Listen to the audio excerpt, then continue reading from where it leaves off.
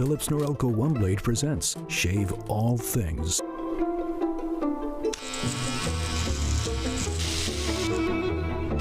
Your style made simple with Philips Norelco One Blade 360. Trim, edge, shave. Trim, edge, and shave with Philips Norelco One Blade. One tool for all you need.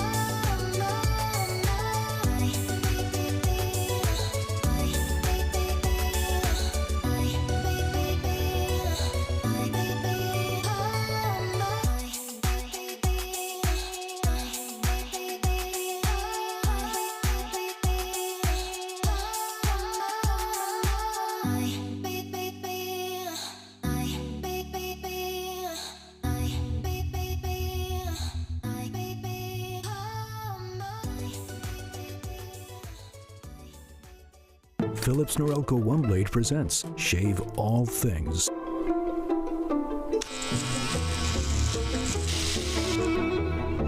Your style made simple with Philips Norelco One Blade 360. Trim, edge, shave. Trim, edge, and shave with Philips Norelco One Blade. One tool for all you need.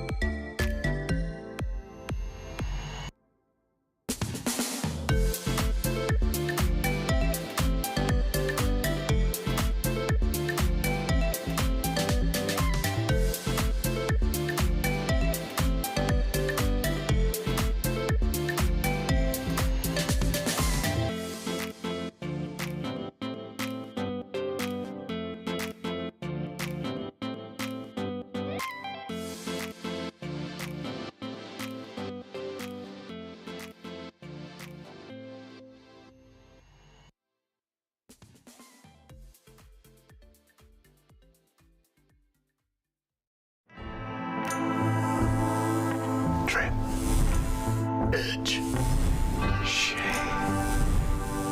Trim, edge, and shave with Philips Norelco One Blade. One tool for all you need. Philips Norelco One Blade presents Shave All Things.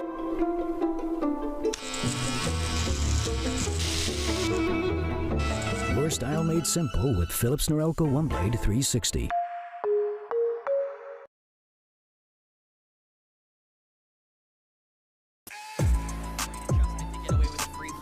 talent that has been massive in these D1 rounds. And now Foreign taking the high ground. Nobody's expecting it. Give it all to him.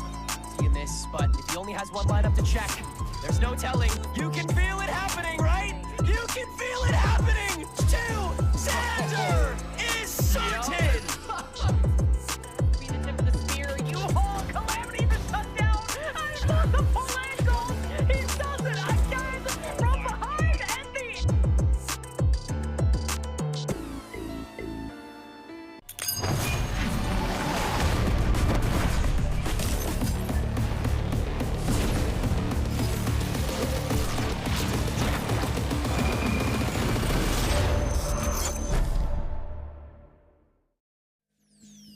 Well, folks, have you missed us? Because we have certainly missed you. Welcome for the final stage of Valorant Challengers League North America. I'm your host, Elizabeth, joined with Vince Lilly and, hold on a second.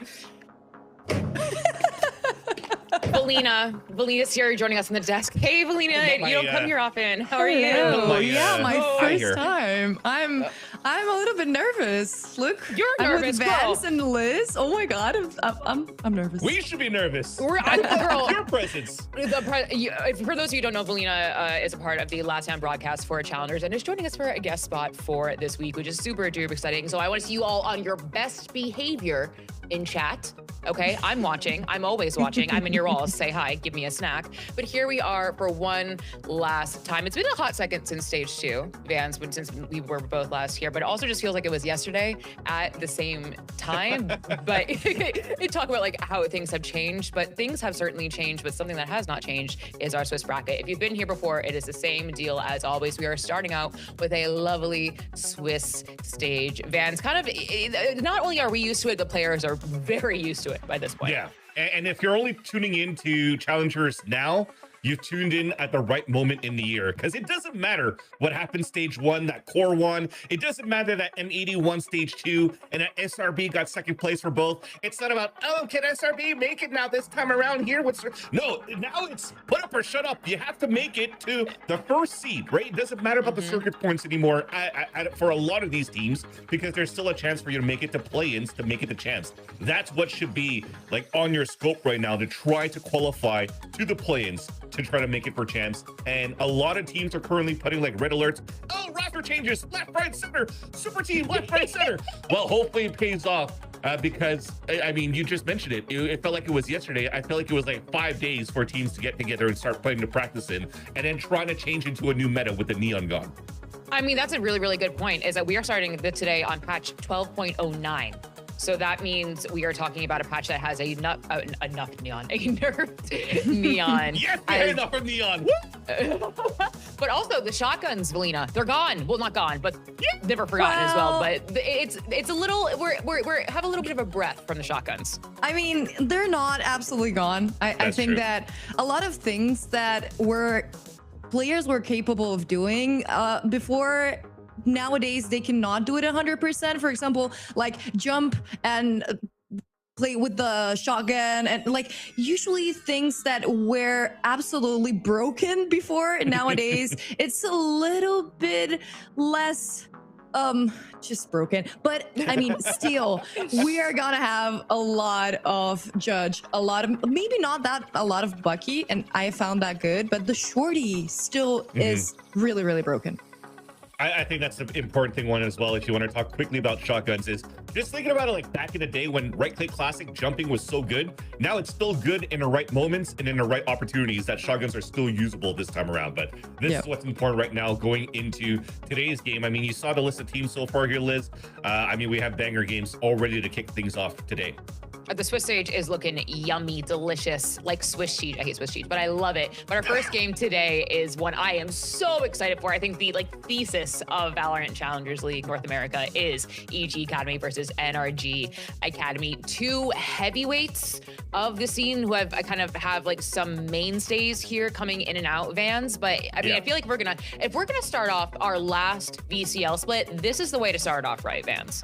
And we're starting off with big tests for both of these rosters. I think most recently both teams have gone through roster changes. I think if you want to think specifically about EG so far, we've had two players leaving the EG roster from the academy team to go play into tier 1 at the VCTs and did an incredible job at it, including, we're talking about Pancakes and Zeronis more specifically.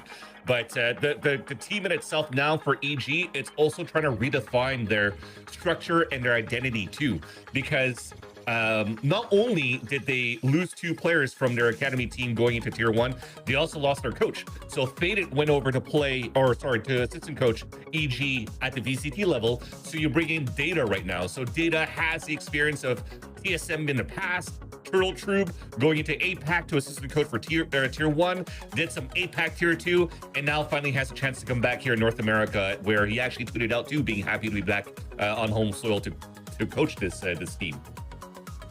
I mean, Valina, looking at this, I mean, you were there when you saw EG come in and the Zerona and Pancakes have their chance, as well as Faded, in the back in the coaching booth, the kind of the EG last ditch effort to try and make it. But here we are, Darkest and Recoil on kind of the challengers in our challengers landscape once again. Also, as Vance pointed out, Data coming back. I feel like it's been a hot second since Data has been in our kind of atmosphere, if you will, but definitely a roster, Valina, to keep an eye on, especially as we go into our last stage.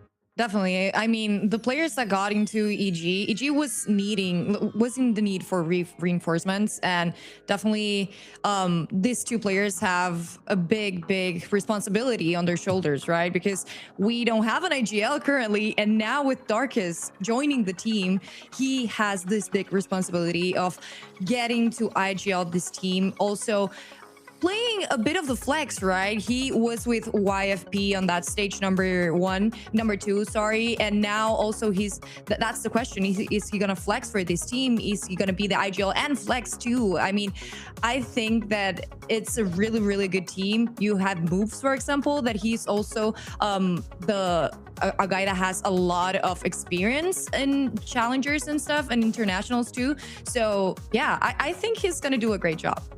I'm so glad you brought up Moves, because that's one we wanted to highlight today. I think, you know him from Winthrop University, coming in here into Evil Genius Academy. It's kind of had this renaissance almost, Valina, of just kind of finding this sentinel role he was on once again, performing kind of to the level that we expect him to perform at with these stage 2 stats on the screen right now. Definitely. I mean, we were seeing him in Winthrop. It was amazing what they did also in Ascension. And now coming into this stage, I was looking a little bit at the stats also with Moves. He's usually that sentinel that's really aggro, that he can play with the team, right? He's not usually the guy that is in the clutch, that needs to clutch the round. We usually saw the controller in that position, right? So I feel like it works really well for EG, but now also with these 2 new players, maybe he doesn't get to clutch every time. Maybe he can do another type of stuff and be another role, right? Yeah. I mean, there's different varieties into that as well with Moves now in this roster too. I mean, he graduated from Winthrop University, which is why you don't see him play with WU anymore and has the opportunity to play for EG Academy. I think the advantage right now for EG Academy is that you have a chamber merchant in Moves, where I also think that since we don't have the initiator changes yet, and also Neon nerfs, offers are going to be even more prominent in my eyes going into this stage. So seeing Moves on a chamber would be awesome, or that could also be because you have Recoil coming in too from Azure Dragon, and also have an experience playing as a Sentinel before, you kind of maybe have Recoil going to play more into a Sentry role, but Moves could just stick into the Viper role, and that could also create good chaos for a team too. So there's good variety with Moves in the roster for EG, and now it's to discover what the identity is going to be for EG under a Data's system. I asked Moves to play chamber. Just DM'd him really quickly. I was like, play chamber.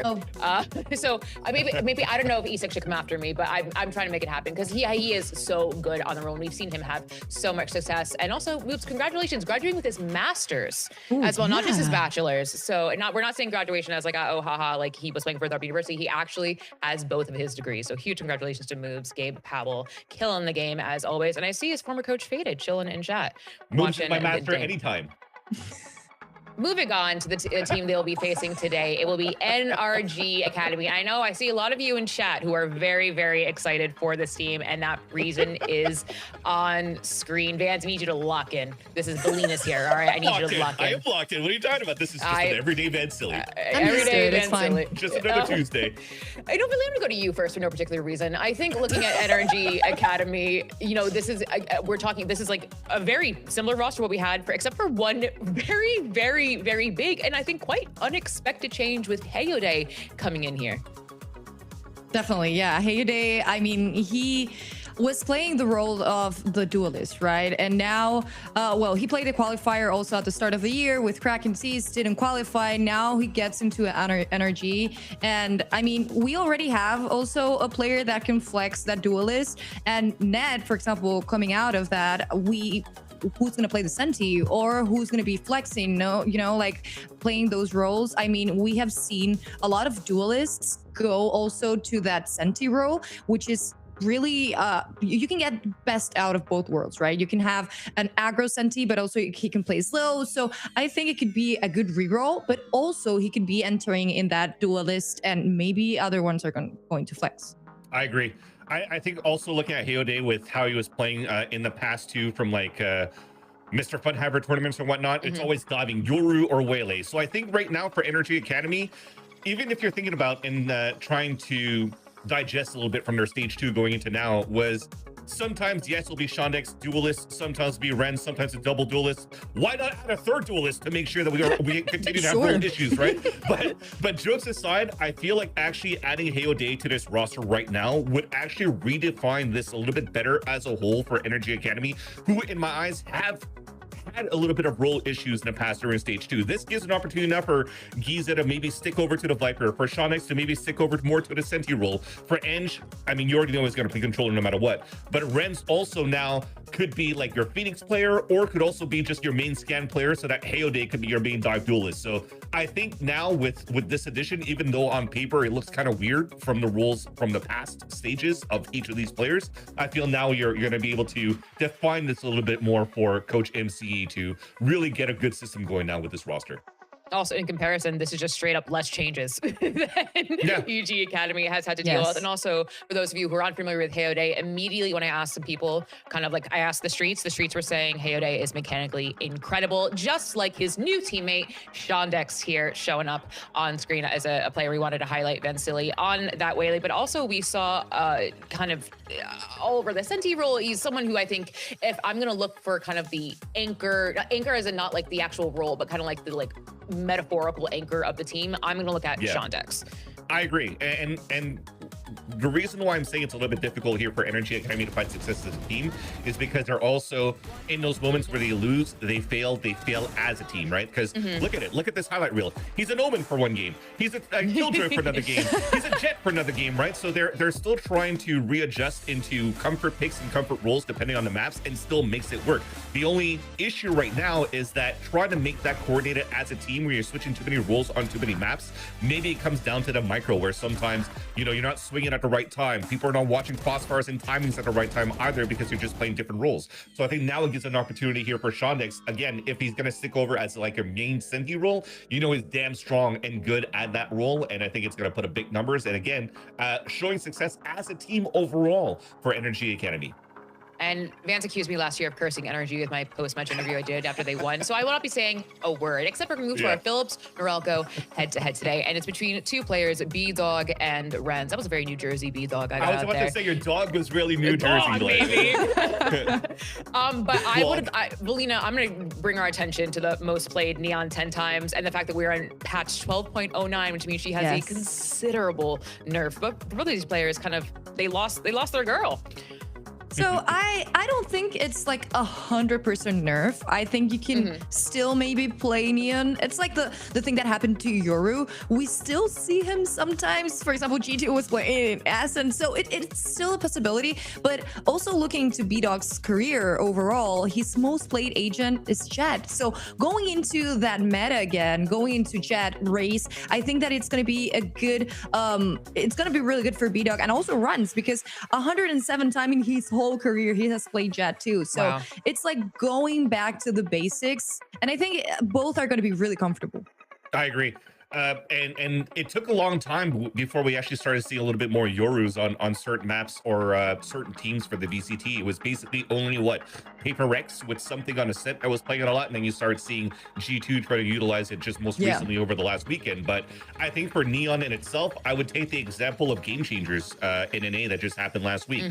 Even if we faced into a Neon nerf and a shotgun nerfs, that agent was still being used a lot. And the reason why it's still pretty good, it's because your rotates are still going to be as good and quick as Neon. The only difference is you can't jump around and almost be untouchable when you're jumping around and clearing out and being like a human drone for a team. But her wall and her rotations are still very good here for a team to work out the macro overall. So I wouldn't be surprised if you might still see some Neon today. But I think more specifically on these two players, I think you guys both nailed it. B-Dog playing potentially away from the Neon to play some Jet. And I think Ren's maybe again going to play a little bit more Phoenix if they want to play the double duelist and give that main dive responsibility to their latest duelist, Hayode. I feel like if, you know, we could point out two players in each team that would have the easiest time kind of adjusting to our changes, the meta changes, whatever it may be. B-Dog and Runs right away are two people that I would point out moving forward. You didn't even do it right. Everyone say with me, dog. Not quite, but here we go. Okay, this is what I'm getting myself into. Yeah, girl, I tried to warn you. I'm so sorry. I said we're gonna have an easy desk, and I meant easy as in we're just gonna brute force it by keeping moving on. But friends, we also have map picks and bans. See exactly where our first game of stage 3 is going to take us. Valina, gonna go to you again for no particular reason. Starting on Split, picked by NRGA Academy, then going to Lotus, and if necessary, only if necessary, going to Haven. Okay, I found this interesting. The Lotus, we already saw it in a match between EG and NRG, also in stage 2. It was EG that won, but also NRG almost did it, almost make it. It was 13-10. So it's important to also take that into account. Of course, EG has 2 new players. Things are going to change. We are in a new patch, but also the macro of this map, it's still the same. So it's really interesting to see what's going to happen with the compositions, specifically in Lotus. But that Split map, I just want to see what's going to happen with this new meta on quote, because we could have double duelists. We could have double Senti. Like, remember, we also have really flexible players in both of these teams that could be playing even Cypher and Deadlock. We have seen that, and I don't know. I'm just really curious to what are we gonna see on that compositions. I agree, because we are very last minute as well into like roster changes and new systems implemented by coaches or whatnot. I think you are trying to go a little bit more to like comfort picks in terms of who's comfortable playing on what map despite the results. And I think if you're looking at the map pool for both NRGA Academy and EG, it's fairly similar where they both love to play Lotus and Haven, although NRGA Academy not playing Lotus that well versus EG, which is why I'm not surprised to see this as a second map pick and then Haven as a third too. Split, it could be one of those easy plug and plays. I think most recently was like that 13-4 victory that EG won against Shopify Blood and Black. So to see that you're able to do a pretty good job against one of the top teams and challengers in the previous stage with the previous roster, then at least the core of what was still remains going into the stage here could still say, look, we're going to have data come in and we could he could fix a couple of things fast if things go astray against NRGA Academy in this first map. But I think EG is quite comfortable as well to let NRGA Academy pick this map because EG had good results on it. I also do want to say, I feel like we see Haven every single day. Every single day we're in Challengers. I don't know how it is the same thing, don't worry. Yeah, awesome. It's the same thing. some things don't change. It's just something that is like kind of tried and true, but also at the same time, it is just a very, not easy map, but it's a very quintessential VALORANT map where you can kind of find those fundies that you are looking for and moving forward. But friends, those are map picks and bans. Moving on, we have our predictions. And I believe there is a verisimilitude of choice, because I think we all, I'm incorrect. Okay. Zobi must defend themselves when they go on the cast. Zobi, this is a call out to you, but Evelina, I see, oh my God, you look beautiful, one. Thank you. I just want to know, how are you guys with the predicts? Like, how's Chad with the predictions? Okay. I mean, just like a coin flip, 50-50. Do they usually blame you guys if the other team wins and stuff? Does it happen The like that social too? media managers do. The social media managers are very clear about that. Yes. Oh, cool. But- At the end of the stage, you're gonna have to do an apology video, Valina. So this is your weekend of a guest, your first week on the guest as a guest, and you might need an apology video at the end of this weekend. Okay, thank God we don't have a guarantee in this first prediction. Like, I'm really happy in case anything happens. Yes, but I think, you know, as a point, Vance, there's even with the changes that EG had to endure very quickly and very suddenly, 4 out of the 5 of us went for them, which I think goes to show kind of we believe in that system. We believe the players that are there as well. And to be honest, for me, it's because I believe less in NRGA Academy today, if I got to be frank with you. Because that's fair. That's completely fair. As much as I was mentioning before, too, that, you know, the roles will fit the players perfectly right now for Coach MCE. It's too quick of a turnaround for them to really get things eased into their first week. I think it's going to be, you know, a work in progress going into the stage. Hopefully it fixes by week 1, week 2, so that they're going to be a lot more competitive going into the later of the stage. But because of what we've seen so far here, despite roster changes here and there from EG, I still think that the plug and play seems to be a lot better here for EG in my eyes than it is for NRG for now. I think that is completely fair. But at the same time, this is just the verisimilitude of our predictions, right? We don't know how the Asian comps are going to go. We could see something out of left field. That triple duelist that you were joking about, Vans, absolutely could come into play. I saw some people joking in chat about Hayode locking in that Reyna. If that happens, I will gift 5 subs to your stream. I promise you. But anything could happen. It's Challengers. Literally, we've seen wackier things happen. We've seen a deadlock on Bind. Dude, we've seen Clove and Reyna for Envy games at the VCT, so what the hell not for Challengers, right? So, In Latin, we I'm saw down Mix. I'm just going to say that. You thought, oh, Mix. Maybe we'll see Mix today. Twice. Yeah, those didn't go too well, right? Those didn't go too well. We're going to discuss this by ourselves a little bit because the players are getting ready. We'll be right back, but stay right there for VALORANT Challengers League North America. Trim. Edge.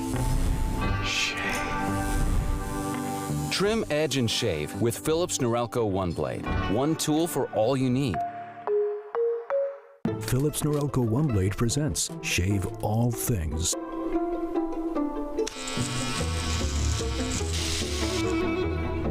Your style made simple with Philips Norelco One Blade 360.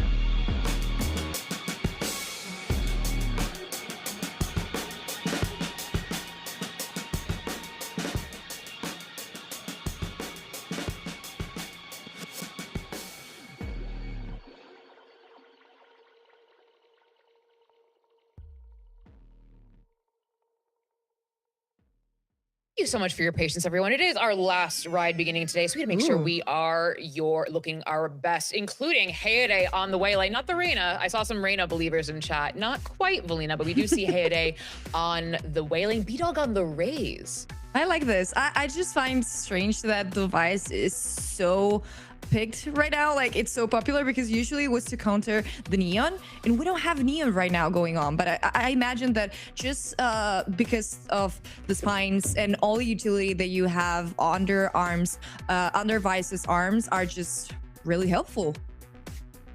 Indeed, and I see Renz here playing as a Faye too, and like I said before, this is not uncommon territory for somebody like Renz, who we also has talked about him being like a Neon merchant in the past. So this is going to be very key for NRGA Academy to fit into their roles right now. I think my biggest question mark is going to be on Darkest. It's actually Darkest playing a Vice, playing Senti instead of Recoil. I thought it would be the opposite there because you kind of want your caller to be the initiator, be with the team instead. But maybe this is just for a map specific in terms of rules for EG Academy, and hopefully it pays off. Well, folks, we're no matter where you are in the world, if you're in Kenya, if you're in Brazil, if you're in South Korea, we welcome you here for our last opening day for VALORANT Challengers League North America. If you're flummoxed, we've done all that we can to explain it, but I'm gonna send it over to our casters, so we're gonna explain a little bit more if necessary. It is Gompers and Zobi. Thank you so much, Liz. I feel weird, Zobi. Okay, listen, I'm gonna be completely honest with you. First of all, we're not getting double duelist out of Energy, which has worked various times on a map of Split. And then we're also getting, obviously, Darkest now filling into that IGL role and going on to the Vice, with them being, of course, like a flexible player, but it's different. Yeah, I don't know. I feel like in our initiator buff zone, double duelist was like being jammed down our throats, right? And I was fully expecting like both of these teams to kind of go towards that direction here a little bit. Maybe like you mentioned, more so NRG Academy, because they had literally 3 players, as the Death mentioned, that could play duelist. And I could have even seen like a little like Jet Raze working really well on this map, but maybe it goes back to, again, putting Hayode in a comfortable position where they're going to be the most adapt. And that's where, kind of, they mentioned MFH, that's where that experience lies. I am worried putting that much pressure and, again, adjusting around who's stepping in, kind of like they did last stage. It didn't work out, Gompers. And, I mean, when it's the last stage, you're putting a lot of pressure on one player. It's quite odd, too, because it's been a while since we've seen Shondex on the Viper, right? Like, they've only played it once within the course of 3 months, 2 months, right? So for them to now kind of be in this role, it is a bit bizarre, but I'm excited to see it, obviously getting into it now. And we're going to be able to see the difference. We were talking a bit about, you know, potential firepower for Energy, but with them not kind of filling into that double duelist, it does make it very different now. Yeah, and we talked about this as well. Renz getting off of the duelist makes sense. They had some difficulties, you know, jumping onto the duelist here and there, while also trying to pick up the IGL role, avoid that Cloric's promotion to Tier 1 and EMEA left. And now, see? Little mid-start moves under heavy fire. Just working themselves up. Not a lot of information kind of coming through with it. I do feel like they're holding themselves pretty well, but I mean, in regards to changes, right, for Energy, it does seem like they are utilizing their util a bit more here instead of really relying on that sense of firepower that maybe they finally realize, you know, we don't need firepower. We have it in our players and in Hayode.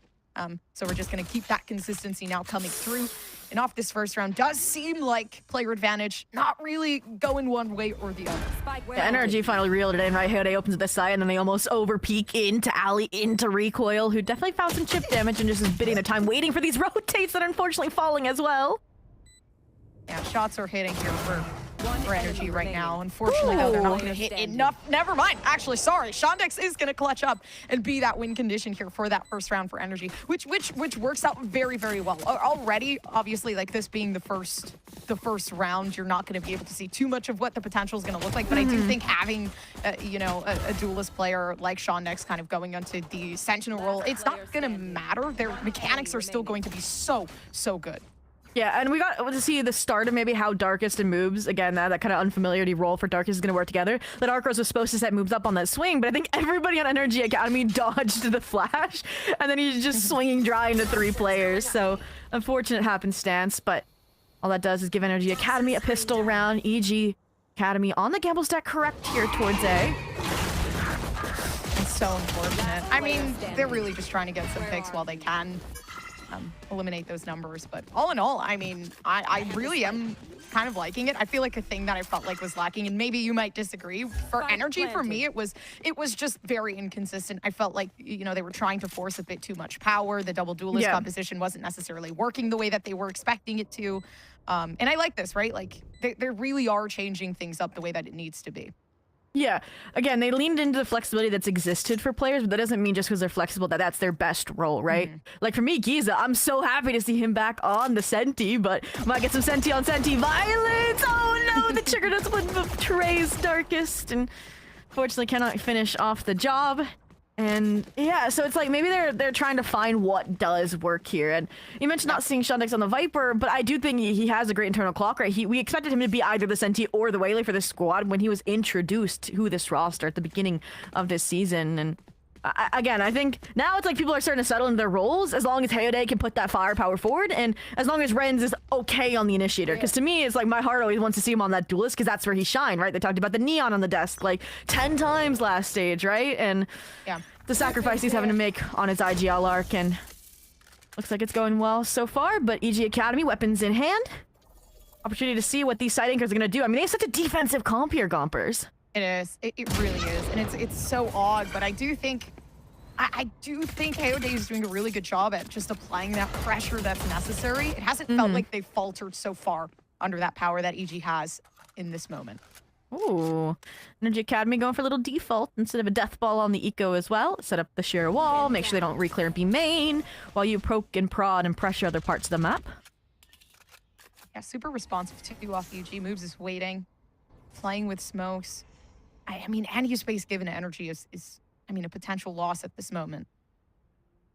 And again, you mentioned that Waylay. It's doing a good job getting a lot of this Vice util out again. This round is the stack B side though, and with Jakey already down to 10 HP, B-Dog has picked up that position, has nice nade that can mince the sentry. And timing could be so perfect here. They just don't have any information other than a dash to come through. B-Dog can respond in such a good manner, and they've actually held back now, So for energy, in reality, maybe that lurk down mid that Shondex is applying for could help, but they need something dire. I mean, there's 20 seconds left. You feel like you wish Shondex was a bit farther forward, either into A main or into mid. Instead, now Moves gets a great timing on the mail, and this entire eco attempt is snuffed out with a flawless answer back. Yeah, rightfully so. I mean, just a great shutdown coming through from B-Dog there. You know, playing the patient game, making sure that they're responding in enough time. They knew 30-second mark was probably going to be that, you know, that call out there from Hayode. So all in all, a really, really good response there. Yeah, it's small mistakes that add up, right? Hayode not really looking towards backside either, and nice off angle from B-Dog. And again, that rotation of who was the primary defender there as well was really, really nice protocol from EG Academy. So 1-2 here, but this is where the op comes out. This is where the convergent paths come out, and we already talked about firepower issues, entry issues with just a singular duelist on your new player, and now he's attack offing? Gompers, what do we think? I don't even know. Honestly, it's more so for me, like, I have no expectations going into this, right? Like, they added a new coach here for energy, right? Like an assistant coach. And I feel like everything's going to be so different, especially, I mean, right now we're seeing the differences in action. They're not doing double duelists, which has worked 80% of the time, right? Like, that win condition is crazy. So for me right now to kind of see these changes underway, it does feel like there is a new brain in the background of this. 100%. And MC continually says, like, he's not a planning style coach, right? He's more there for the vibes, for the system, the mental, than anything. So I do think that game theory-wise approach could develop here. And it's showing from these defaults instead of Stark execs that felt like they were the wheel of the way for NRG Academy in previous rounds. But if your exec's being taken down, you got to go to the straight away, and the convergent paths is in. Oh, wow. I don't know why the TP came in at that very moment without, you know, with that lack of information. And there's so much util to be using, but it feels like it's not being put out in good standing, right? Renz is separated from the entirety of energy. And now they're fighting for themselves, using their util for themselves, but they're unable to assist in that clearing. So it leaves EG in such a good position to just really keep this game under wraps here. And maybe that 2-2 can come through, but it really is up to Hayode with the op, though. It's going to be quite impossible. Okay. And yeah, we had questions, we had doubts about the entry off the convergent paths with an operator, and we saw that shot falter as the refract came through, and I mean, he'll be lucky to save the operator here. B-Dog on the hunt.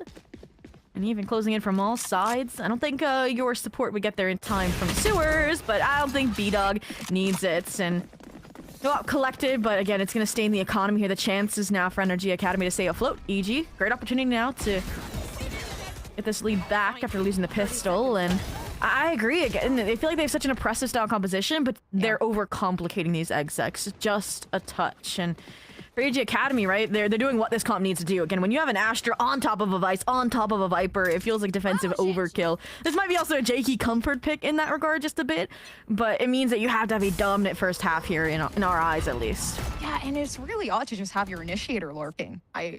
You know, instead of Giza, which now it does seem like they've kind of wrapped this up, but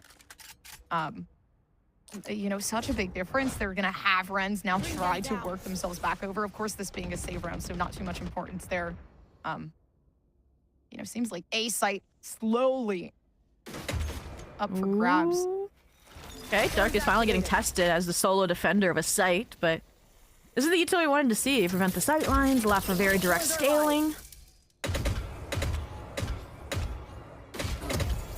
Just needing one there. Darkest cannot catch a break right now. Smoke is up. It makes it a bit harder for Energy to really, you know, find that newfound confidence getting onto site. But there it is. Spike has been planted. Energy in a very, very good spot here on the attacking half. And all they have to do is really just secure this. Of course, not having the weaponry to do so does get taken down, majority of them.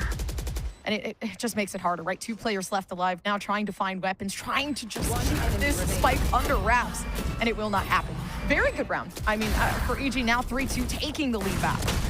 Oh, and Rens tries to do some damage, but ultimately falls, taking 2 down with him. And yeah, I mean, for that being an eco for Energy Academy, right? We saw more cohesive exec. We saw the stall util we wanted to see between the Thorns and the Snakebite. It's just going to be about who's scaling out and who's staying main that needs to be addressed. And I think that round it was that forward planning around the Nightfall getting invested. It felt like from recoil, which did happen, but still, Energy Academy understand. I'm assuming this is their timeout, that this is going to be an important rifle round for them. Again, some ults to be invested. He's also one off from the Steel Garden. And this being their map pick with Lotus, one of their more played and more lost maps last stage, and the best map for EG Academy last stage coming up. Like, this is a must win if you want a chance at this series. You know, and I will say, at first I was concerned. You know, especially on Energy side with the Lotus pick, but I'm thinking they're not the same team that we thought they were, right? Like, it's already seemingly very different with the addition of Hayode. I think they're definitely putting a lot of the pressure on that duelist role onto them and that explosivity. You know, and it's so weird, right? Like, Shondix and Rens were the double duelist kind of people that we were so used to seeing on Energy. Like, that was the firepower, and it's completely shifted. So it feels like everyone is so incredibly desperate for that level of improvement here on Energy, and it's good to see. Well, we set the stakes for this round in the greater series. But again, we've kind of mentioned EG Academy. This comes to defensive, and now it's just gotten worse than Operator on the front line. Shondex, again, catching some heat. We mentioned not finding the legwork ideal of Alert just yet. In the time department, but Energy Academy finding wins in mid-space, a very disconnected hold of it.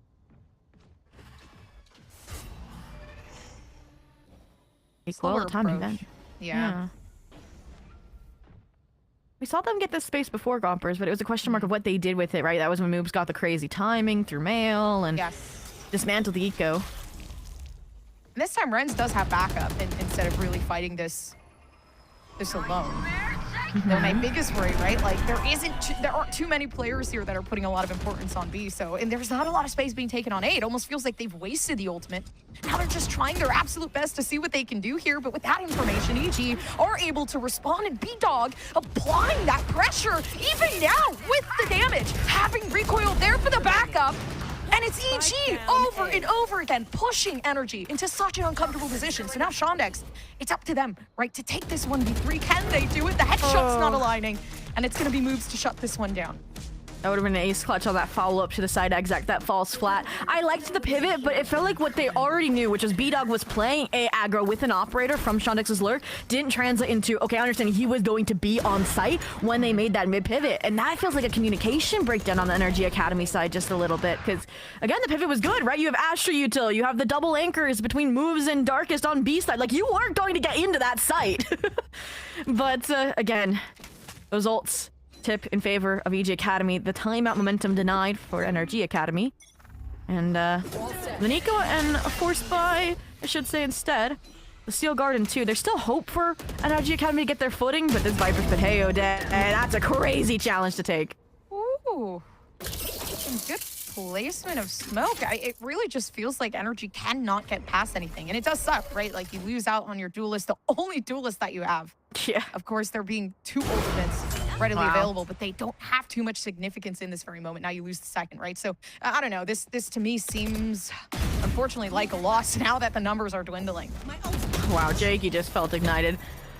Finally gets burned for the overzealousness, but not without replacement for an anchor. Moves as well can provide a little high-low backside support alongside Darkest. We talked about it. You lose your duelist, and feels like the most likely entry behind that. And the timing is there, but so is the alley swing if Darkest had fallen. And it feels like there's no fight unprotected on the EG Academy side right now. No. And I originally, I will say, Zobi, I was worried about Darkest being put onto the Sentinel role. I know that they're very, very, they're good at being able to adapt to whatever role they're put on. But they have been playing Initiator as that main role for years and years on end, and now being put on the Sentinel while also having that added stress as being that IGL worried me. But I think they're doing so incredibly well at keeping the sights under wraps that it feels like this was the role that was made for them. And I feel like, I might be crazy, and post-nerf it's not as much so, but Vice is the initiator of the Sentinels, right? Has the flash, used to have some info. So it's a nice substitution, as once again, proving why they can anchor positions here on ramps. Eco kills for lunch. Recoil once again to go for the refrags. Haunt confirms the right side positioning, but the double swing, the Sheriff shots are starting to come through, Gompers! Yeah, so are the off shots. It seems like B-Dog there to respond. AG, something that shouldn't have happened is this eco round going in the way of energy, right? Giza with a fantastic shot to make B-Dog stand alone with an operator, to say the least. Of course, information given away, but now B-Dog with a wide swing doesn't work out the way that was planned. And all it takes is a thrifty. Yeah, I will say it. EG Academy maybe felt that they were up 5-2, and that kind of influenced some of the actions, like the recoil solo swing into 2 ramps, right? And I couldn't quite remember who it was. It also comes up vents and refights in front of B-Dog, right? Those are 1v1s that, again, the EG Academy, the first rounds of this half, were not taking risks in that department. So mistakes pile up, you lose a thrifty, but not the lead just yet. 5-3, but we're still sitting on a treasure trove of ultimates on the NRG Academy side. And mentioning Darkest, I mean, that was some nice ecos. That's Steel Garden on his side as well. Bring them down.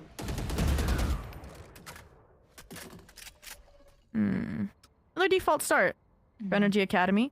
And again, to me, NRG Academy was that team that thrived with like egg-zeg synergy, right? They were always like refragging each other when fighting into these sites, right?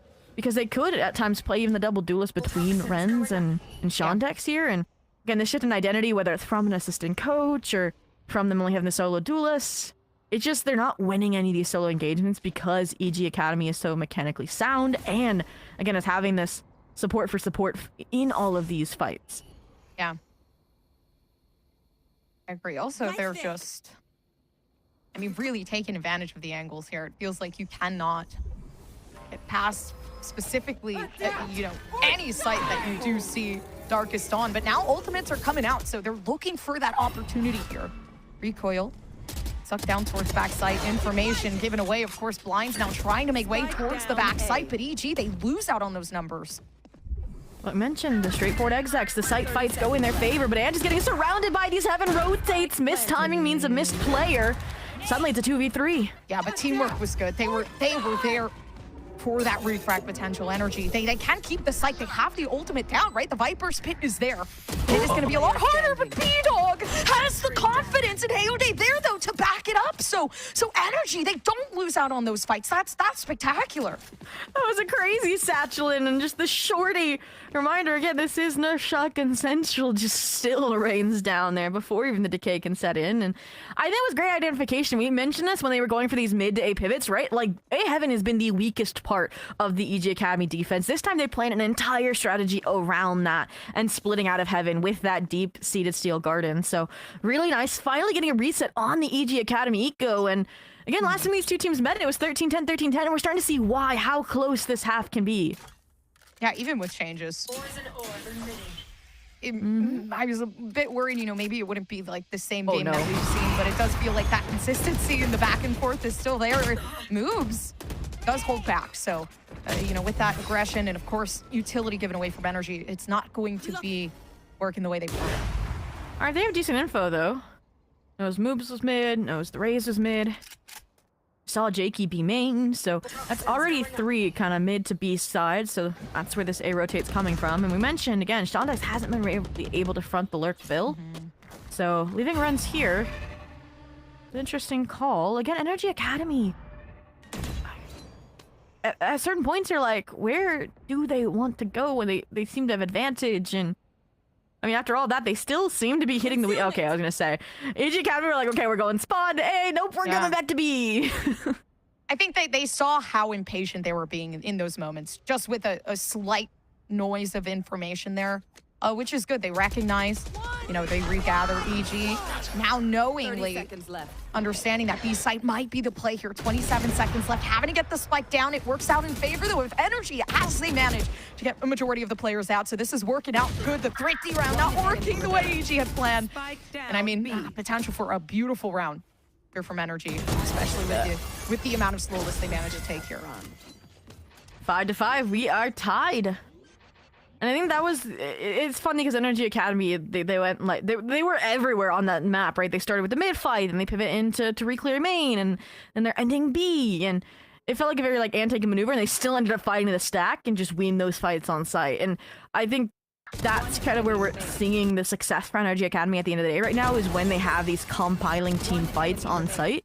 That's when they look the strongest. So it's going to be the early round that gets them into those positions, or the mid round that tests Rens as that, or IGL, and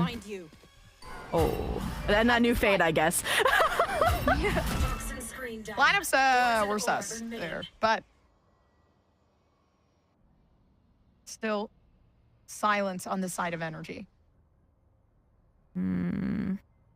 Darkest. Quite aggro. Let's have a little recall star for support if need be. And the Nightfall here as well. I'm still not a fan of the attack op. I have not seen it have substantial impact. Like there's times where it like survives and like they still win the round, but it hasn't been like the make or break, right? I've seen some interesting stuff, but there's only I think one or two players that I've seen it from. I'm not too big of a fan of it either. You know, I do feel like, especially with you being a single duelist, you have a bit more impact with stuff. Oh gosh, this is not good. Rens doesn't actually know we missed the lineup, we missed the corner clear. Oh no. At least they're not going mid. That was a fake, but Moves can now call it's a fake, and the rotates from EG Academy now are gonna strong side A on top of the Vice Util. And there's 30 seconds left with a flank brewing. I don't think they're gonna have time to pivot even if they wanted to. Oh, but this is good. Okay, now they've put pretty much everything they have, so this has to be the site for Energy. Though EG, they are prepared for it. They know they need to win this. Mechanically, they've been losing out a couple of these rounds, those fights, but you know, with that being said, the player advantage not necessarily in their way. They do catch Aode by a glimpse of their leg. And just waiting for that rotation to come through from EG. Of course, paint shells to kind of close out some of these angles and allow that lurk to come through a bit further here for Moves. But they don't execute on that. And the speed of the pivot back site's nice. Frames them with a nice opportunity to convert this 2v2. I don't know if this is good. They're not really positioned in a way where they can fight, you know, everything off at the same time. As to where Hayode and Rens can actually try to secure this B-Dog. I mean, pleasantly strong in that endeavor. Yeah, just takes a sweep at both of them, even though it did feel like it was gonna have to come down to if the spray from Moves connects through maps, right? Those paper-thin walls, but EG Academy get up to 6 first, and again, they just saved so much utility versus Energy Academy. Had the double Prowler mid, right? They utilized a lot of that util, it felt like, in the fakes. Versus it was the stall potential from EG Academy that kind of mince-meated a few players in main, and the ones that made it out couldn't clutch out the 2v2. And I think that's where Hayode did come in clutch. You saw he shed the operator, right? Picked up the Phantom, and then was that kind of stability element to lean into for that round, but still just wasn't quite enough. And now, okay, we might be ending the half with a nice old death ball here, Gompers. The ultimate test for Darkest, right? Listen, last round, so I mean, if it works, it works. Unfortunately, though, like, with that being said, I'm pretty sure EG are now expecting this very, very big push to come through. Recoil tries to step up. but it leaves Darkest alone. And that rotation potentially not coming fast enough to help, but that wall is perfect. It gives Darkest a little bit more time, but they're not looking. Unfortunately so. Darkest left out of the picture, and it keeps NRGA alive, standing with 4 players left, and that 6-6 comes through in honestly a really, really good round. Yeah, and where it goes back to NRG Academy, look the best on these direct execs, but you gotta feel bad for Darkest, because it's like, oh, the site smokes are usually so good for managing, isolating these fights, but then it's just the missed timings that NRG Academy tuck into both and get that regroup instead out of main. It was just really nice. And now the question mark is, right, V-Dog's already online, 11 and 8, right? It's been fragging consistently the entire half. But again, you look at how defensive of a composition they have, right? Like, again, no flashes, no info, like, duelist, right? In terms of, like, the waylay. And I do get a little bit worried for their chances on the attack half with them only getting a 6-6 half. They are mine. Chances here, especially with, I mean, I do feel like NRG's composition might be based a bit more for their defense. Guess we're gonna have to see how this be coming through. Yep, just around. Coyote working up. I like the teamwork we're seeing and already taking out a majority. So NRG, I mean, just playing the whole hand-holding game. A huge A-trap that gets some substantial numbers, but wrestled back with a nice Darkest timing. And they have DB space off of recoil. You wanted to see him, expected to see him on the Senti. Well, he's still lurking up a storm the same. Backstab brewing even if NRG Academy rotate back. You're so split up. This is where you need that concrete later on call from Darkest here.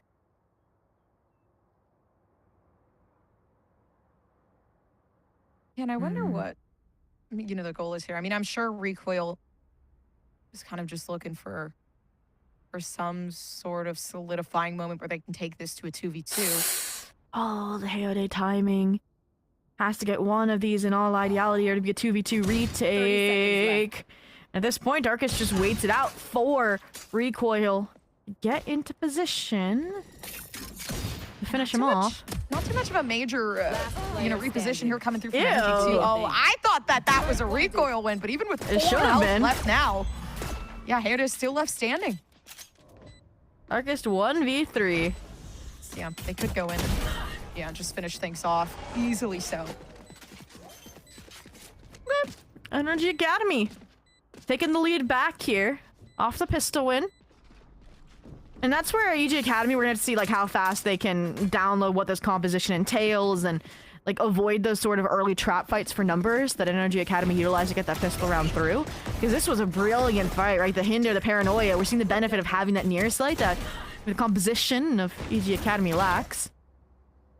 So again, more of an aggressive style defense perhaps brewing off the waylay pick, but we'll see if that's also a consistency or not, right? You can't necessarily condition it 100% of the time. And Nico around brewing. Okay, B-Dog, we're not stinger forcing, are we? Full shield's kind of crazy too, but I guess anti-outlaw. I am liking the, I do feel like it's a little less messy. I mean, given the round that we saw here from NRG, oh, this is not good. The timing is just so awful, and B-Dog might be able to get what is going on? Wait, this is my favorite them though. Shonix need a backstab out of the mid players. There's no way. Oh, now you can go back, he knows. Heck of a Prowler. I don't even know why we reclear that with a Prowler, but it works out for NRG Academy nonetheless. Shondex good for 2. They're still trying to crunch onto him too. No, there's no way. Yeah, good shot off Jake. But still, I mean, they managed to pick up a weapon. That being said, it being a shotgun isn't really, you know, leaning towards their victory per chance, but potential is there. Okay. We go back to our regularly scheduled recoil lurks as well. Making space onto Ace side, has gotten past the Thorns, gotten past the Archer's timing, and gets a beautiful right-click Bulldog upgrade. Yeah, that's gonna work. No, but they wait too long off that information they were given. Knowing that Renz was gonna have to peek that, but now it gives it up to Jake. Jake, the last one left alive with the Bulldog, and honestly, a dream. There's a paranoia here that Ange can use. There's so much utility. It's gonna be quite unfortunate to see once that kind of gets settled down. Yep, they're gonna use it. They're waiting for the perfect moment. Of course, it doesn't hit, but I mean, the shots from Hayerde do. There we go. NRGA Academy. Lose a little bit from some crazy EG Academy timings and refrags around vent space, but otherwise keep the big guns, expensive ones, to bring into the next. And Heyday, one authority from the conversion paths, right, was the tip of the spear on that pistol trap. The Outlaw's already just Nico killer. That would be a huge way to convert the bonus and solidify your map pick. But yeah, these timings are criminal. Not once, but twice. If I had a nickel moment, for sure. I still can't believe that they had not seen each other once. It's so crazy that Rensry clears it with a Prowler, right? Like, how does he think that maybe there's a timing that Shondex has missed there? That's insane. I wonder if it even showed in the mini-map. You know, in a circumstance like that. I'm not quite sure, but I guess new round, new intentions. A little more aggressive though from NRG, not letting EG take up too much space here. Spike settled down. Just for orb. It's for orb. This is smart. And you have a charge on the close choke around the Omen smoke, and you're gonna force a lot of util out for EG Academy just to re-clear this space. Oh, we're using that early? What? No one's in position to capitalize off of it. I don't like that. Okay, the flow has been broken though here from NRG. Having to reposition, actually leaving Hayode to now kind of make that contact alongside Shondex. And as they slowly work themselves up, of course, it's not going to be too great here, EG. They do get one down, but of course, in a fraction of the price here with this 3v4. We'll say now Giza with that Sheriff. That's one shot for Jakey, for Darkest. And Outlaw is always a threat, but we talked about the success rate of the Viper lurks. Moobs has added one to the tally. Has paid a lot of this ace space, and I don't think there's a Vice Wall on a main, so not much to trigger these Thorns off of other than good old contact, and Giza gets the right Arcros timing. Yeah, timing actually working out in favor of Coyote as well. But this is good. I mean, when you're looking in regards to what they can work with here for EG, there's a lot to do, right? Flash is still readily available. I mean, off the side of Darkest alone, we've seen them have very, very good clutch moments, but damage is insane for EG right now. It's hit your shots or die in all reality. I mean, Hayode hitting a headshot of Moves completely breaks this round up, right? That was one of your full shield players. Now everyone at 5 HP. Hayode denied the ace, but will he be denied the round? It does not see him so. An eco conversion, a bonus conversion from NRG Academy. That is a crazy round. Man, a big clutch. I mean, with damage alone, it probably wouldn't have worked out in favor of EG, but still, I mean, kind of an unfortunate position to be in, yeah. I mean, and I still don't even feel like they were necessarily set up to find chip damage along the way, right? Like, they do the B main was nice to get the orb, to get that conversion path, but then it getting invested more so to funnel them back into the Outlaw line. Is Hayode repositioned? Like, was that the intention the entire time, or was it an old fumble? Not too certain, but nonetheless, losing around in that fashion means it's the EG Academy time for the first time out. Maybe they just weren't on the same page about a Stinger Force or not.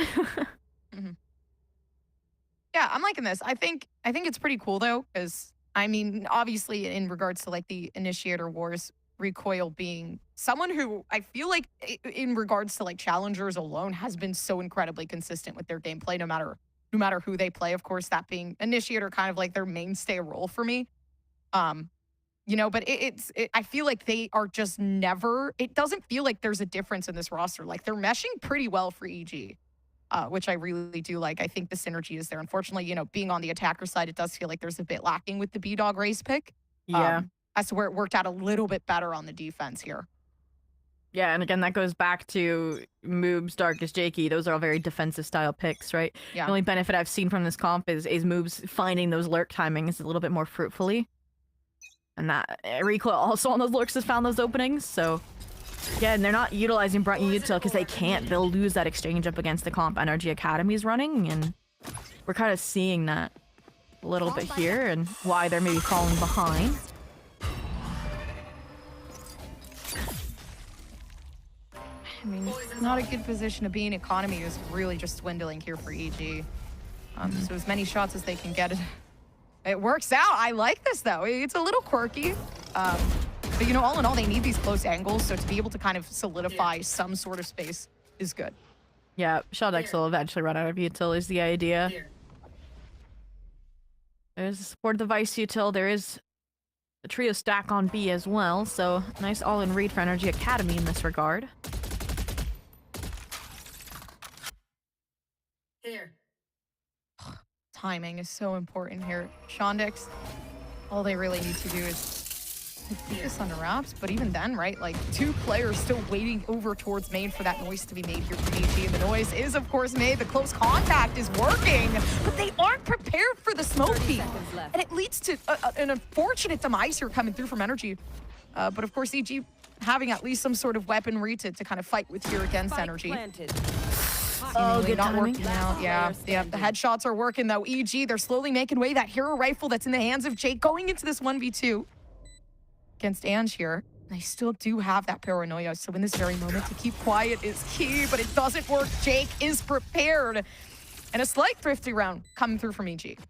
Definitely ecoed them back following their timeout. That was, like you mentioned, the crux of timing on that B Heaven fight. And I think Hayode had to fight back in here, right? It felt like it was very fragile with it just being Shondex there, but it's that recoil double kill with the Sheriff that widens things up. And right, he is too low HP to continue the groundwork he set, but like you mentioned, hands that Phantom over to Jake. He lets him have the spotlight for the closeout, and that's the kind of round that you look at of like, okay, this is how we bounce back. This is how we steal away this map pick from NRG Academy. But again, money is fine for NRG Academy. Ults are back in terms of Hayode and this convergent paths. And he's been doing a good job anchoring as a duelist, right? On this waylay. Always good for his, usually 2 at minimum. Yeah. Are we refighting this? This smoke timing is crazy! So interesting that they're not actually, man, that convergent paths, I do feel like could have done a couple numbers and again, re-diminishing that eco from EG, but all in all, working out, they did manage to get 3 off the initial rip. I don't know.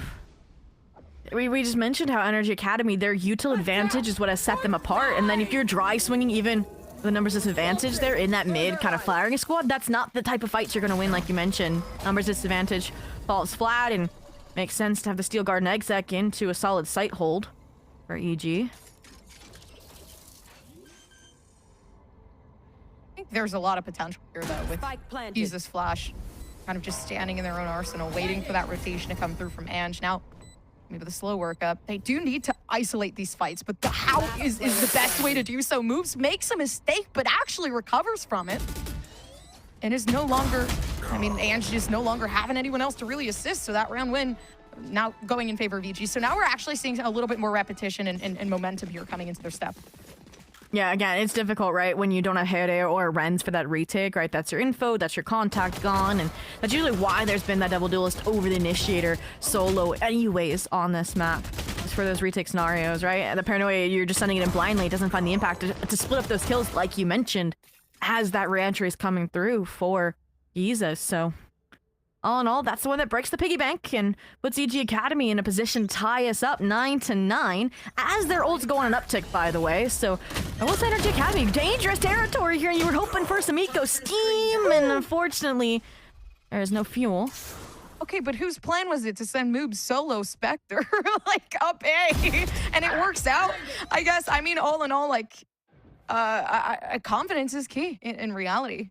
No respect what is over to this? Energy, and now, I mean, just respect completely wasted. So, really tough spot. Yeah, this next round's gonna be spicy, compers, right? Yes. It feels early for a timeout, but I might even want one from NRG Academy just because you're gonna be one off from both a Nightfall and a Steel Garden. You still have that convergent paths in the back pocket, and if you lose this round, I think EG Academy just kind of steal the momentum on your map pick, it feels like. Yeah. I mean, Movie just got a 4K with a Spectre for crying out loud, right? Like, that is also a little bit of a confidence killer, and I mentioned it's a bit too early for a timeout, so they're just gonna go for it. And again, it's gonna be catastrophic on both sides, Gompers. 4 out of 5 for EG Academy as well. We'll say, yes, took some time for them to get adjusted here on the attack, but with this being such a new comp coming through from Energy and just like a big difference in regards to who's playing what, I give them some grace. I do think they're handling it really, really well, though, especially now with the economy coming back ever so slightly. Now that smoke going down, let's see how the headshots land. Hayode actually winning out in favor, so that first shot going over towards Energy, and now momentum lost. Oh, really, really nice choke. Ult utilization denies him the way into the side, and Hayode up front and center, even though getting refragged, it doesn't matter. There's so many numbers to back him up. Renz Good for the double refrag, and it's left Darkest on the rotate here to salvage the spike and the round. And they weren't even expecting that smoke to go down. Renz kind of just, I mean, shuts it off there, but that's unfortunate. I really do think that would have worked out in favor of B-Dog had that smoke not gone down in that very moment. Yep, and that's again Hayode just on the waylay. Happy to be front and center and again get his and then some. And we mentioned how the previous conversion paths maybe didn't miss the mark, but that one hits straight on. Denies the brunt of a lot of that util that we mentioned. Denies the timing off the Cosmic Divide even, so... NRGA Academy win the pivotal round, get to double digits here. And you mentioned it again, their economy was on a nice edge, so definitely sharpen it here just a bit more and gonna be stronger towards the closeout. GG. They cannot lose this round, basically. Very cool. Proves that fact. Finds the opener against usually the strong anchor that is Hayode. The Viper's Pit patches that hole up, and now it's down to Ange on this solo B-side anchor. Cover going out. Sucks though. There's only one, I mean, potential angle that everyone can go through here, and I think Ange is very aware of that. With that Viper's Pit sitting down in mid. Like the Prowler re-clear as well. That'd be a red herring though if... Okay, EG Academy aren't in fact rotating back into it, but head to spawn. Headed back towards moves, and... This is again where... Usually there was a bit more forward information gathering from EG Academy on at least the A main line. And here it's just very hunker down and ride it out. You're not rotating until you're sure Spike is headed towards B. But even There's gonna be Nightfall. An execution off the site, there's still so much util that we see placement-wise from Darkest. So, I mean, my apologies, not Darkest. Giza. From Giza. So Giza now actually, especially having the ultimate in hand, so if they feel like they're being threatened, they can use it, maybe keeping this under lock, but they can't the pressure too much coming through from EG, and that's good. They pressurize that A site, and they're, I mean, able to keep it at this point, right? And fighting into this 1v3. The question is potential there. They can smoke out the angle, you know, find some sort of entry here, isolate this fight coming through for 3, 2, 1. Yeah, this is quite difficult though. Yeah. Asher Star out as well. Your Asher's off site, playing post-plant protocol. And has the right idea that that's the first place he needs to clear, but looks like instead we'll call for the save. And still a decent util left that went uninvested. And I don't know, that round's frustrating because NRGA Academy had the right call, right? Renz gets into perfect position elbow to counter Nightfall, and it is then you look towards Giza to capitalize off of that between the Thorns, between the Decay. And just, I think EG Academy played that perfectly, just baiting out the timing, waiting for that to dissipate, and then shutting down the side anchor. So, 10 to 10 here. I knew this was gonna be the close matchup of the day, but it is not disappointing. I'm surprised there wasn't as much urgency to really use that ult there from Giza, especially knowing that there was such a big execution there. But, I mean, all in all, timeout comes through, which is good. I feel like timing here is great because EG have gotten way too many rounds in a row for this to be, you know, not a concerning factor. Yeah, and this is kind of that last buy round as well. So you'll lose it, and EG Academy would get up to map point first, again on your map pick. So yeah, kind of a similar position that EG was in a few rounds ago. And yeah, we kind of boiled out a lot of those ultimates as well that are gonna kind of make or break a round. Giza could be the exception if he gets a really nice timing, and like you mentioned, that was missed out in the last round. But I don't know. It feels like EG Academy are just like, even though they came back with that 3-round streak, they feel like they've just been kind of navigating it like at their own pace in terms of when these solutions crop up, right? In terms of the space they're able to take, and it's been more flashy ways in which NRG Academy have answered the call. Yeah, it's kind of. I mean, I will say too, like, I just feel like they got past the amount of utility Giza had placed, like it was easy, and I feel like B-Dog being such a beneficial factor, and that originally it wasn't working out on the attack, I will say earlier on, but now they're using, you know, paint shells and stuff like that to really eliminate a majority of utility on site and kind of make way. So I feel like they're slowly breeding very, very well into energy, which is deadly, right? Okay, last time they got B main pretty easily, but that was off of a deep smoke and a judge here, and just pretty much alone, so it takes the paranoia and the hinder just as out of their survival. Again, what do they walk away with? B main control and an orb? But all their util for early, a retake expended, it feels like, in that regard.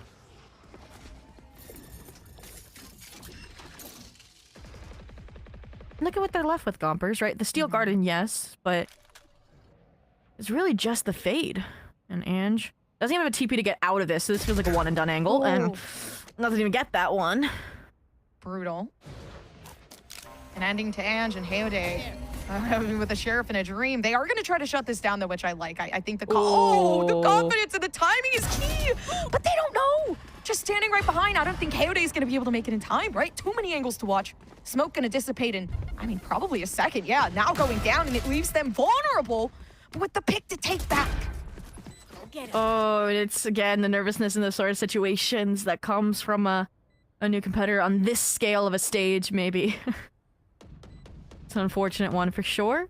One that could be the undoing of NRG Academy's map pick. We mentioned the economy that would sour if they lost this round. I think that's why they've gone for the safe call instead. Take those hero rifles into the next, see what you can supplement the rest with, since I think Hayode and Renz should be able to sport a buy. Maybe even Ange with like a lace shield.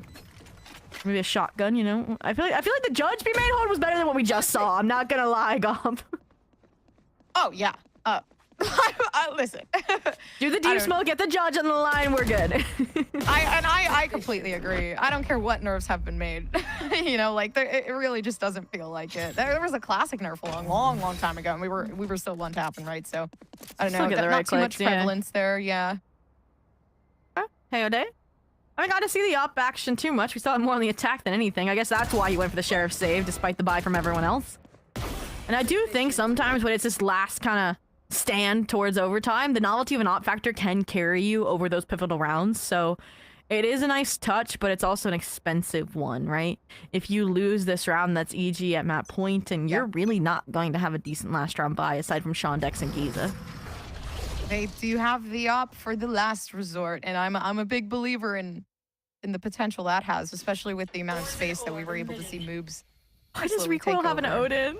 Yeah, oh gosh, no, this is scary. They do peek out of smoke. The confidence is outstanding, but I like it, the approach, and I think Hayode obviously knows like the direness of winning this round. Yeah, and we know that Moves has been going for those aggro timings as well. He's got a lot more space than Shondex did the previous half. Yeah.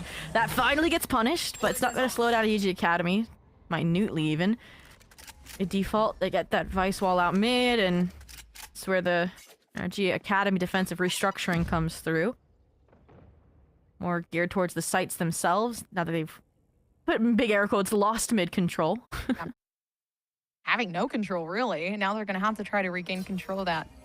It was lost so early on up towards A. Oh, great smoke, and it does set off Hayode, so at least some sort of potential over towards the A site.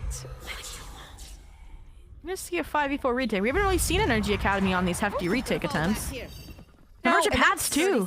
Not very good though. Like a slow peek over from, you know, just screens over here, and the Odin isn't working yet. I don't know why they're peeking the angles. No, the op is there. They're giving Hayode these fights, but somehow, somewhere, EG are slowly making way. And unfortunately so, it is going to be Energy to take that round, so it's going to be 11-11. And it would have worked originally. I you know, to my understanding, I do think it's a bit risky to kind of wide swing the op. I'm just trying to figure out like where that went so wrong, right? We were looking at B-Dog, rightfully so. He was doing great, kind of hinging on the fact that they're running away from the Steel Garden, right? Shuts down the one player that was holding on to the rifle, but I think it was that overfight screens, like you mentioned, into that sight line that right as the timer expires, that gets NRG Academy that pivotal round, kind of resets us to ground zero in terms of expectations for who is going to walk away with this map. It's an important map in the grand scheme of this best of three, and while there's no real holds to write home about on either side, this is gonna be another big swing round. Again, neither are out of the kind of woods, economically speaking, right? And oh, it's not the opener you want. Good trade though. Yeah, still 1-1. I mean, all in all, okay. Losing out on B-Dog's not going to be too great, especially with that ultimate. That could have cleared so much room for this round. Good for next round. This is an eco or not. Hayode still has the operator as well. That's one player you put on mid. You trust in Ange B side on top of the Vice. Fortunately fallen, and I don't know. I'm just gonna go for another kind of retake focused A side. I don't feel like Renz, even with his solo C's, is enough to full anchor this position. I'm not gonna lie. A weird position to be in, to be honest, for both sides, because if either one of them loses, like a fake. Yeah. Also, 3 players next round that just cannot buy, realistically. So this round very much matters. Yeah, I think what they do is if Jakey dies here trying to make space on B main versus Ange, that's maybe when you go for the save. But now that Moves has found that opener, throw that out the window, see if you can get this refrag, or if Jakey just survives even while full blinded. Just like that, this round is stabilized in stark favor of EG Academy. Shondex has a save. I really think the save should happen. Shondex, please do not die. This is not the moment. I mean, I know they're going to have to try to pick this fight regardless. They could have backed off, but all in all, I mean, time just was not working out on their favor. So round win, that went through for EG, and they don't suffer that economic damage too severely. Yeah, and on the other hand, it's like 2 air rifles, and that's it for the side of NRGA Academy. Ult's also favoring EG Academy, right? I feel like that long-term management has been peak for that side of the server. All right. This would be a big kind of eco round win for NRGA Academy, Gompers. I mean, it has to be.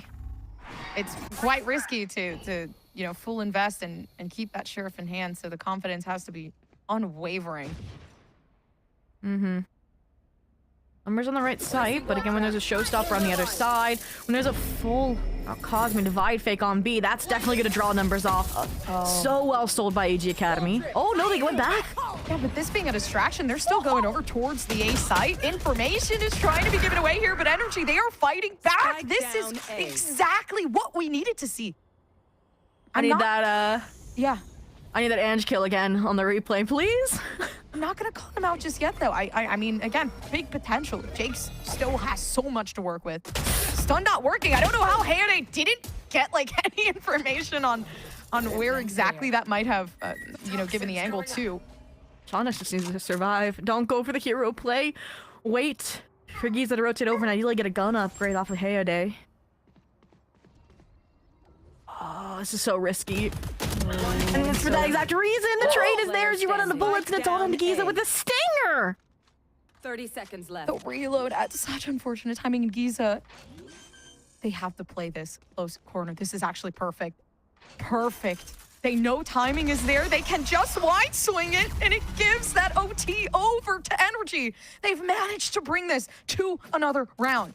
Wow, and it goes back to NRG Academy have really strong late reads, right? We see all of them about to leave the A side, and then suddenly it's like, Screech, get back, and they are still there in time after a nicely baited fake out on the B side from EG Academy, and even if the fake hadn't been fully sold, right? Ange gets a crazy shot on a B-Dog, satcheling in with the showstopper. I think it was off the decay that he gets the body shot finisher on that kill, and all of that lends towards this overtime. Further, we saw these two teams push each other the last time they met, which was in April.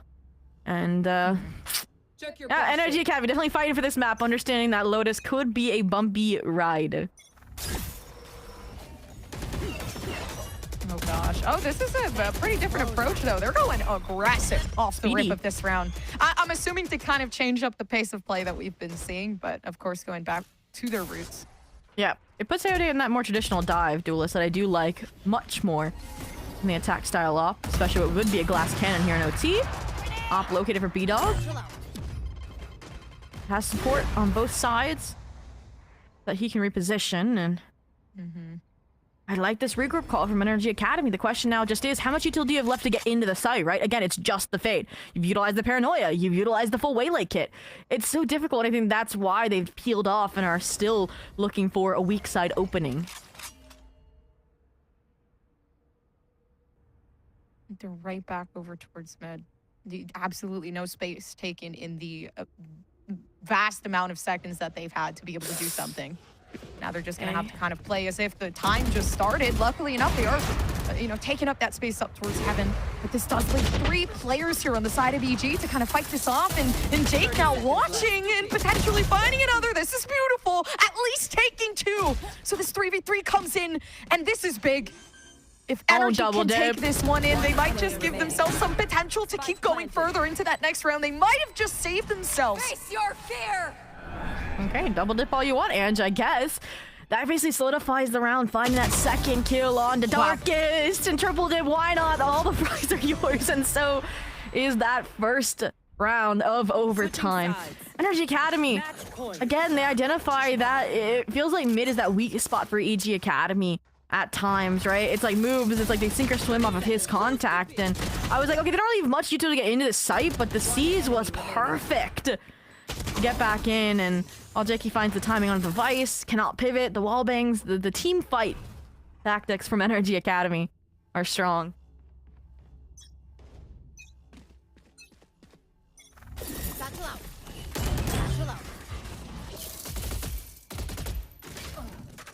Kind of a quicker approach. Oh, there's smoke. That's fine. It all works out in the end. But this is weird, right? Like a big push coming out towards B. And now, I mean, the fight potential there is huge. They managed to isolate Jake out of that corner, knowing that there is that consistency here with the lurks coming through from EG, and I like that.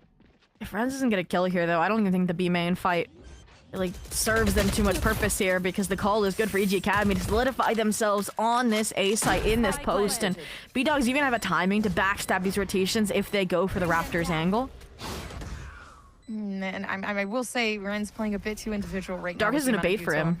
Yeah, they're putting out too much util though here from Ren's. Sitting by themselves now, Heaven slowly getting taken away by B-Dog, and I mean space, oh no, kind of important there.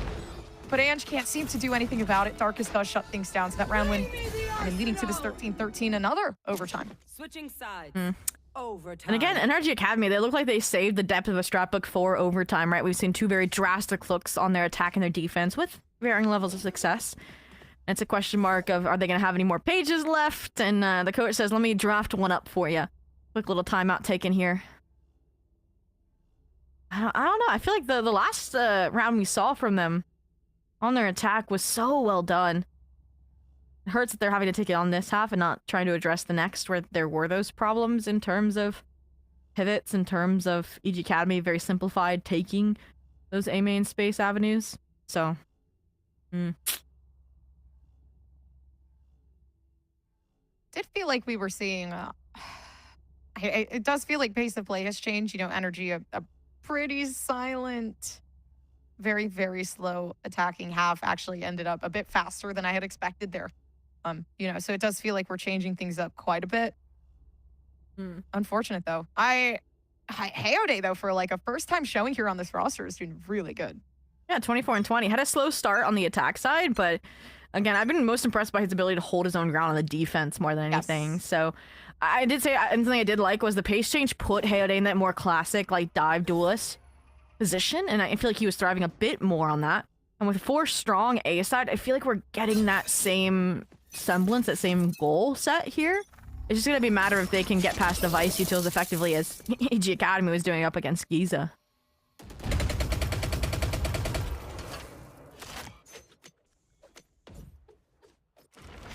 Silent scale ramps. Info denied off the toxic screen crossing. This is what they did previously, and it worked out really well. Again, there's like nobody here for EG Academy on their defense every single time. It's been exploited by NRGA Academy. Yeah, and now with that transition over towards ramps, it is a pretty good position for Ange to be. Now they can kind of just fight this off as they please. Defense fighting very long and hard there for Darkest, but it's going to be Ange. Again, good positioning there, and the paranoia comes through. But TP saves them with another pick to take this 3K. So it's all Ange here, allowing Energy to really keep themselves in the fight. B-Dog left alone with an up now, and it becomes even harder for that re-entry back onto site. Wow, I thought Darkest was about to like sign, seal, and deliver this defensive round for EG Academy, but the breakthrough, the trades come through for NRGA Academy, and it's just a great job sweeping up those rotations. And while B-Dog has found a Vandal, the Triangle of Trust is going to show. It is a strong structure that cannot be trifled with. The 4K for Ange. Once again, NRGA Academy get their attack side through. Switching sides. Match point. Okay. Yeah, positioning themselves in ways where you really can't lose out on those fights, which I completely agree with Zobi. It's right now in this very moment, it's not about making those mistakes. Obviously, you're going to. It's about making sure that you have some sort of redemption for them, right? So, I think they're definitely catching up on that for sure for Energy. And just like also like been that clutch factor, it feels like, for NRGA Academy right now, right? On those swing rounds, he's the one stepping up, even if the KDA isn't the flashiest on the scoreboard just yet. I feel like it could be by the time we're done with this OT, but EG Academy, don't take the timeout. Just go steamrolling into this mid take on their attack side. B-Dog needs the charge. Shondex. The jiggle line. But is expecting, I think, the take nonetheless. Moves, you're alone. Get the time of Jakey. Ooh. They're giving it up. They're not really fighting up towards heaven. I'm not sure if I like this, though, because the amount of times we have seen them give away heaven, it hasn't worked in favor of energy. So for EG right now, they're in a pretty good position to really just take advantage, but Spike not even anywhere close. Yeah, but Moves is going to try and wrap up this B side, right? The op kill was nice. You mentioned be having control opens up a whole can of worms issues-wise. Consistent pressure, but they don't realize Shondex never left from the paint shell. Reclear, that's a nice one and done. And there's still 2 more players defending this side. Heyode op line for a second and almost a third, but the refrags off a recoil are crazy. Spike planted. Kind of position given away too. Now Renz. Oh man, they know exactly where they are. This is best case scenario for EG. They have the plant down. I mean, Jake doesn't really have anything to smoke off, so they're just fighting with power, but there's no transition for Jake to really assist a recoil here. They do not try to fight this with them. Instead, they're waiting. But this might have been the dire move, even though Rez is 43. They could very well close it out with the one tap. So that's gonna be that 15-13 win for Energy. That is crazy. We knew we were gonna have to see the elbow grease on this map for NRGA Academy, and they deliver on their map pick. It's crazy that Renz clutches that with such low HP. I was expecting the Haunt to come out, right, or the mind games if it's an Astra probably playing off site, but no, Jakey, a rare whiff seals the deal for NRGA Academy, and it feels like that's just the beginning of the series, despite us having like a full-length split feature film, Gompers. That was amazing. I'd say Heyode definitely exceeded all expectations coming into this specific map. I do believe, I really like the single duelist from, obviously the double duelist is what they had run before. It worked out really well for an 80% win percentage rate in the past 3 months, but for them to be able to now switch up the composition entirely, add a new player into the mix, and kind of switch the entirety of their own synergy is really, really cool to see. So I think there's a lot of firepower in that, but of course, I mean, I'll stop yapping. You guys want to hear the analyst desk yap and see what thoughts they have. So don't go anywhere, guys. We'll be right back after this break. Trim. Edge. Shave. Trim, edge, and shave with Philips Norelco One Blade. One tool for all you need. Philips Norelco One Blade presents Shave All Things.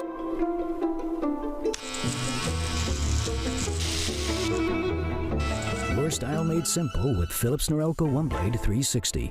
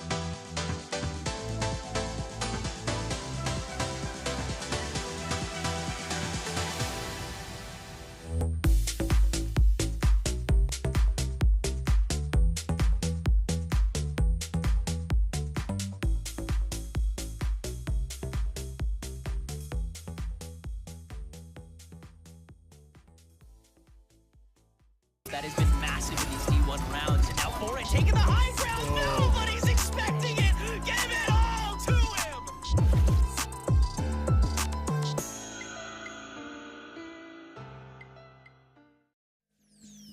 Well, Hayode, congrats on your first map win Valorant Challengers League, topping the leaderboard as well, helping NRG Academy take their first map of Split. Their map pick 13 to 15. Welcome or welcome back to Valorant Challengers League North America. I'm host Elizabeth, joined with Vansili and Valina on the desk. And if you're just joining us, it was a long one. We held out. It was a 6-6 half. We were holding out strong. There was timeouts. Not say the scoreline after 6-6. We were holding off really strong for that one. Yes, we were holding. I honestly, Vance did not. Oh, that's what you're talking about. I didn't get it. Yeah, I'm old. Yeah, no, you are. Yeah. I'm hip. No, you're not. But moving on, it was a 13 to 15 scoreline. It was a kind of a drag out fight, Vance. It was. There were moments where you saw an EG Academy on map point, and you see these little micro moments it came down to, essentially, of pushing the map into NRG Academy's favor.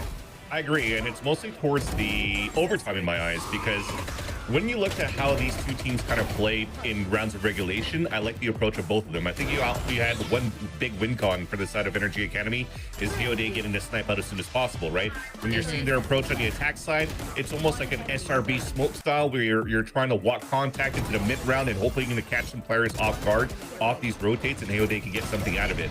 And if it didn't work out, then at least you just pop as a group, you switch out to the out for a rifle, and then you could still pop as a team. And as for NRG Academy, it had more of a G2 look, right? It's basically the G2 comp. They're leveraging a lot of the break the utility in the first place, going to their mid round a little bit slow, and then utilize the fade utility to really take mid presence on top vents and mail, and figure out where you want to pop as a team towards the end. So that's kind of like a TLDR overarching approach where it kind of both worked. But once we got into the overtime, that's where things got a little bit scuffy for me, to be honest with you, where you really saw the lack of teamwork, a little bit of lack of waiting for your teams to also clear out in different angles to play the retakes. There were a lot of just walk contacts. You're just giving your life away, and it allowed Ange to have superstar rounds and allow here for NRG Academy to take over this first map. Yeah, there was a lot going on. Some not so pretty rounds, I'm gonna be 100% honest. I mean, when we went to that first half, it was a slower type of game, right? It was energy defaulting a lot of those rounds. And when we switched to the other side, everything was a little bit faster. And just looking into the rhythm of the game and the comms, I think that there was a point that the teams were not achieving a good rhythm of the game. Sometimes we saw, for example, EG taking a lot of advantage of the sound, also like freezing the sound, not giving info, and energy was not reacting. But then they were so slow, and that gave time to energy to react a little bit faster and take also the rounds in that overtime. I think that also the fact that energy won both pistols and they still got to this overtime was a little bit too risky. So it definitely was in the details for EG to get to close this map, and they could not do it. And energy finally, also with that heyday performance, it was easier to close this map.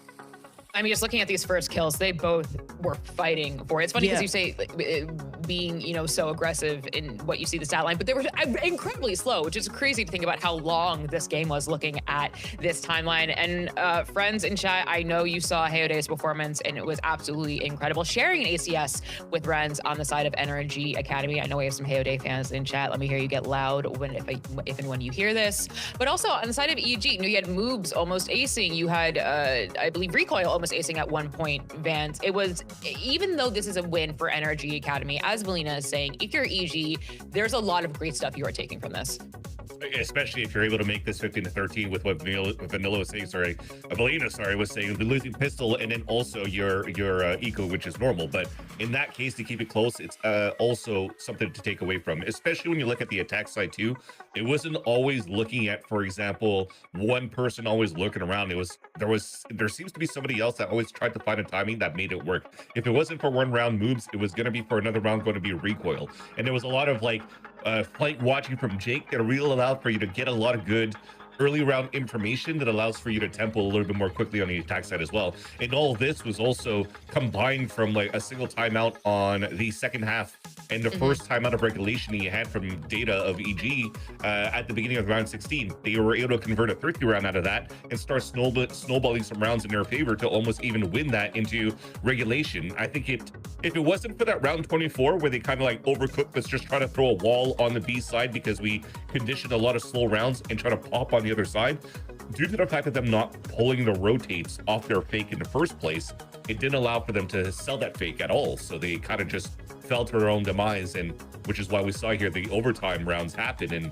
it almost let that round and the map slip away from the grasp of EG. I felt like this could have still been a first map in favor of Evil Geniuses Academy, but thankfully we had a lot more grit going into NRGA Academy, being able to push this into overtime and take it over. I mean, exactly, right? It was we saw EG Academy on map point, but they were just unable to convert it. They got close, they brought it to a second overtime, but they were just unable to get the job done on this. And it wasn't their map pick, but NRG Academy looking good. Of course, I know chat, let me hear you. We're gonna highlight Heyday in our Philips Norco head-to-head against B-Dog. You know, it's kind of the new versus kind of the old, right?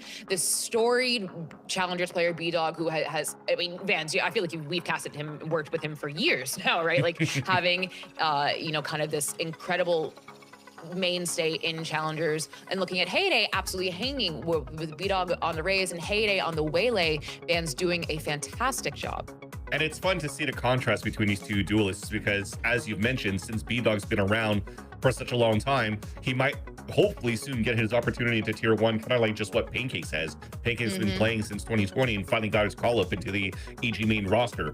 But it also comes to show, even though just on this map in itself, B-Dog was playing Raze, the amount of agents that he's played throughout his career. Whereas, for example, Heyday, who's not only newer to the scene, but definitely younger in age as well, it goes into Valorant in a moment where, you know, dive duelists or Yoru or using agents that are super broken into certain metas will take full advantage of that and then thrive in that, right? So it's tough when you're comparing these two guys to see that B-Dog, in my eyes, still has to play a little bit of catch up because of how, you know, the newer duelists of today in 2025, 2026 are just cracked out of their minds because they know how to mechanically just move around with how some agents can be broken with time.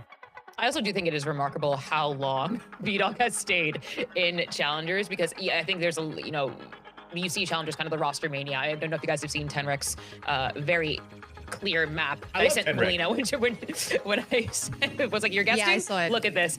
Yeah. But it's to stay and have this spot and kind of a home, be a mainstay in the scene is so important. But Melina, I believe you had a round you wanted to analyze. I'll let you take it. Yeah, I just wanted to explain what happened at the start of the map, because we saw a lot of things going on. We saw that EG was winning also those rounds on that first on the first half. So I think that the NRG's approach on this half, okay, was gonna give the Heyday the op and get that eco for that op, but that I don't know if it's the best option, because it's the only duelist and you have your only duelist in attack playing the op anyways. But we go into this round and we see this fake, right? We see that they're trying to push B with the spike. We have the ulti from Fate coming in, but the problem is that we have 3 people off EG in this B side, and all of this was made towards that A side.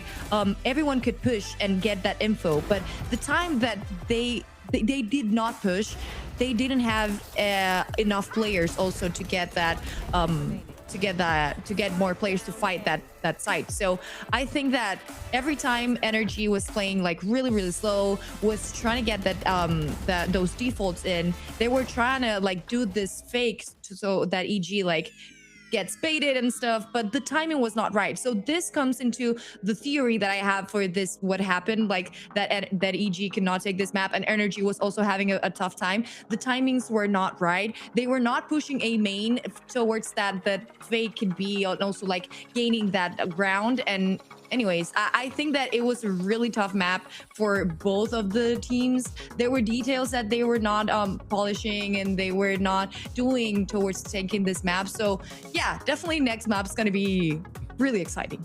Yeah, I think just based off that example shows how, you know, you have a tight turnaround and you're trying to make it work, right? So if you're gonna Nightfall but not use any other type of utility to really sell that fake, it's kind of like that round 24 for EG that I just mentioned before, right? You don't have enough util, you don't have your dive agents try to sell that fake at the same time.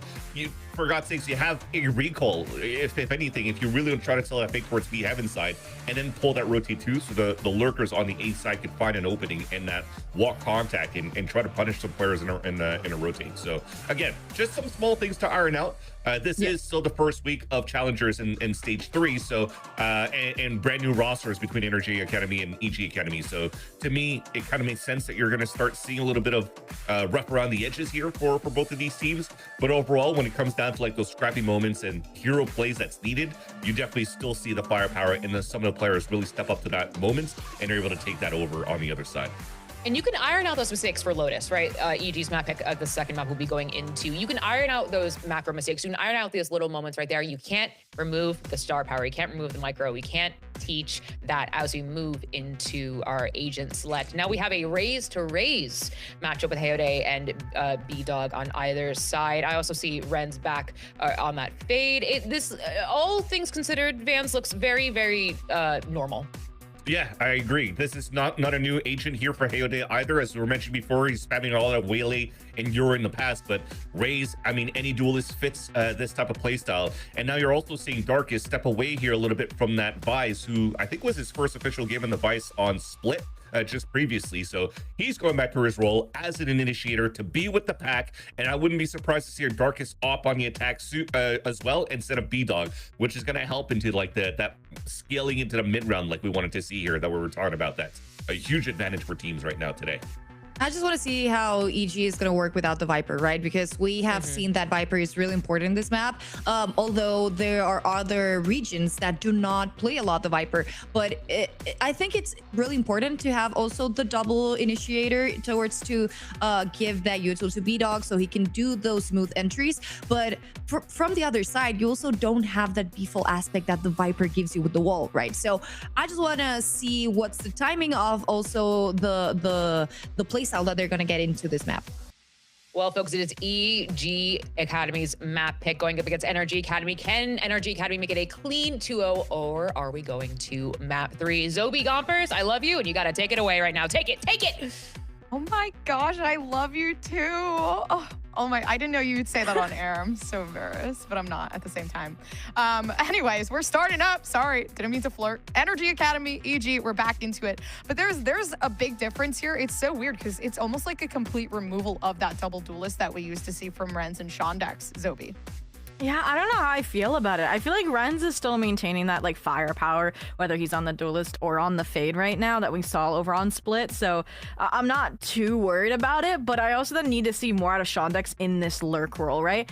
He uses more of that like anchor sentinel. I don't expect to see him on the lurk unless they go for like that double pronged style, but that'll be on the attack side more than anything. Versus Evil Genius's Academy, I actually really like this development. I feel like Moobs on Lotus was one of his weaker showings individually, just because he was consistently on this Viper, and then it would be okay, Zerona on the Vice taking a lot of that star power potential, and without them having that Viper, it feels like he's the only logical kind of trade-off in that department. So all in all, again, some logical changes given the players stepping in, given the role changes, and we'll have to see if it gets EG Academy that consistent Lotus success rate, since their series hinges on it.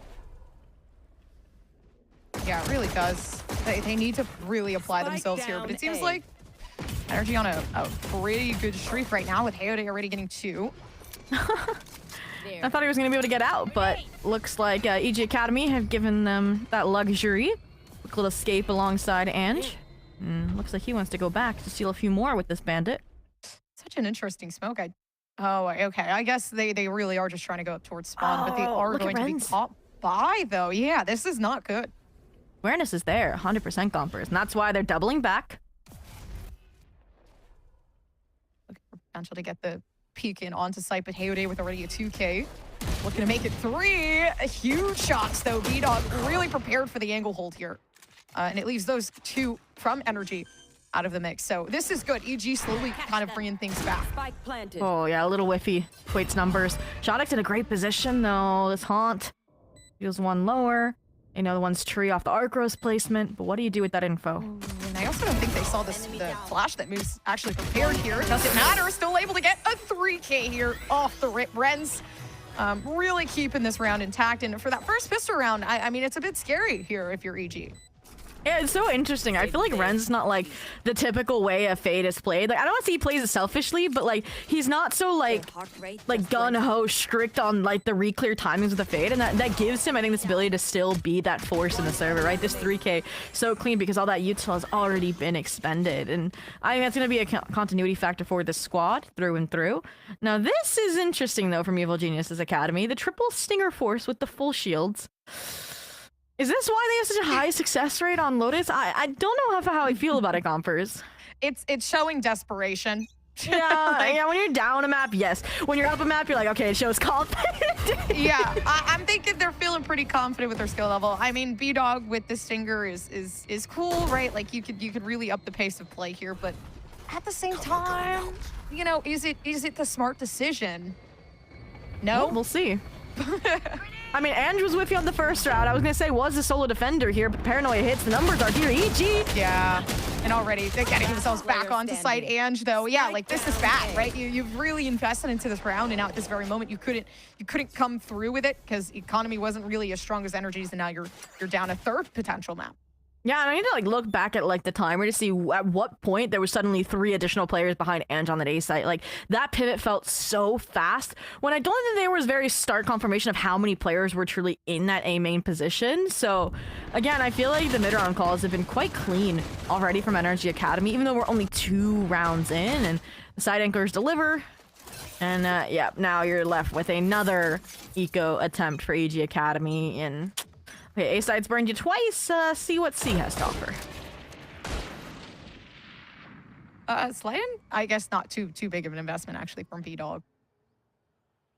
But all there really is to wait, right? You know, you have weapon advantage, and now you've got moves. So with moves down, makes things a bit easier here. There. Ooh, Harlow of Death here. I know I hit, but the paint shell just avoided. He's still device util too. Yeah, actually not able to get anything off that too. Wall is up. It completely shuts down any sort of entry coming through from EG. And they have had to back up, but this is good. B-Dog managing to get at least one. Yeah, and I like this. I mean, potential pickup for a weapon if they manage to get a little bit closer. 5 recoil whipping every single shot. And there's not much forgiveness there. Oh, that hurts, right? It's those moments from Recoil with the Sheriff that would give them these kind of eco rounds over on Split, right? And Recoil has been that secondary lurk to Moves as well. It feels like round after round if Moves was to fall, so it is unfortunate that this next eco attempt goes in that fashion, but again, NRGA Academy looking a lot stronger in keeping numbers where it matters across the map, and considering it's a 3-site map at that, makes it extra impressive. You know, and that wouldn't have originally happened, right? Had there, you know, been a save on that second round. So they're really starting to feel the heat now. Pressure can also really tear a team apart, Zoe. That's completely what scares me the most. And we mentioned it too from the show top. It's NRGA Academy. They made less changes. They added some firepower, which is evident from Hayode with the 4th round up, finding the opener against this first full buy for EG Academy. And it's everything changing, right? The core fundamentals for EG Academy, a new leadership behind Darkest, and it's gonna take some time to stabilize. Yeah. Luxury of the Swiss format.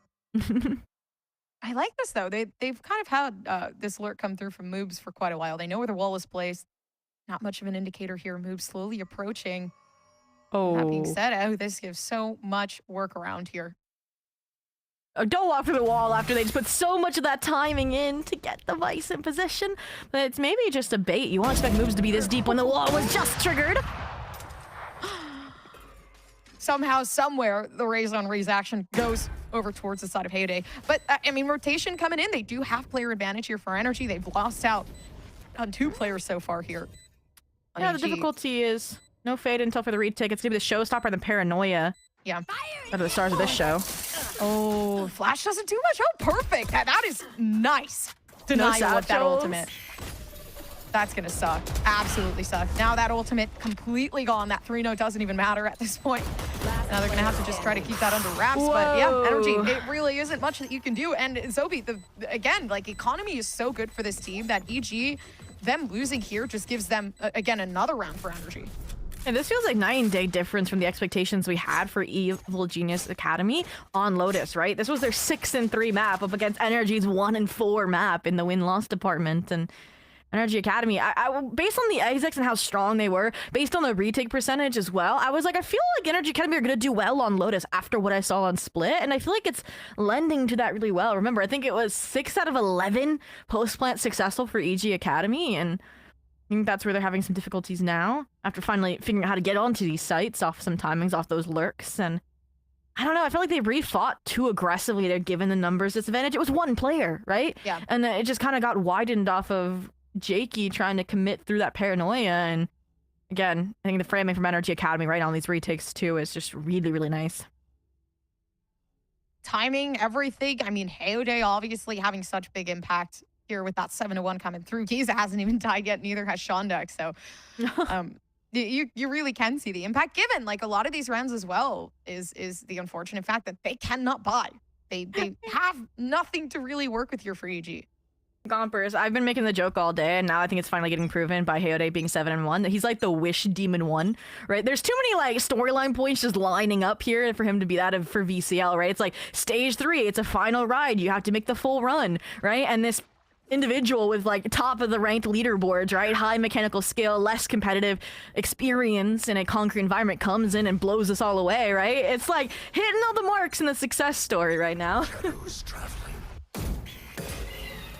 Gonna have to be even more successful though in this moment. A save round, yes, unfortunate to kind of be put in that position, but I do see, I mean, a lot that can happen here. EG, they've won out some thrifty rounds before. Potential pickup towards mid. Cycle timing. EG, I liked the slow work B and C simultaneously last round. It drew some eyes and allowed for that timing. That move's found, but Where are you? hesitation here because NRG Academy, they aren't playing very traditionally because they have that early operator for Hayode, like show a lot of util combos, right? Phase, Seasonade, all that fun stuff. There's nothing being given to EG Academy to call around here, and it's become difficult, it feels like, for EG to have a firm grasp and a confident call. Oh, there goes one. Right with the wide swing. They actually know where Hayode is though, and that kind of leads to that rotation, which is good. So moves, I mean, fix the wall. able to clear this. Yeah, I honestly, better wall than before. Hey, they didn't fix the wall. What? They don't know.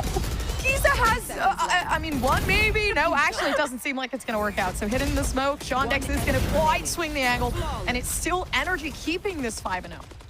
Giza's like, don't worry, guys, I made up for it. We're still flawless. Don't worry, guys. I'll get it figured out. Right? I'm just going to say now, I'm so happy Giza's back on the Sentinel, but it's been a minute as well. So getting those Vice utils back up to snuff, but still 7-0, by the way, alongside Shotex's 4-0. And they were the 2 under siege on that C exec. So EG Academy, eco attempt falls flat. That's a few rounds ago, but this is the issue. You like double initiate and you're still contacting into the operator without info where it is, Gompers, and I don't like that look for EG Academy. Shadows traveling. What? 5-round ults? This is gonna be an explosive one. Yeah, this is looking pretty severe too right now. EG need this round in all reality. Luckily enough, you know, we've talked about that explosivity with the ultimates that we're able to use and expend here, so it really is just about how you do it. Now at this moment, okay, big opening for moves. You see B-Dog now trying to apply that pressure over towards side, and they will get it. No, they don't. The damage isn't there. They can't do anything. Hayode leaving in enough time. But B-side, that's where we're going to be headed. So a lot of control leading there. That's that 2K coming through from moves that they're keeping everything under wraps. Crazy pixel, crazy rotate off again. The moves lurk, and it's put them in a great position to finally convert around. Yeah, Giza does get seen out, which is going to be super unfortunate. But of course, that wraparound over towards B, we're still looking at Hayode waiting for somebody to peek this angle. And I mean, all in all, I think NRG know that this is it. And you don't really need the op to get saved here either. And just try to make it hurt, right? Isolate these fights, see how many players you can take to the grave alongside him, but B-Dog denies that prospect. They want to keep this flawless. They want to steamroll these rounds into a comeback, and they answer flawless with a flawless. We've needed to see that, honestly. We've seen too many flawlesses from NRG for it to be for it to not be, you know, paid back to them. But op still in hand from for Hayode, and I mean, all in all, like this is the turnaround that EG need. They love momentum. Yeah, and I'm trying to think like of where that round started going wrong for NRG Academy, and I don't know, because the ults really weren't what converted the round, it felt like, for EG Academy. I think it was moves finding, number one, the initial lurk kill that opened up the B pivot after they saw the numbers that were retaliating on A site. But it was that second kill as well, so that Giza couldn't wrestle the numbers back to prime a retake attempt. So, again, he's the glue right now, and that glue's been dissolved immediately from the get-go. Again, contacting into the op is not going to give you much stability.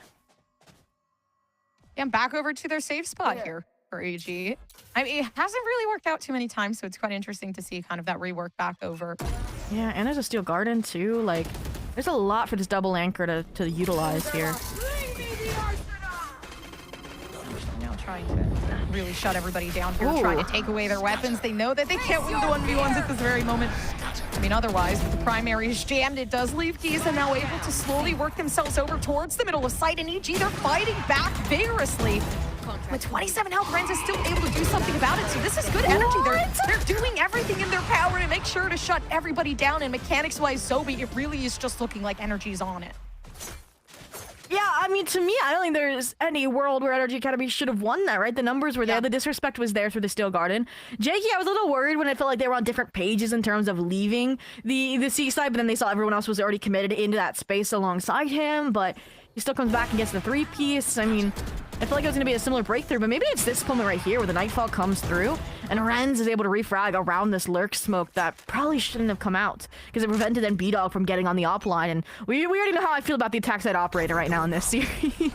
And it feels like, again, it's the calling card to failure. And NRG Academy already up to 6 Gompers, and EG going back to this classic ace start.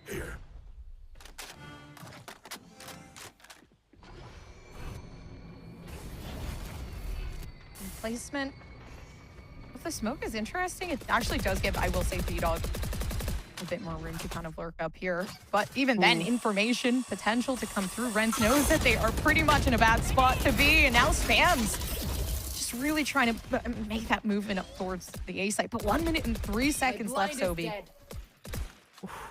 There's no way Renz to have survived that to begin with, and I think that in itself is great, because now there's 4 players here for NRG Academy! And they're really just working it up. B-Dog is very, very confident in that endeavor, but it seems like Jake is responding. And a monster that Jake is so far. They have been demolishing everybody on the side of Energy. Now with this 2v1, I mean, Darkest not really having a lot of health to work with here. It becomes a bit scary, so they're going to have to do, I mean, 100% accuracy with every single shot. Yep. Now it's the Biden games right here. They're holding for the rotate back through spawn. Shundek's holding for the A plant, and Darkest seems to have circumvented all of the above. Oh, don't end it. You don't have time, though. Flash isn't going to come online either. It's just going to be Shundek's contacting out. Oh. Yeah, unfortunate end to it, but I mean, utilization of utility to make sure that they don't die. So all in all, I mean, Energy are just being very, very precautious with their steps. I think I was going to say, I need a Giza, like, KDA check, because 11 and 3 right now, right? Like, when we compare to the Vice, like, head-to-head maybe for Split, I think Darkest was one that surpassed our expectations, right? Jumping back into that role versus Giza has been a known Senti prior to the role changes, the adjustments for the new NRGA inclusions. And this is where he does thrive again. The refrags have been insane. The multi-kill is more impactful than the one Jakey's been searching out, right? It feels like. And I don't know if they can harness Jakey's mechanics right now because they've been looking clean. Maybe there's some hope. Okay. How many first bloods is that for Hayode at this point? Honestly, probably every single round so far, I will be completely honest with you. Hayode has been destroying this team. I mean, the moment that they're seeing off the initial start, now Energy, I mean, it really is unfortunate, right? Getting shut down so early on, you lose it on your duelist, now you're losing out on the majority of everyone else. It's up to Darkest and Jake, but even then, right, Spike isn't even able to be placed on A. They don't have any information. Huge pickup from Darkest, though. Stabilizes in a 2v2. Crazy dark cover, though. Allows Ange safe passage. Now it's kind of isolated 1v1s and timings, what? Beautiful. Unfortunate, but beautiful.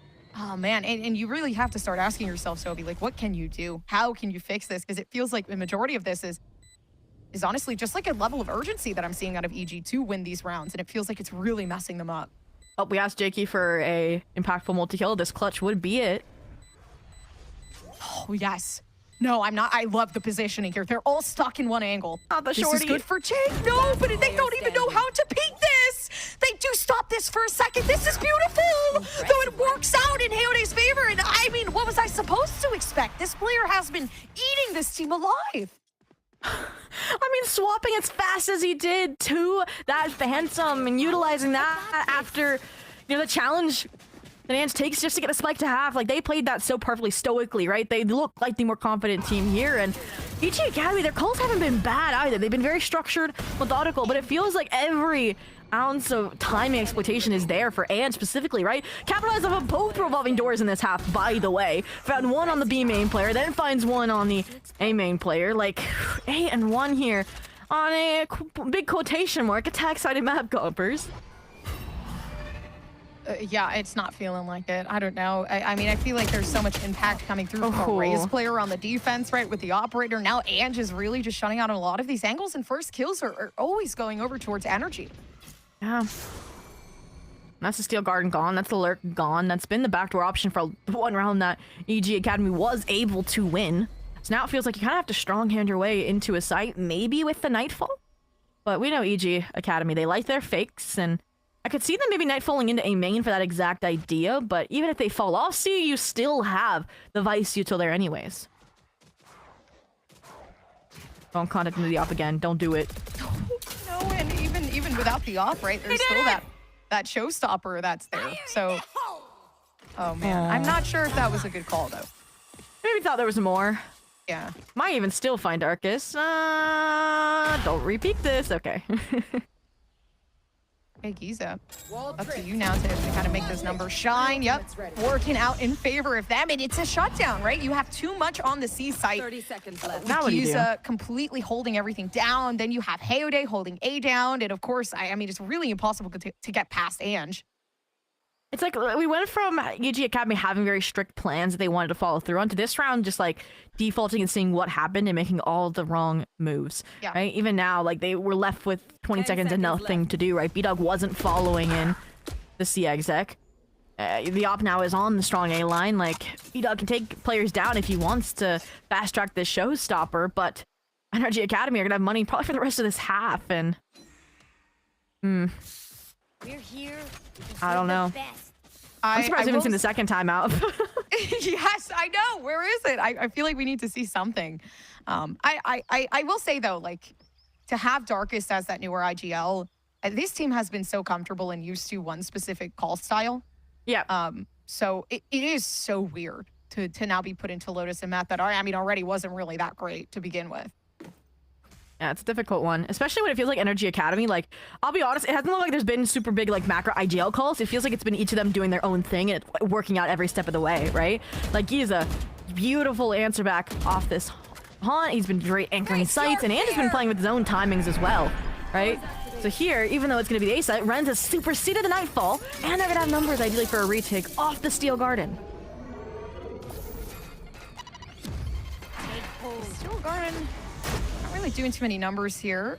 Oh no, actually a huge number, my apologies. I'm a big fat liar. Now it's going to do another one, but luckily enough, okay, EG slowly working themselves up with that Garden coming through. I mean, it's quite difficult, though. You really just can't get past anyone. Everybody's winning out on majority of these fights. Now, EG stuck to this 2v3. Shondax actually losing out from Darkest. So the step up has been made, EG. They're looking for that new momentum again. I was a bit nervous for B-Dog scaling into rope, right? They did the job. They got the trades. They got the numbers back to a 2v2. You're still a paranoia.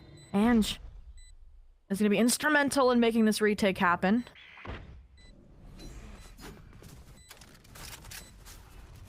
Really just working as a team is going to be your best bet here. The isolation of fight is exactly what Energy is looking for here, especially with Hayode somehow doing it again and again. We need a Hayode PUV stat on that transfer. I was like, as the Dark Cover's brilliant when they're trying to play this high-low, right? Swing from the back sight, and that is NRG Academy getting up to double digits in the first half on a map they only won once last split. This is a statement saying this is the NRG Academy we know we could have. We just need that extra firepower. 15-2 right now for Hayode. A beautiful VCL debut at this rate. And wow. EG, they're lucky to have a semblance of a bye, it feels like, coming into this last round of the half, but light shields, no shields on your best player right now. I don't know how this round's gonna go for you, especially when I feel like one paint shell is gonna ruin your A take. This is huge, dude. All it takes, I guess, is an assistant coach and Hayode. That looks nice. Like it. No, it's looking incredible, and again, like, these changes worried me at first, but it's perfect. It fits like a glove. Hayode has been absolutely destroying. Obviously, this being the first showing, I'm sure they wanted to put a lot of effort into this map. And we'll say again, we've seen NRG Academy Firecracker winning series early and then not qualifying to playoffs late, so gotta see them finish the job here and stay consistent throughout the season. NRG Academy.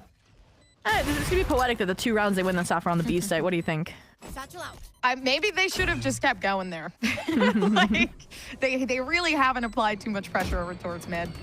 As much as I wanted to see, at least, it did feel like they were very, very tunnel vision here. But now we're seeing some changes. A flawless round over on the B site. I believe second flawless round. Both were flawless on B. That's so funny. Switching sides. Hey, something to think about in the VOD reviews. It gives you, you know, like, if we lose the pistol, we're not out of it just yet, like an 11-1 would. Yeah, pistol, I'd say is biggest win condition right now. But didn't NRG Academy win both on split? Isn't that something Valina pointed out? Or am I going crazy? Yeah. Well, hey, there's a first time for everything, Gompers. Yeah. There's a first time for 2 B site flawless rounds, 10-2s, and I think we're seeing maybe some potential for a flawless pistol.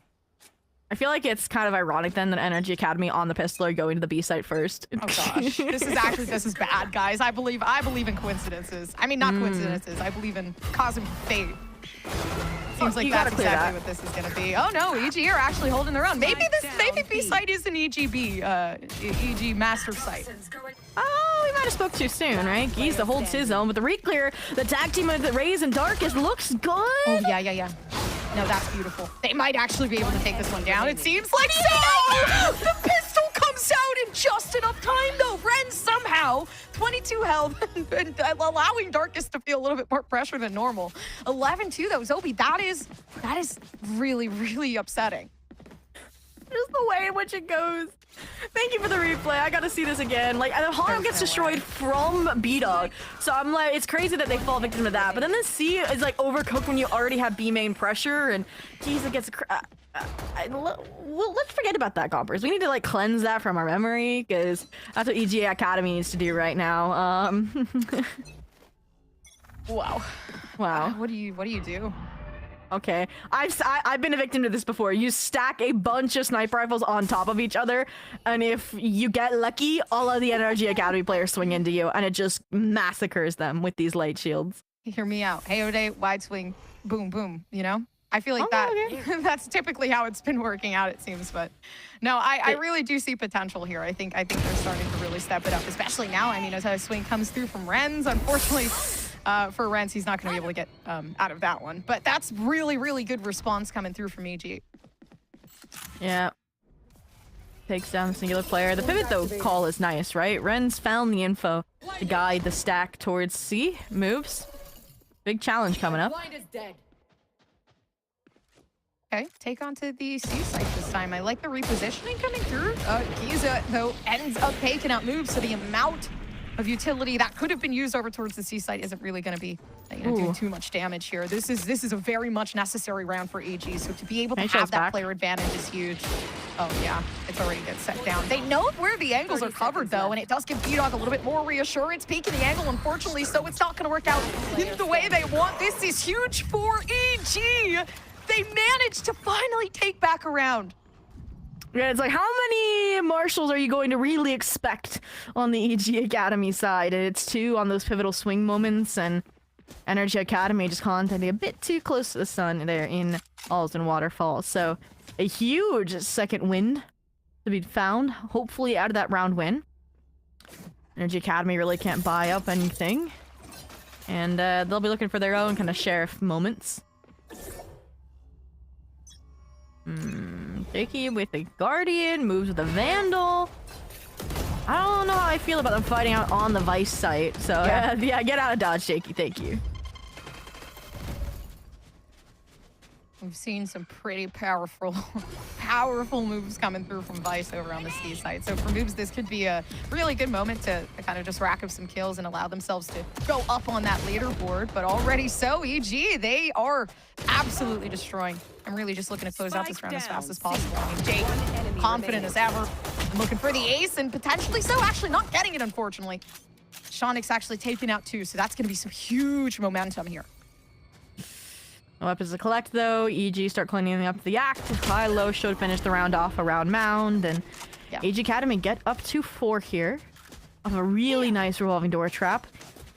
And I don't know, I wish we saved that strat though for like a rifle round, right? Because it was just pistols for NRGA Academy, but it is a confident style round. It's like, okay guys, we can hit these shots, we can shut down these players that feel like they can't miss right now.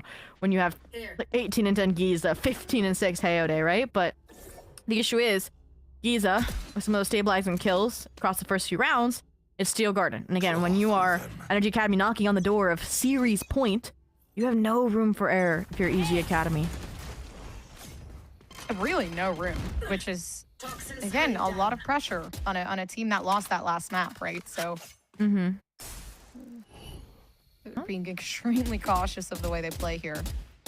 I love this from NRGA Academy, right? You know what this A site looks like from an eye test. It's the raise, it's the fade. You wait out the initial util cycle, and then you go about business, scaling it forward. The only question mark's gonna be, I was gonna say the Vice Wall front site, but Steel Garden and a tree scaling, that can't get shut down.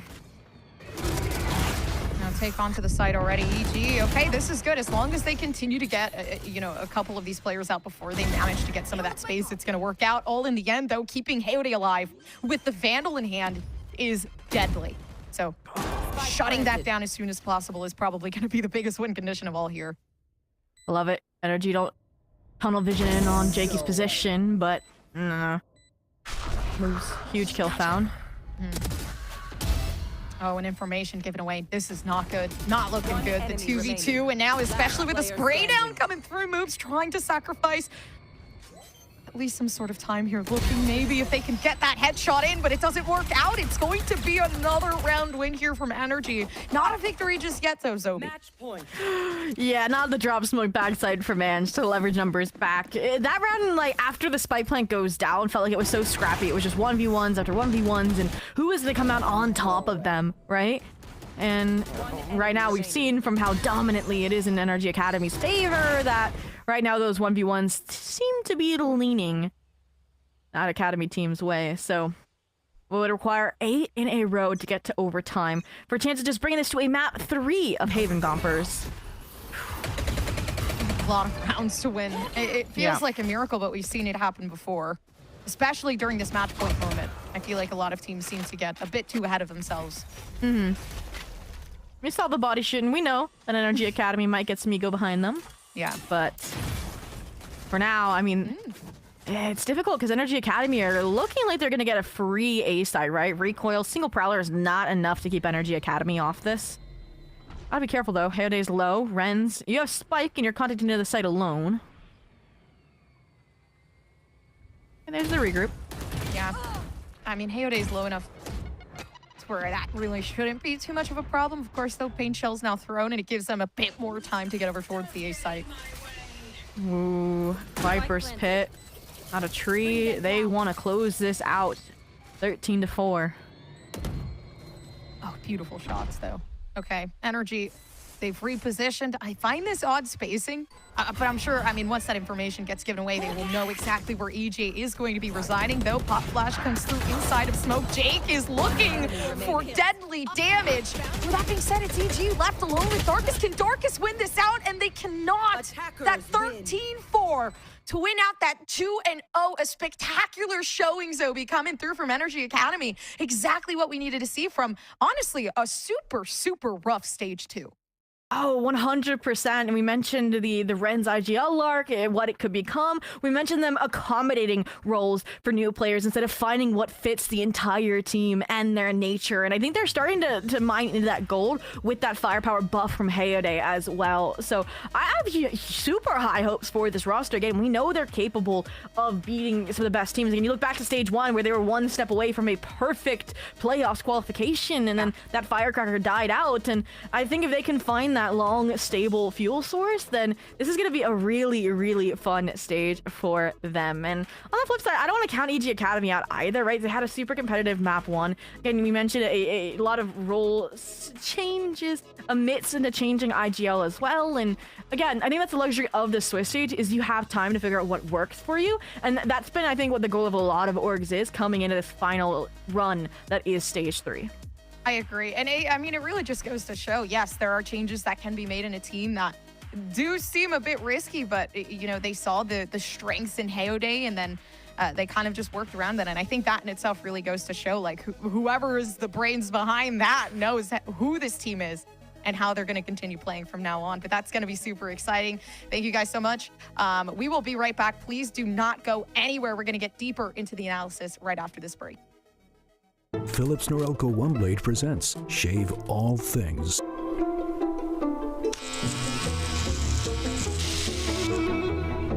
Your style made simple with Philips Norelco OneBlade 360. Trim. Edge. Shave. Trim, edge, and shave with Philips Norelco OneBlade. One tool for all you need.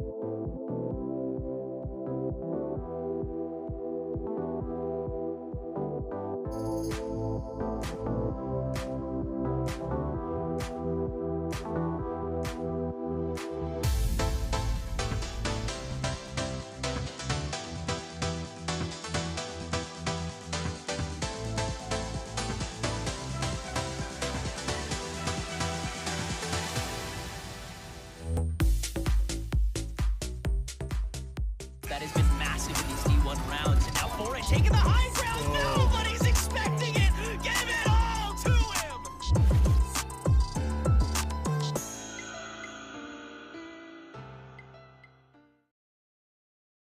Well, if you're going to start off stage 3, you better start off right, and that is exactly what NRG Academy did. Welcome back to Valorant Challengers League North America. I'm your host, Elizabeth, joined with Vancilia and Valina on the desk. And if you're just joining us, it was a stomp. There was no other way to call it. It was fast. It was quick. I mean, it was, Vancilia, I think I'm going to go to you because you and I, actually, this entire desk, we voted for EG to win this. And you said it was not a belief in EG, but a lack of faith in NRG Academy. Talk to me, what did you see this map that kind of how NRG Academy turned that around? Yeah, I think it's once again just a bad game plan that we saw from AG Academy going into the second map. I think looking at Lotus overall too, when you have a plant going to a forced buy, or when you're losing pistol in the second half and you have no choice but to force, and you're trying to make sure that you're trying to get rounds on your side too, it's just a very hard uphill battle to take. I think, again, MC at this point is probably going to be watching, so I have to apologize for me doubting him in the first place by thinking that they wouldn't have the solutions right away here for NRG Academy going into week 1. But it definitely looks like a lot of EG's plans with going no Viper or trying to add a little bit more util to support with the Sky. I didn't really see too much of that either, too, for EG on the attack side. So it really gave a chance here for Day with the scope. Albeit up on a raise, still putting some numbers up on that. It allowed for NRG Academy to get a lot of map space onto their defense and attack side as well. So I feel that there's going to have to be some work to be done on the side of EG Academy for sure going into the next couple of weeks on this map. And it also makes me remember too that a lot of these victories on the side of EG Academy on this map of Lotus was also in the back a lot of Rona in the past too, as the main one, creating so many multi-kill occasions for EG Academy to take over for some rounds.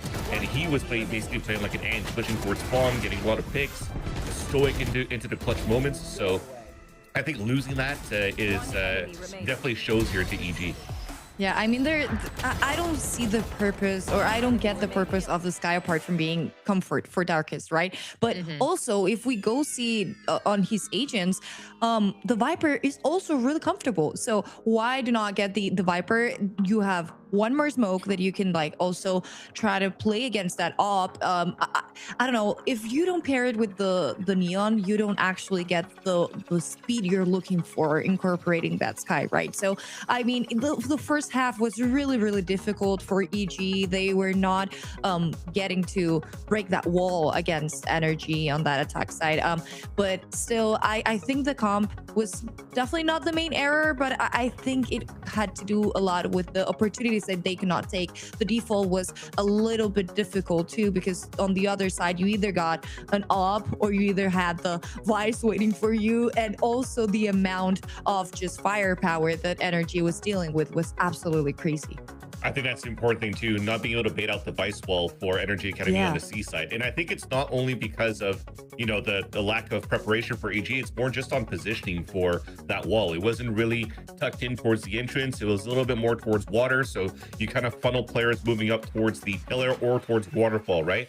But when it came down to EG saying, okay, we have some sort of space, let's try to bait out the wall, it was just one guy crossing over, which was Jakey, where, you know, he can't really jump out, TP out and, to do that way to like bait the wall in the first place. So you're just walking across, and it just allowed for Giza to just flash and peek out from Ben. He was left unpunished in a lot of these rounds around that corner for Giza, and it just made the C side so much easier to hold as well for NRG Academy on a defense. So I feel like that was missing a bit, and I think I don't think necessarily the comp is bad for EG to have a Sky instead of a Viper, but I think if you're trying to leverage double initiator or trying to get some space or trying to go for very big sight hits, especially on the C side, I think you need your Raze and your Omen going together for like the satchels and the TPs. Satchels push players off certain angles as well. Try to get some sprays with an Odin, anything, you know, just to try to flush out the C site, which I haven't seen too much here from EG, unfortunately. Definitely. You need to play as a more explosive composition, right? And we saw that on the 2 rounds, the flawless rounds that they got, right? Because they were pushing, they were making this B split, and it was absolutely amazing because they could have the firepower and also the speed that they were needing with this specific comp. But on the other side, I also want to highlight the job that Giza made this map. It was absolutely crazy, not only with the firepower, but also being present in every situation. Like if you didn't have Giza on A with his setup, you always had that op, right? And the op was also always with another player. So you had also the op, but being supported, creating those spaces for the op to have that impact, right? And then on the other side, you have Giza with the whole setup on C or A, just not letting anyone in, and also being so important on those rounds when, okay, you need a clutch, okay, you need to have a 2k, you need to have a 3k, just in order to like stop the rhythm of the game that EG was trying to get into. But for me, it was just amazing the fact that he could be in every single situation that NRG needed him. And that is exactly something we expect from Giza as well. For those of you who are just joining us, or maybe just have been here for years, you know Giza, you love Giza, you expect this from Giza, and the stats back us up with that. You saw that cast, you saw that ACS. There is no way we could lie. We even pulled up some clips for you, just in case you didn't believe us. But I think, you know, with Evil Geniuses Academy, it's not unfixable.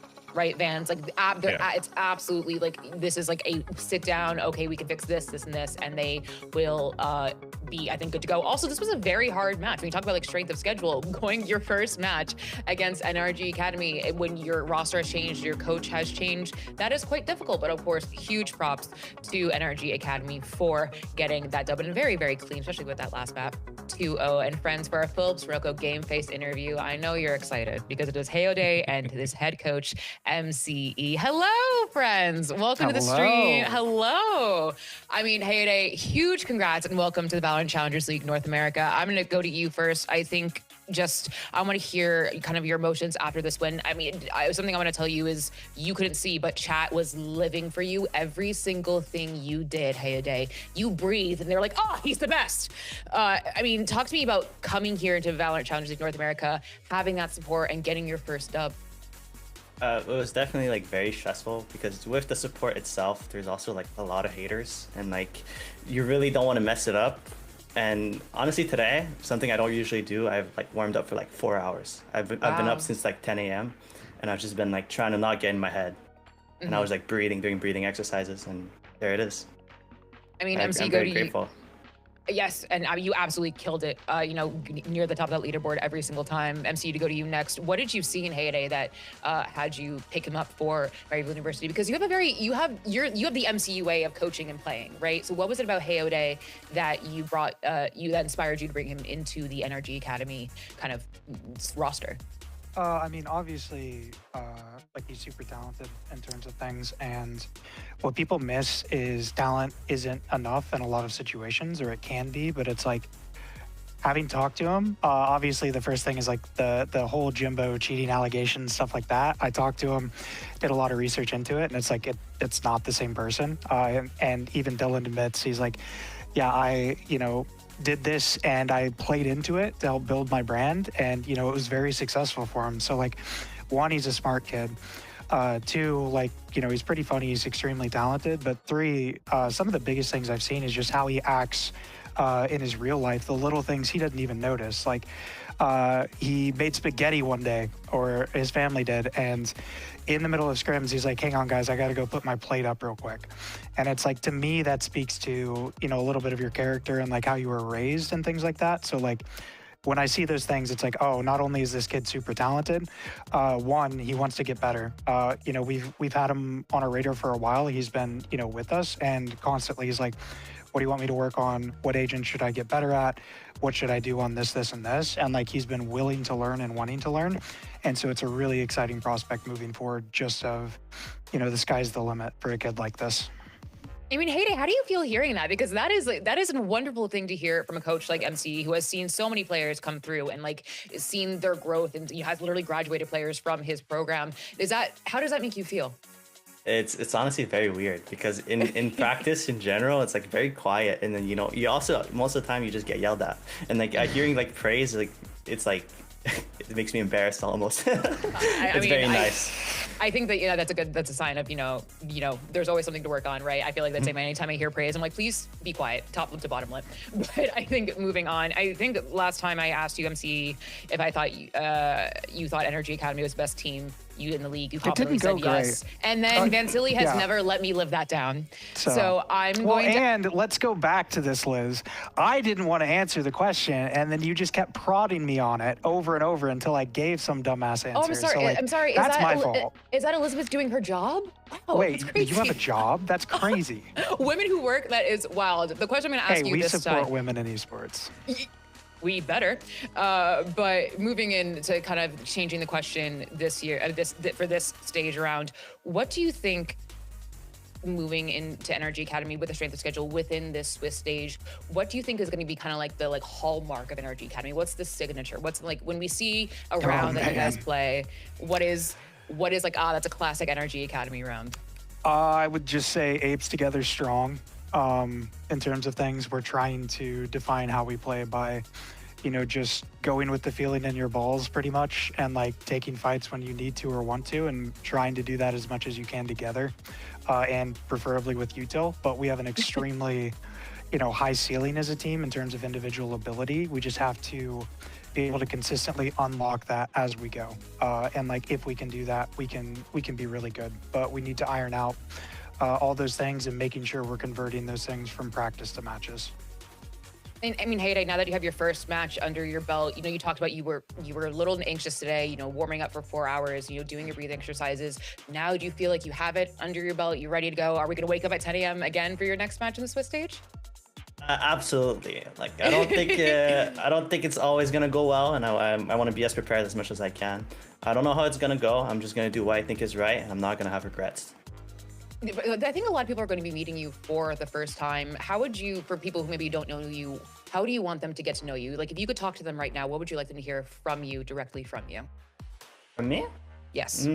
I would say, like, don't really try to know me as like someone. Try to know me as someone that just shoots people mostly. Like I'm gonna be the person that, in game obviously, I'm gonna be the person that will like just shoot, and there's not much about it, and I just want to be seen as that as well. Well, and you absolutely killed it today. Friends, I'm gonna let you go celebrate your first win of the Swiss stage. Congratulations. Thank you very much, Liz. All right, see you later. Bye. Bye-bye. I loved that. That was so much fun. That was so great. Always good to get to know new folks and hear from the people that brought them into the scene. But we're gonna take a little bit of a break, but stay right there, because it's M80 versus Rise of the Scarlet Empire next. Trim. Edge. Shave. Trim, edge, and shave with Philips Norelco One Blade. One tool for all you need. Philips Norelco One Blade presents Shave All Things.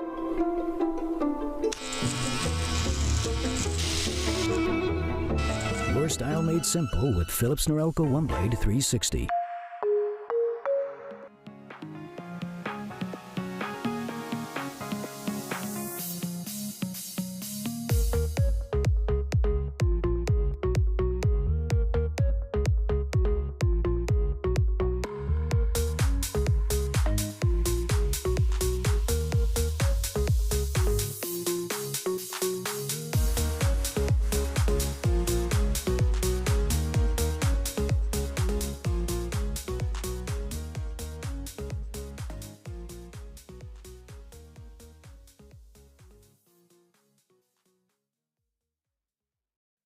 Our second match of the day, everyone, I know you're waiting for it, is our champions M80 versus Rise of the Scarlet Empire, aka Rose. Vansili, I'm gonna go to you first. We watched M80 kind of, I don't want to say claw, but get better and better and better as time goes on. But kind of the wild card here, right? Rise of the Scarlet Empire, Rose coming in here, which absolutely could be, if you kind of play your cards right, a huge upset.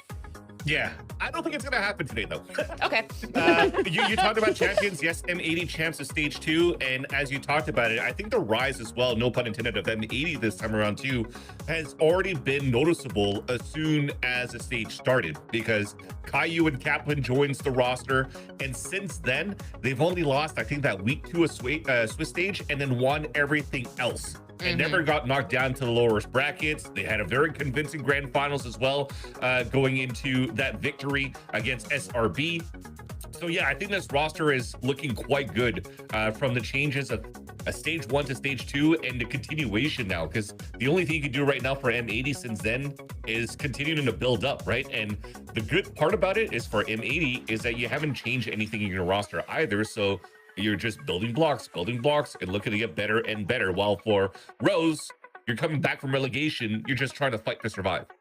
I mean, the amount of experience we have inside this roster is absolutely amazing and crazy. The fact that Nismo now is also playing, and he was once a coach, and he played also for M80 and almost won Ascension twice. Like, I mean, this roster is absolutely amazing. We have Alvin Boy, we have Nismo, both with a lot of experience also, along with Bonnie and Spaz and Caillou that he was playing in that tier 1. Now, also, I just wanted to see how they're dealing with this new meta going on, right? Because we know that there are really flexible players. Nismo specifically, he's really, really flexible. And we were seeing him also playing a lot with the KO and the Omen. But I mean, when he plays with Initiator, I think that's when his spark lights up. Like, it's just amazing to see him play. And the reads he always has on the other teams, it's absolutely amazing. And I'm so glad you brought up Nismo, because that is exactly who we want to highlight for our player highlight of M80. I feel like you could easily highlight literally any player of this team, but when you look at Nismo, you know, this people think he's the IGL. You know, he's coming from a coach, Kaplan's best friend. You know, kind of has all these things going for him, but he's also been so mechanically good, Vansili, for so long, pioneering that KO, staying true to that KO, especially when people kind of wrote off that agent when other initiators came into play. This is someone who is so crucial to the success of M80. I think that tells a lot about the character of both the coach Kaplan and the IGLing of Caillou, right? Because you're not trying to always cookie cutter fit into a meta, and you just play to your player's strengths. So if you're looking at Nismo again into his grand finals against SRB, he was putting up huge assist numbers on KO, on Omen, just making sure right now that you're leveraging the best in slot for the characters, for the agent, for Nismo. If you think about Nismo, it's or KO or Raze. You don't need to Raze right now because you have Bonnie that's going to own it up here for the team. So now you just have Nismo to take advantage of those flashes, to enable somebody like Bonnie to really get those frags through, and also being a great support cast whenever you need him to come in a frag, and Nismo's going to be able to do it. So again, props, big props to Kaplan and to Caillou to enable somebody like Nismo to continue to shine for the old guys like me. I mean, and Caillou's only gotten better with his calling as well. Kaplan has talked about his emotional leadership growing as well, which is what we love to see. And today they'll be going up against Rose. I'm glad you brought up their fight from promo relegation, Vansili. I'm gonna go to Valina for this, though. This is a team where I think if you look at the individual folks on this team, Valina, like we just had with the interview, incredibly mechanically gifted, you know, mainstays in the scene, but they just had to fight for their challengers' lives. Yeah, I know. They won that promo relegation against Jackpot, and it was absolutely amazing. It was a tough match, though, because if we go back and see, they started winning 2-0, then one of a sudden Jackpot comes back, and they close it out on that pearl that it seemed that it was not gonna end. But I want to talk also about Bob. He's just been amazing, flexing, between that race, also in some maps. We have seen the Initiator, and we were talking about that M80 was really, really flexible. I think this team also, it's absolutely amazing. Sharad, we also saw him like playing a lot of agents on that finals, but everyone, I just highlight that everyone was playing at least 3 different agents on that finals. Yes, and that someone we want to highlight for our player highlight, as you brought them up, was Sharad. I say Carrot because my last name's Marquini, and that's how I say the CH. I apologize. I keep saying it wrong on that chamber. Looking great. Also, as Zobi pointed out in our production chat, we have a picture now. Let's go. We love to see it in stage 3. But Vance, talk about Sharad to me, because what a player for Rise of Scarlet Empire to have. Yeah, I am surprised it actually took that long, because look at those guns on that player, man. Sherrod looking good out there. And yeah, definitely in terms of a player, you're seeing it through the replays, adding a little bit more to just only the chamber, but being able to be the support with the ISO too. You just need somebody that's going to win duels for someone like Sherrod. So for them to be in this roster and to put up huge numbers And again, I think it's just very similar to what I was mentioning before in that first series. We're into a meta where the op, I think in my eyes, are still going to be very, very strong, both attack and defense. So this is going to be very good for somebody like Sherrod, somebody like Rose altogether, because there's still a core team that plays, you know, game changers together. So there is that big core. Maybe sometimes the practice is just on playing those officials, from game changers to fun havers to this, to really get the practice in. But at least like the synergy between those core players out from GC will really help out in these big battles and these big moments in the stage. Yes, and that's exactly what we would like to see. And for our Philips Norelco head-to-head, we have Bonnie and Retro. I mean, I could talk about Bonnie until I'm blue in the face, Valina. Such an incredible Neon, but also I think it's the tale of the Neons today, right? Coming into patch 12.09, it is going to be different, right? We don't know. We just saw no Neons in our last game. We don't know how this is going to turn out. They might not. But these are two duelists who I think would have no trouble switching over to any duelist if they needed to. Well, definitely. We saw a lot of Neon, and we have also seen Bonnie playing a lot with the Raze, with that Jet too. And I think that the theme of this match is definitely flexibility. I'm gonna still keep talking about that because we have a lot of possibilities inside also the map pool, right? We can have double duelist, we can have double Senti, double initiator, and it's gonna depend on the comfort of each team and each player. And definitely Bonnie and Retro been crazy throughout what has been also like a relegation against Jackpot for Retro side, and also Bunny just being absolutely crazy on that grand finals against Shopify. I agree. And when you're looking at it from Retro's side as well, Neon's only played 4 times, and the reason why that happens is because there's a lot of agent switches and roles and responsibilities through Rose from map to map. So sometimes he'll play some duelists, sometimes he'll play Omen, sometimes Vi, sometimes some initiators, some Breach, I think, going into the relegation game as well for Retro. So they're kind of all over the place right now for Rose, but they still make it work because I think it really comes down to once again comfort, because Bob maybe could play should I say the Raze on certain maps, or we'll know her for the Sova plays that she's able to do, but mainly too, as much as we hyped up Sherrod under that chamber, it seems to be the person that has been mainly wielding that duelist for that team. So outside of a chamber, it's all duelist roles for Sherrod across the last couple of games too for that player. So I feel like this might come to a new surprise for teams that they have to face off against, because they have to probably think on the fly if they haven't scrimmed against a team like Rose yet from the quote-unquote week of off-season until now. The week of season. I mean, things could, you know, and that's what I'm talking about in the beginning, right? That left curveball, the things you don't expect, the things you don't prep for. Yeah. Kaplan is a very prep-heavy coach, and if you come in with something that he has not prepped for, good luck. That timeout is going to be the most talkative timeout known to man. But we also have our map picks and advanced sleeper players like Sherrod, and everyone else will be going to for our battle, starting with Lotus, picked by Rise of Scarlet Empire, then Pearl, our first Pearl of the day, picked by M80, then if necessary, and only if necessary, Belina, heading to the lovely H site map of Fracture. I just want to see a sand. I know everyone hates on a sand, and it's the same map every time, but I just love it. And well, we don't get to see that today at least, but definitely Lotus is a really popular map. If we go to the M80 side, we saw this map be played a lot on stage 2, right? And it wasn't like their strongest map. Definitely Fracture was the strongest map. So the fact that it's now on that decider map, it's really important for M80, right? And if we go to Rose's side, Lotus was not either a good map. So I imagine that also this pick has, they have worked a lot on this map. We have different comps. They were already adapting to what you can play today, that it's like the Race, the Viper with the Vice, you know? So I don't think it's going to be that big of a difference in comps for Rose at least, but I'm just excited to see what M80 has to present, because they had that Neon going on that last map that they played. Yeah, I agree. But it's probably just like a Race switch off or something like that too, right? And that could still make the comp work very well.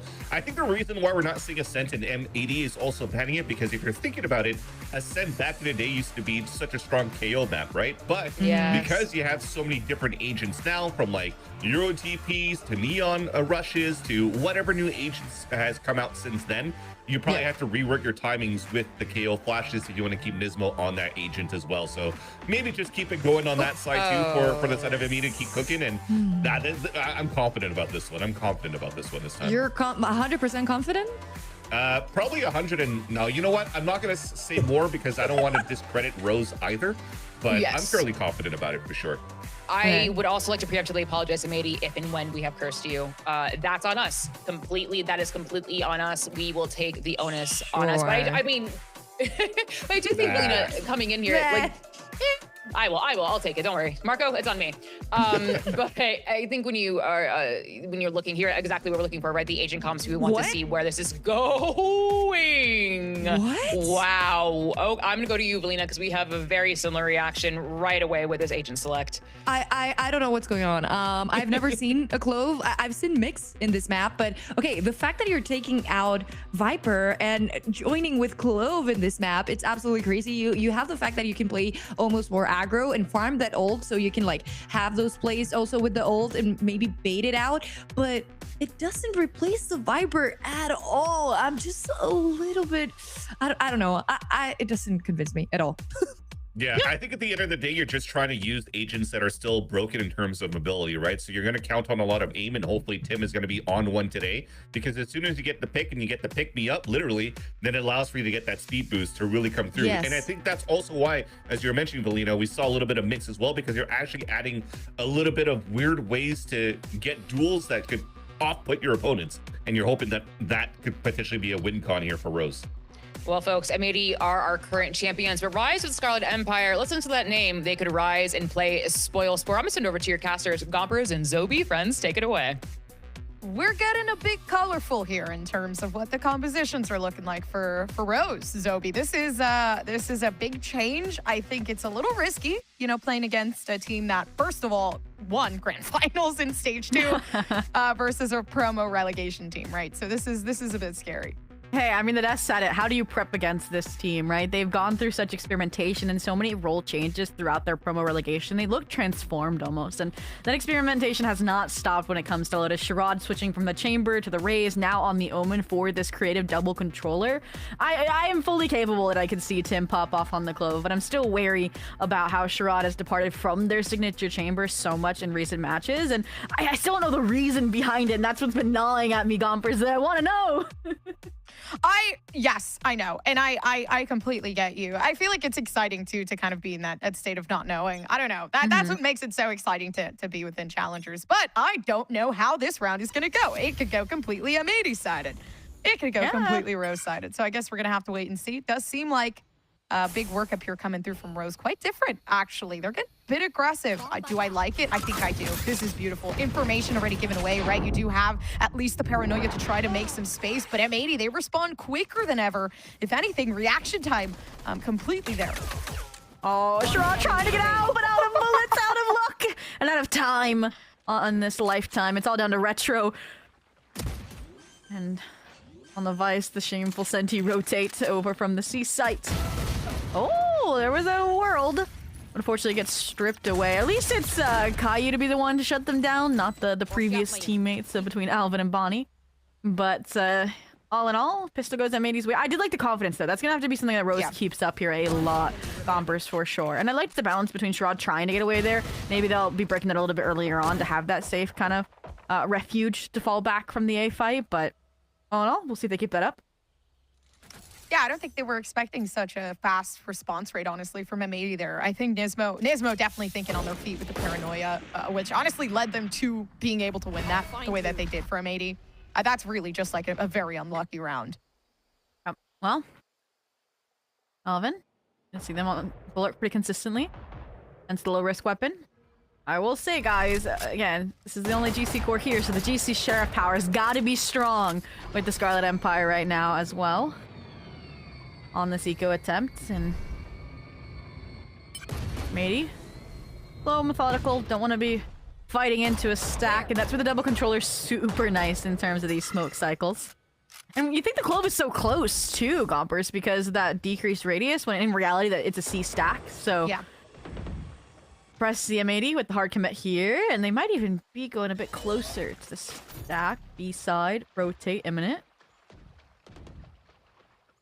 Oh, they hear the footsteps through waterfall. They're like, okay, we go back A now.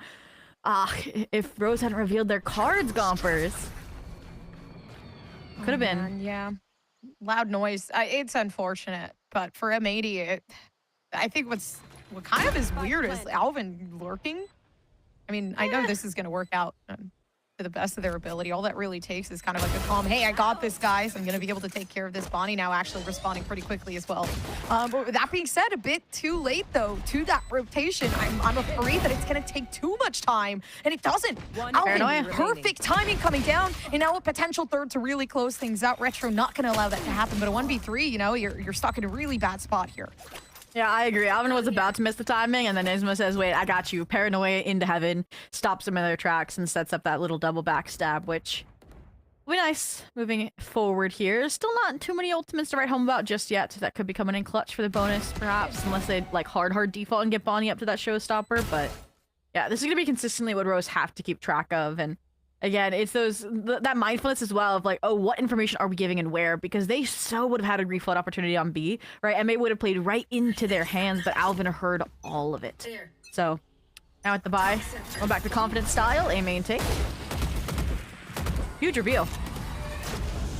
Yeah, back off as well from Rose. In this moment, they should have the advantage. There are three actually hero rifles over towards M80. There has been a bit of a purchase there. I mean, in regards to that, it does seem like, I mean, they have it in the back here. Luckily enough, Tim does manage to get one, so that's going to offset M80 just a little bit. But even then, they're playing as a team. They have so much positioning here, and it does get shut down by Rose. And this is great, right? To be able to have this amount of power in this very moment. Alvin doing the work that they've done many times before up towards mid, and it actually doesn't get shut down by Corrupt, so it gives them a bit more time here from 80 and potential for Alvin to kind of take in this 1v1. Though slow work around, and Retro shuts it off with a one tap. Hey, that's your former burger boy. Don't be doing him dirty like that. You know, Alvin almost completely dismantles that Rose buy round.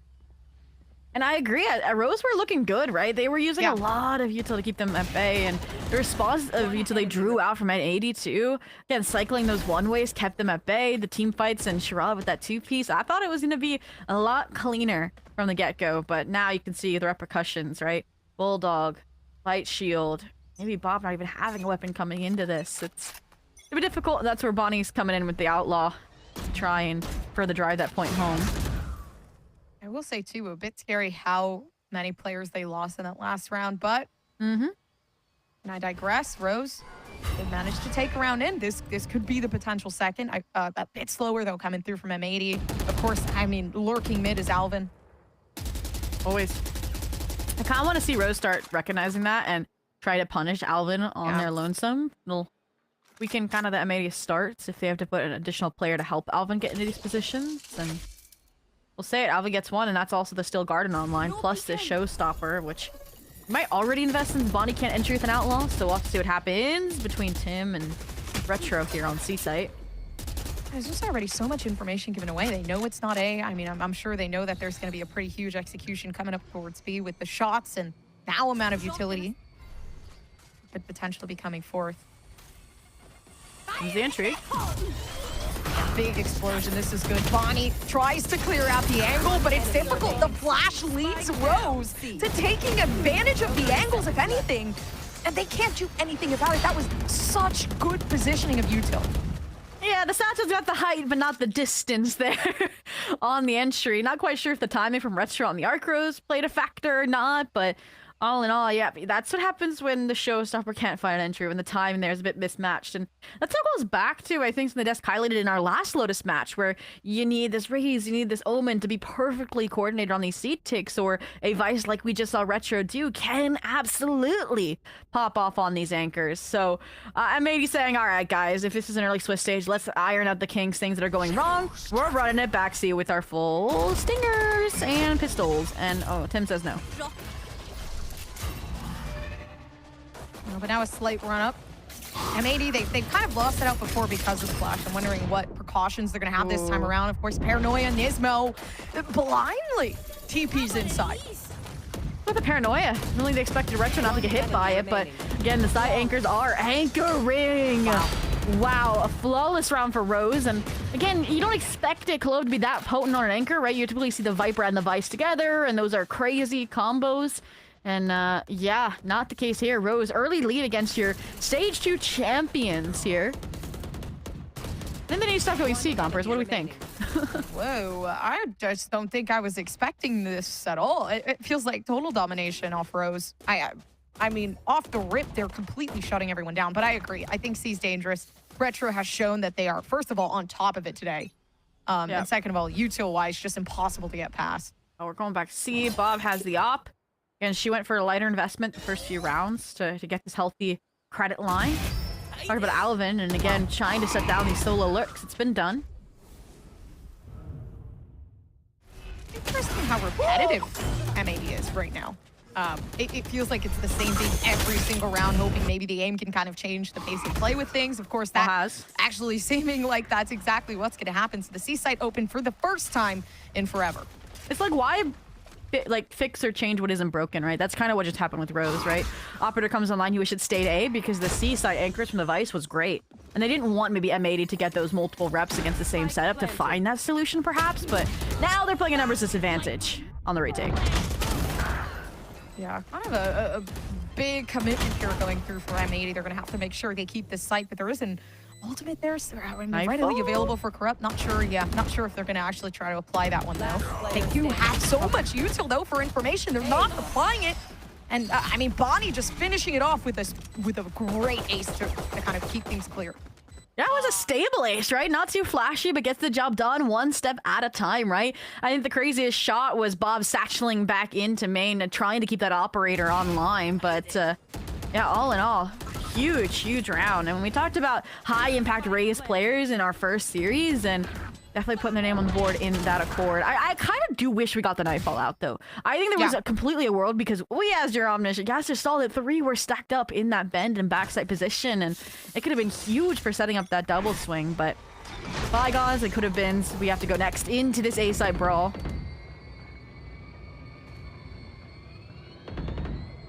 Which suddenly has become a lot quieter than we thought it would be.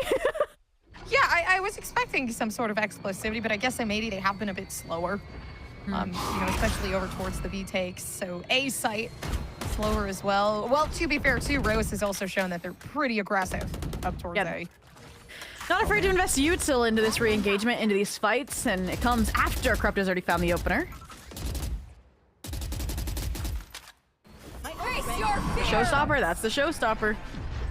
Actually great too, because now we finally do get, you know, to see that Nightfall. It's not going to be too prevalent, though. It does seem like M80, they're still trying to fight off some sort of space, but taking a bit too long. The TP not heard from Spaz, and Bonnie really not able to clear in enough time, so it creates this sort of dissonance from M80, which is weird to see.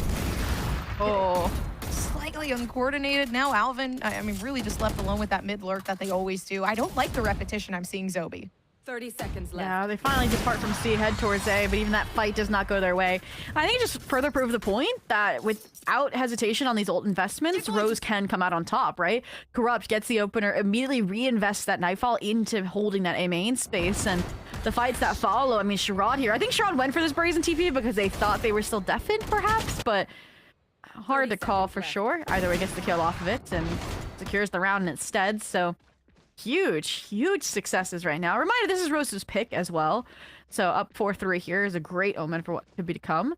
But M80, we've already seen some of these haphazard eco buys. We get to see it with some ults behind it, Gompers. And I will say, C site, if they can break through Mount and find numbers on the way, has been a decent exec for M80. It's just if Rose gives those fights, because the hard anchor here between the Clove and the Vice has been so clean. Here it comes again. Slow movement up. Okay, flash has been placed. They know this is where the execution starts, but unfortunately so. I mean, Tim really can't keep the backside in hold, but they know Retro's still here. Launching thorns. Okay. Once again, it's M80 on this slow approach. I mean, you lost your entry despite the opener off the paint shell, so gotta pivot. I will say this time, number one, you don't have the Alvin lurk to depend on. Number two, Rose didn't maintain that deep A space they typically have, right? After investing the initial take util, right? Usually they kept, again, the Omen on wall. They kept the Fade at close hand with a Prowler. Here it's Sherrod. Just having to listen from main here. Play contact the Jiggle. Ooh. Long range Stinger needs to be setting bumpers at the end of the day.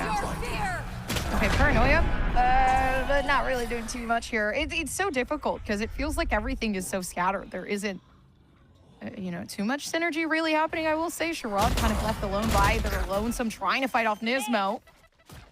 That being said, luckily enough, I mean, M80, they finally do take in some sort of player advantage here. A slow work around, not actually having their weapons be taken away just yet, waiting inside of that smoke, and that's going to be brilliant. I mean, but maybe the spray down can get something, but in this very moment, that ult alone is making it a million times harder for Rose. I love the ults invested on the eco. It's going to hand M80 this round, right? Retro 35 HP, only a light amount of that regen shield, and the timing from Caillou on the overheat red. Now they're like, okay, maybe we do go for this instead of save. Time not on your side, and Spaz as far away as humanly possible in this Viper's Pit as it drops. That should be the finisher. Thrifty secured, and so is the tie game 4-4, and Gompers that backpedal A again. So nice. M80 finally catch Rose on a mistake, because usually they had a lot stronger, deeper of an A hold for those exact pivots, and I don't know why they didn't this round. It felt very, Sherrod was kind of left on their lonesome there, which is, I would say, I don't think they wanted to be in that position. There wasn't really too much of an escape route there where they cornered themselves in, but mostly M80 kind of cornering them in with Util as well, which I felt like was a bit more prevalent this round. Like Sherrod did what they could in that situation, kind of vibe. They even tried to get out because they knew they would be handing another rifle over to that post plant of M80, but felt inevitable at that point, but it's going to be finally the economy reset for Rose, aside from the hero rifle and the sniper rifle. We've seen, again, what a showstopper, a good one, can do on this map, and Bob has that in her back pocket. So, again, maybe play it slow. Could utilize the toxic screen just for deep scaling without the util investment behind it. Oh, that would not be good. Yeah, no. It's always just so slow, and it's hard to kind of read into too, because Rose is really just waiting for it. Of course, they don't have much to play with here, other than that one hero rifle Corrupt may have for this trade-off. But even then, with not really wanting to beat this and test things out, it becomes quite difficult to get that first pick in. Oh, there it is, gifted from stairs. Corrupt though, the hero rifle is sprung. And I was hoping Bonnie would get that sightline on the Corrupt, right? Only with that half shield, it would have been a one and done blow, but the pivot here just as fast, right? The A side was just a front, it was a fake. And now he's gonna protect the gun upgrades with that Outlaw. That's the nice damage to nullify a retake attempt that could have happened. Planted. Kind of getting into it now, M80. They've managed to get the plant down. There is a very, very slow retake. Everybody's very far apart from each other, so the timing that it takes to kind of get onto the site is what's the most important. But with that slow workaround now, waiting for Corrupt to make their way down towards Waterfall to clear some of these angles with them. It works out in advance. Now Nismo preparing for this take, but the hard part is, you know, there is a smoke off as to where everybody else is, so not much to really see or do, although still managing to get a lot of these refrags in, and it works out perfectly. So that round win going back over to M80. Yeah, again, when not coming from the same lane becomes difficult also without those weapon upgrades found from the A fights that went your way. So M80 snatched back the lead. Haven't seen a timeout just yet for either side either. And I will say, Rose is in a difficult spot for the early success that they had. Considering if they lose this, it'll be like, okay, M80 could get a substantial lead at the half still, because they'll be stuck in that buy save cycle. And we've got to see players like Bob step up a little bit with the ults. Players like Sherrod already have found success, but look at this main fight. Somehow Bonnie manages to pull away with a pistol shot. Now the showstopper, you know, Vandal has been picked up. So this is a huge rate of play here, and a lot faster for M80. Of course, Rose kind of giving into that impatience and aggression. Yep, that A fight was very scrappy to say the least. Yeah. It's crazy that they hold as well, and they're still so thorough on clearing out these rotations like Tim. Last player standing. It cleared out completely. Yeah. M80 played this honestly great. I don't even think they were expecting the push, but Retro down towards the backhand side manages to get 2. This is potential. A 1v3 situation. Now Nismo shuts it down. So no longer, but for Rose, I mean, it really doesn't feel like there's too much of a deficit here. Of course, they've pushed up towards A. It was something new that they have tried, but I like it. I like the fact that we're seeing something new every single round from this team. Yeah. I mean, a showstopper for showstopper.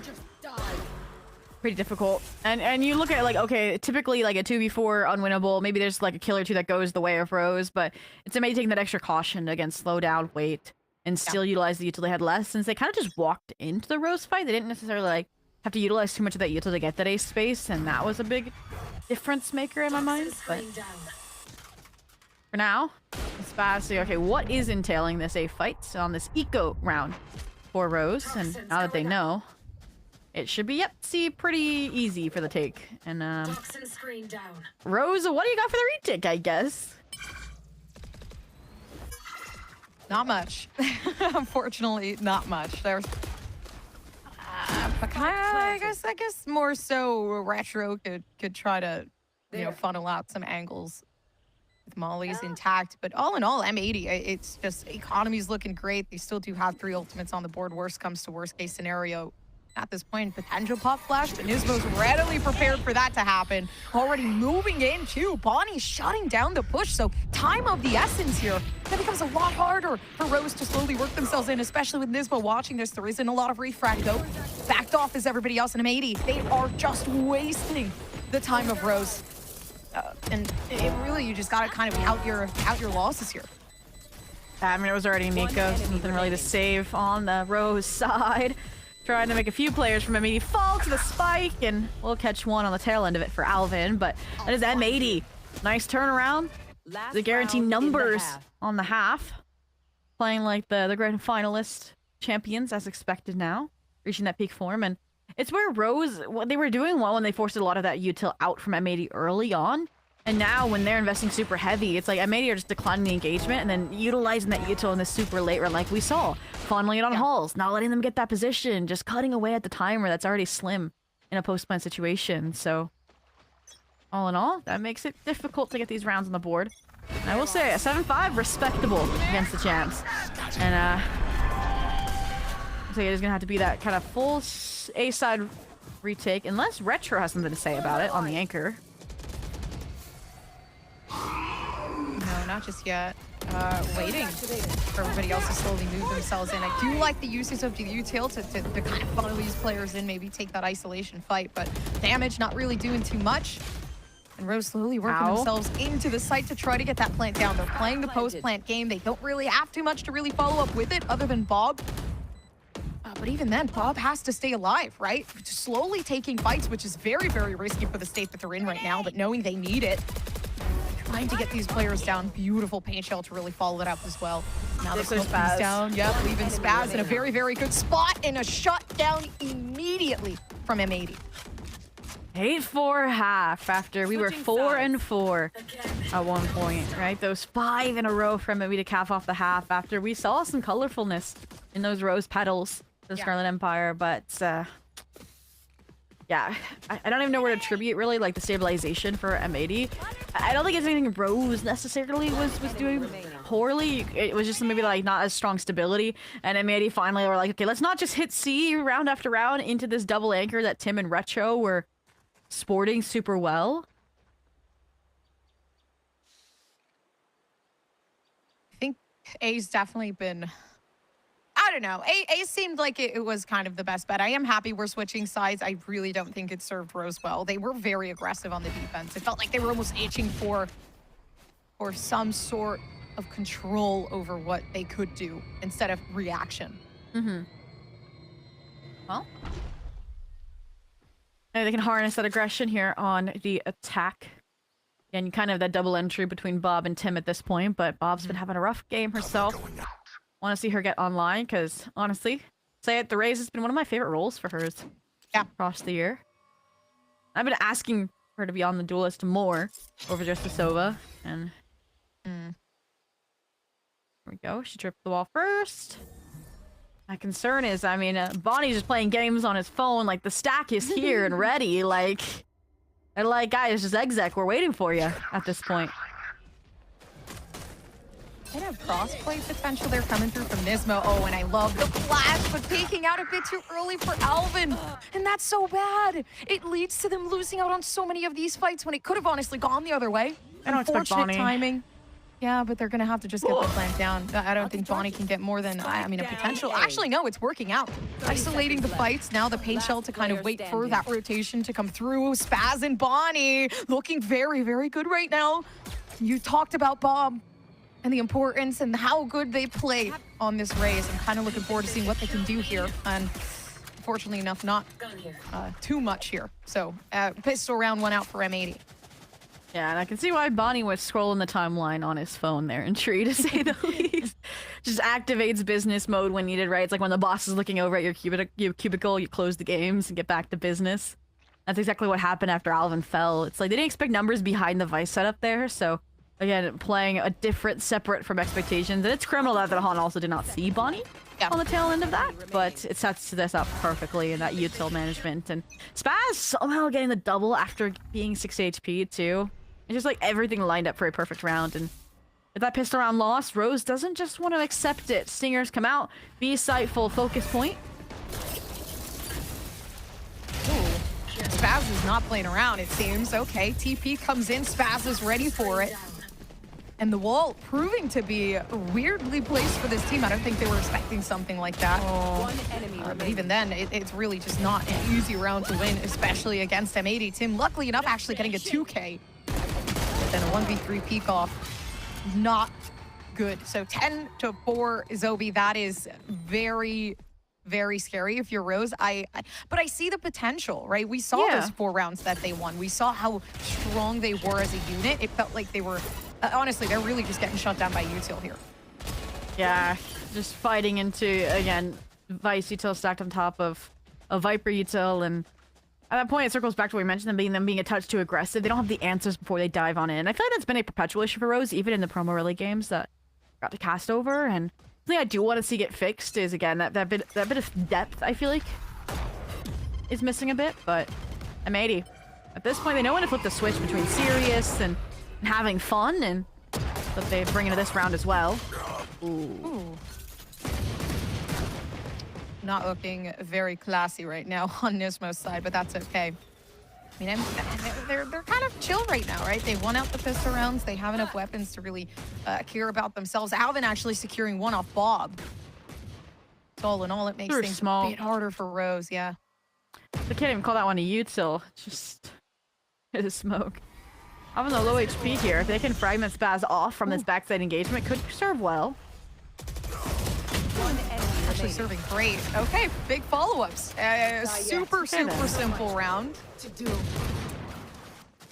I just hear the phantom shots from Spaz, and it's just Alvin, though, with the Spectre sweeping up all the kills, and I'm like, what just happened? I mean, that's what happens, though, when you Stinger Force. It's like 3rd round's probably not going to go your way either, and Alvin putting those bullets to good use. 11-4 now. Matey. Trying to be now flawless for the rest of this map, closing out Rose's map pick here. Aggro fight incoming. Another quick one, though, this time coming through from M80. Trying to play with the tension that Rose played with before on the defense. Oh my gosh, it is a shutdown off the rip. It's questionable. What do you even do in this moment? And that's the difference. It's like Rose will not let off the gas. Right? No. They're not defaulting. They're not waiting for these initial util cycles like M80 did, right? That was the benefit of the Alvin lurk. That was the benefit of the slow C start. The double lurk, even at times, they had set up with Spaz too included in the party. So that's kind of what I want to see from Rose almost. And then you can group up and go for that death ball approach. Because we know they have the firepower to win these team fights. That's what kick-started this entire closer game, at least in the first half. Now, I mean, what firepower do you have in a 2v5, right? Yeah, and I guess over time, like, you lose out on so many fights, you really start to second guess yourself. But I just don't think Rose need to do that. Mechanically, you can tell that they have it. Especially with the clutches we're seeing from Retro. But right now, it's not going to happen today. Up to Bob to 30 seconds left. honestly, I think just diminishing the numbers will be good enough in this very, very moment. Seems like one and potential second, but yeah, just isn't able to really secure that. So we are going to head over to match point 12-4, which does hold a lot of pressure when you say it out loud. Yeah, and it's so funny to see M80 as soon as it becomes like a 1v3, 1v4, they insta group up, right? Like to make sure there's tradability, and I mean that's that kind of drilled discipline that the coaching environment of M80 offers as well. Just like knowing what the expectations are and following through on them, no matter who the opponent is, no matter how silly the opposing composition seems. And Rose, I'm not gonna lie, this feels a bit late. Yeah, just a bit. Just a touch. It is very late. Yeah.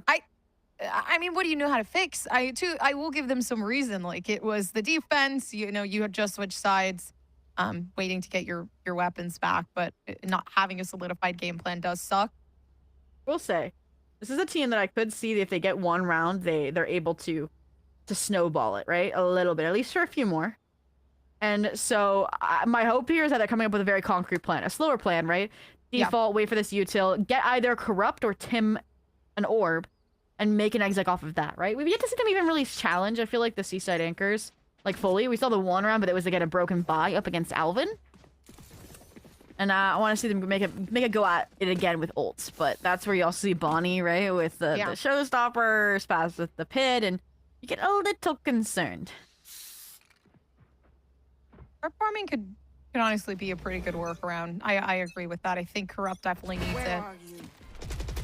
Potential for Tim to take honestly just a pick that somebody needs to be able to walk away with this one. Now ultimates, 3 ultimates with potential to come back on the board.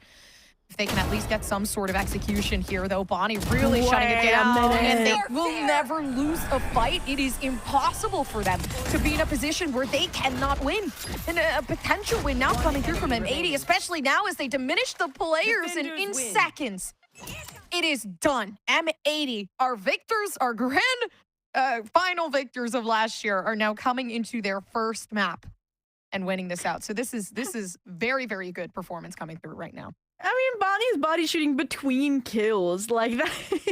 They're on the final kills of the map, and that's where you really wanted to see again that extra thought and that the very decisive calling out of Rose, right? Like, okay, we got the opener, the anchor on C, and you still have 2 players defaulting in B main when you want them to just quickly cross and rotate back through for a 5-stack on C. And that's something I'll be looking forward to on a map too, like Pearl, that is very call rotate heavy with all those mid avenues to exploit. But that also to me screams like M80 strengths, right? Alvin was already doing such a great job, it felt like, on the Vice lurks, and that's gonna be right up their alley as well. So it's like, Rose, we see glimmers of hope. Can you expand upon them and showcase all that work that you put in to not get relegated, to test out the new map pool, right? Through those best of 5 trials. Yeah, I will say I felt like there was a lot more firepower on the defense, and almost as though they had really, really prepared the defense for that map. And it just felt like there was a bit more synergy there. So I'm kind of hoping we get to see them, you know, reset the mental, understand it's not them that aren't doing good. It's just the fact that they just weren't mentally prepared as much as M80 in that very moment. So I think moving forward, I'm hoping we do get to see them, you know, in a new light in this second map. But guys, please don't go anywhere. We will be right back with more Valorant. Trim, edge, shave. Trim, edge, and shave with Philips Norelco One Blade. One tool for all you need. Philips Norelco One Blade presents Shave All Things.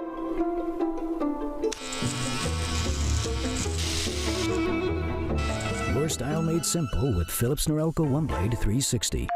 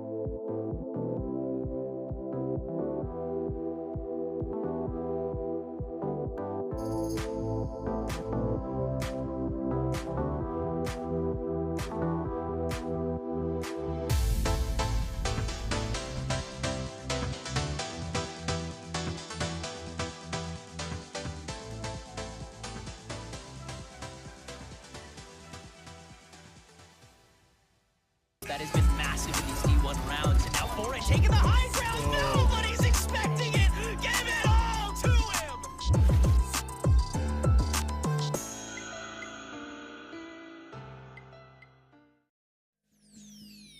Well, in case you forgot, M80 are our current champions. They were very happy to remind you with a scrumptious map steal on Lotus. Welcome or welcome back to VALORANT Challengers League North America. I'm your host, Elizabeth, joined with Valina Vansili on the desk. And that was, it was quick and it was pretty decisive, Valina. I feel like there was a moment in the beginning I was like, oh, this might be a little bit more even than we think it is. It might be, this might be kind of going back and forth. And then eventually, no, as you guys will see with the timeline after we go through our highlights. Yeah, it was difficult for Rose NT, but that first half at the start, I think it was M80 trying to fully play out of sound and contact. They were trying to not be like aggressive, and I think that was a big mistake for part M80. They were just giving time to Rose, like getting that ground, getting to rotate easier, so they were not getting those first rounds. But then they noticed, okay, we can go A and just go A and go A and go A and just start winning rounds. So that was actually really good from M80. I think the read was spot on, and also from Rose, I think there were really good reads also at the start, but it was definitely difficult going, also looking into the fact that M80 won both pistols and they were like gaining this momentum and getting also to start winning those rounds with a more easy read, and winning those clutches too was really important. And I think you nailed it as well when we talked about the beginning of this game here, Elizabeth, when you said usually when you have someone like Kaplan that's going to be preparing a team for a certain type of playstyle, they're going to have everything going from A to Z. So I have to give props to Rose to come out with something new and out of the box to maybe try to get your opponents guessing for a bit, which kind of worked. I think if it came down to one of those rounds where it was like the third round strung in a row, or was it the fourth from the side of Rose, there was probably a timeout from Kaplan for them to just work out a plan based on what he saw in the first place. But I think it comes to show how much he trusted the calls and the reads coming out from Caillou and from the rest of the team, and how they adapted to it. And I think once you had Bonnie being able to have enough to get into the showstopper, and you saw that trade-off happen at that 4-4 scoreline in front of Rebel, and then you mentioned it, Valina, the way that they were working towards that A side, they were basically able to counter out the trap plays that were being attempted by the side of Rose, but for example, metal nades or crossfire setups too. It became a lot easier for them to digest the half, get a very strong lead at the end of it. And unfortunately here for Rose, they couldn't find their footing on the attack side either, because of how individually M80 is still M80. They're still a hard team to play against.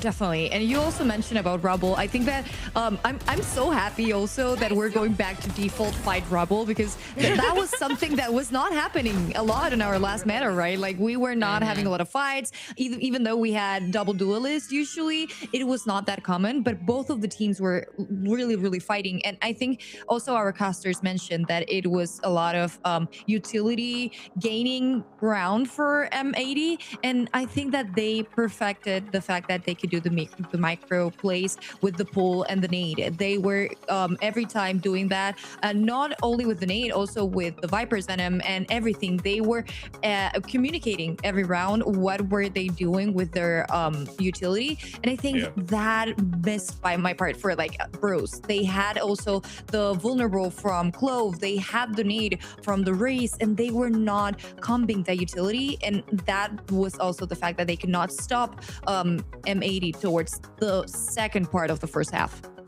And I mean, we highlighted him, Bonnie, doing Bonnie things. I said I could talk about him until I was blue in the face. And I don't know if he heard me or what it may be, but getting a nice 2.0 KD with a 374. I'm gonna say that again, 374 ACS, over 100 points higher than the Spaz, who is the next person on the leaderboard for that team. I mean, if you're Kaplan, you're thrilled with this, Vansili, right? Like, I talked about that prep. I talked about, you know, you talked about the adjustments that had to be made. Of course, huge props to Rose for coming in here with that kind of new plan. I think a comp that surprised Belina and myself. But this is exactly what we expect from them as a whole, as our current champions. Yeah, and I think if you're looking at the game plan too for M80, we talked about it. It was a simple agent change from a Neon to a Raze, right? And if you look at the game plan, even if they were playing Raze and trying to hit towards the C side at the beginning, going into like their bonus round moving forward, it wasn't working out. So if they had a Neon or a Raze working on the A side, I think you would have had similar results at the same time too, because you could just figure out how to play, as MC mentioned before, ape together strong, and it did perfectly for the side of M80 to make sure that they were confident for these trades. So that was very nice to see. Definitely, the trades were something that M80 was doing perfectly, and that's what I want to talk also about Rose side. I think that at the start of the match, we were seeing Rose rotating really fast and getting into that fight. Probably 4 people on that fight, in those fights, and that was why they were also winning those trade outs. But more to the last part of the map, we saw that Rose was also peaking individually every time. It was 1 by 1, and we didn't have that type of situation that, okay, I'm gonna 1, 2, 3, I'll go to the side and you kill them. We didn't get to see that from Rose on the second half, and M80 could also punish that in a really effective way.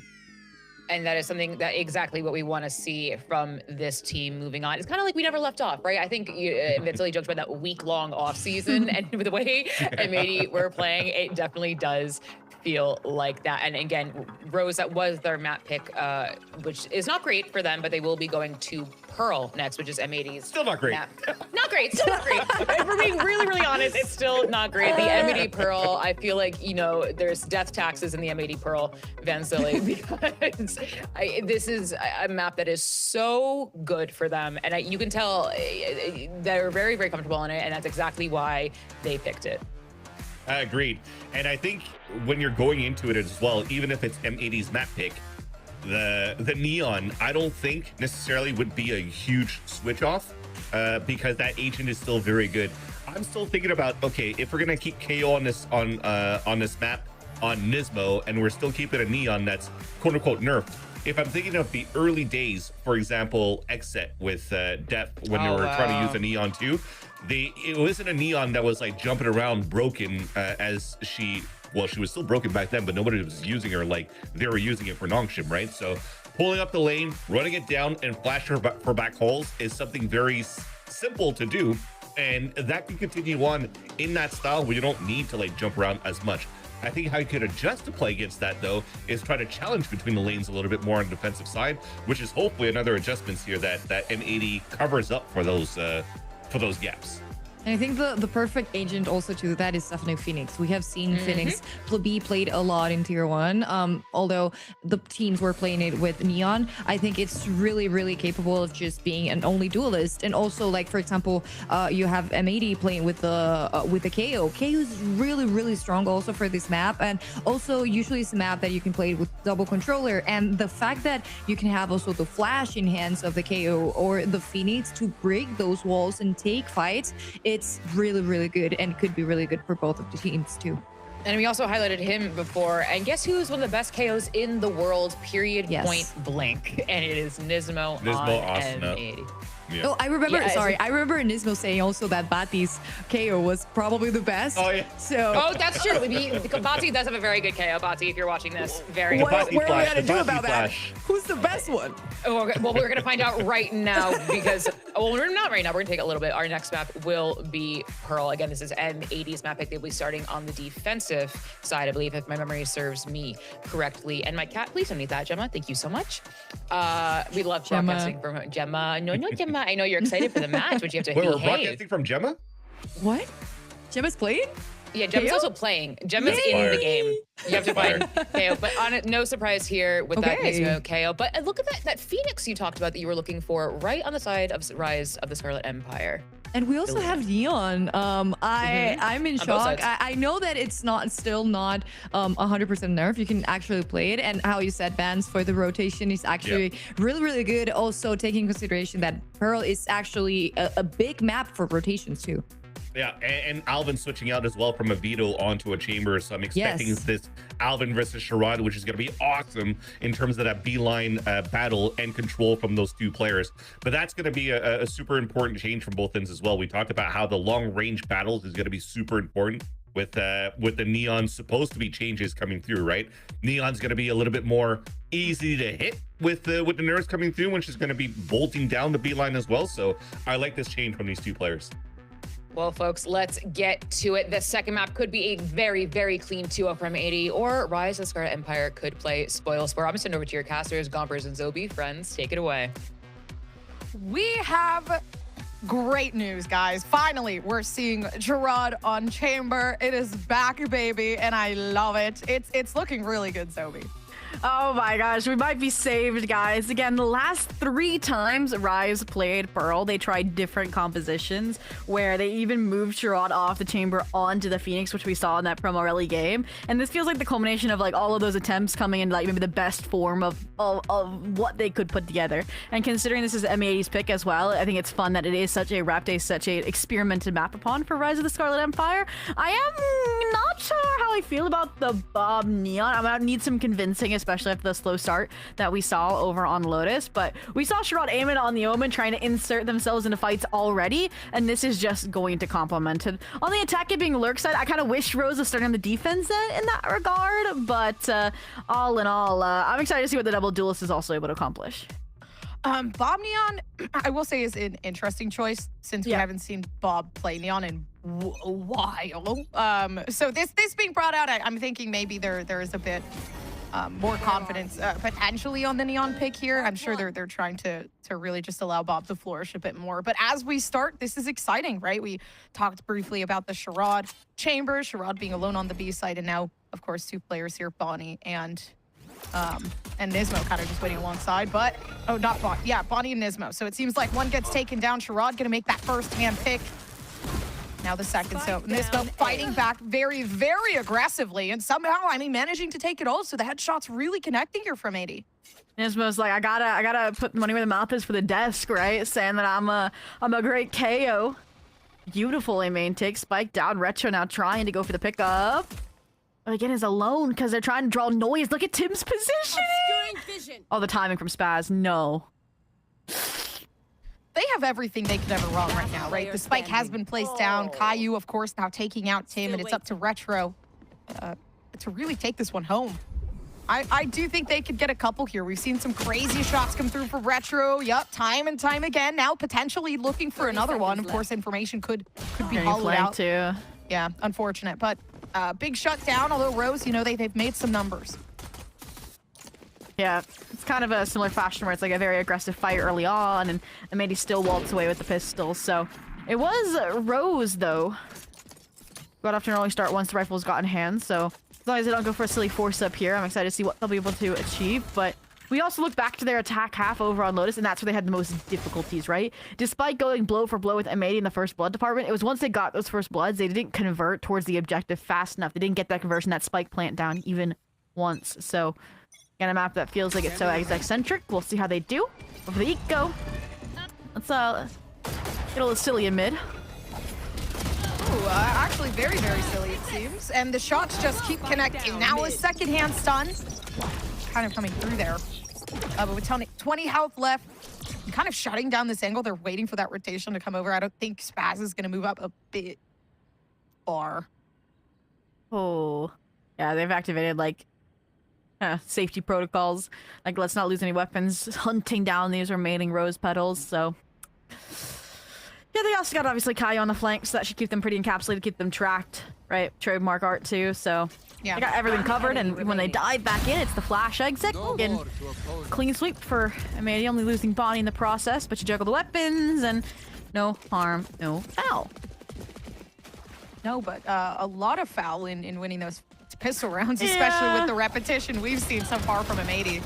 But I do like it's weird because it's like they are working as a team, but they're getting shut down as a team as well. I think the amount of stuns that we're seeing be placed, right, from Bonnie, from Spaz, it's making it so hard.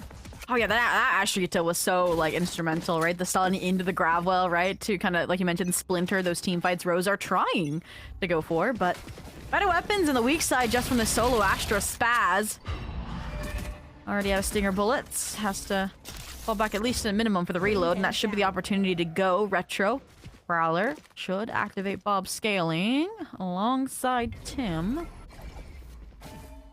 Why is it going so silent? This is a loud time for a double initiator to rotate over. That's Molly's, that's shock scomp. Still so much until waiting. Spaz is waiting for the perfect moment to really apply that, but I like this, a flash that does come out. Unfortunately, Tim can't follow up in time, and it allows Alvin a bit more space and room to repeat the angle. and get that advantage. So Spike has not been placed. It's not even close. And at this very moment, it makes things a lot harder for Rose. Yeah, they have a double duelist and they took so much time just walking down B-Long after already showing, right? Retaliating against that spray down from Spaz. And that's where the numbers, where the flash play setups can come in.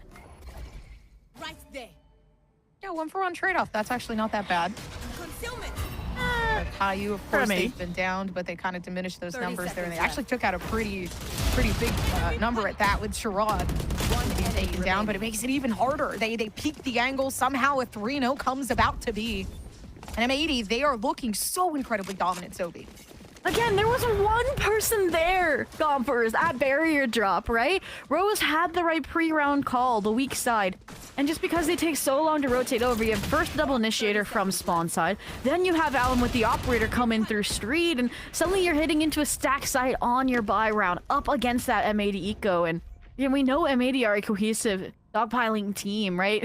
Van said it, apes strong together, and that's exactly what convert that third round bonus. And now it's an Odin and an op. It's just everyone's favorite nightmare to face off against. And Rose once again have to go towards mid. This is the only place you can go on ecos, it feels like.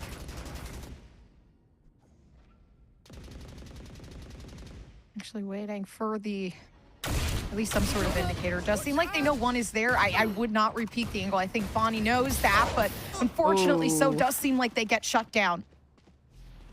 Little cinch doesn't have the weapon, but Kai's right back with the Odin. Yeah, Pop Flash makes it a lot harder. And somehow Spaz cannot... Oh, I actually think Spaz actually was the one that got flashed as well, which is unfortunate. But the spike isn't even there. They're going to have to go back to collect it. And if Nismo... Oh, I was going to say, if they can make it in enough time, they might just be able to hear it. This is what we mentioned, right? They get the first bloods, they get the kills, they get the numbers, and then something as simple as spike in spawn makes them give up all that space. Now Oven's back on the line, and the operator's contained in main. Where the players are. And they're just gonna wait for them to cross, wait for them to plant. And am I wrong to be scared that Nismo and Alvin really could still win this round out, especially when there's a null command on their side?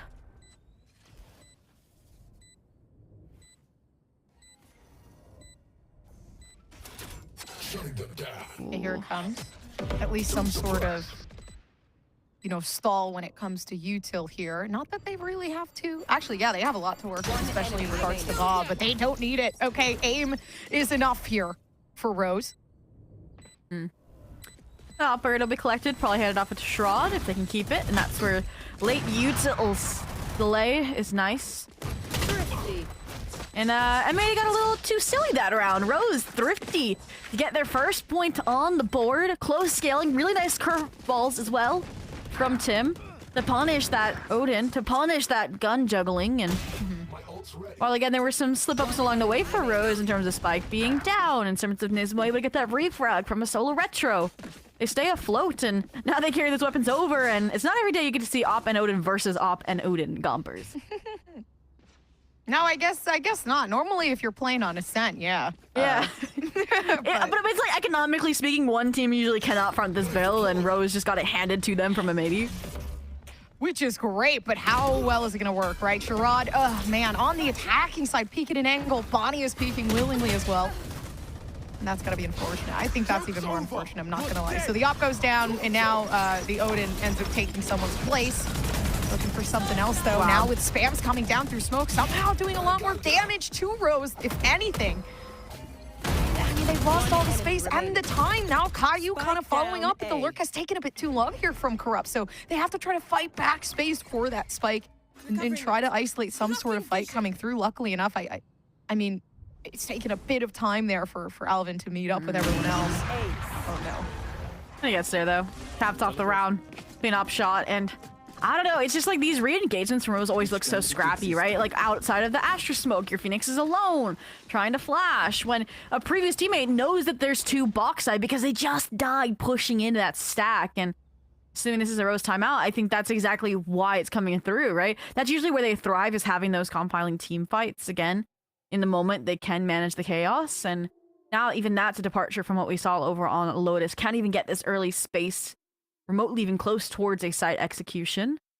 And again, the fact that Rose chose to start on the attack on Pearl to me is just frustrating after we saw, again, the one-side nature of it over on Lotus.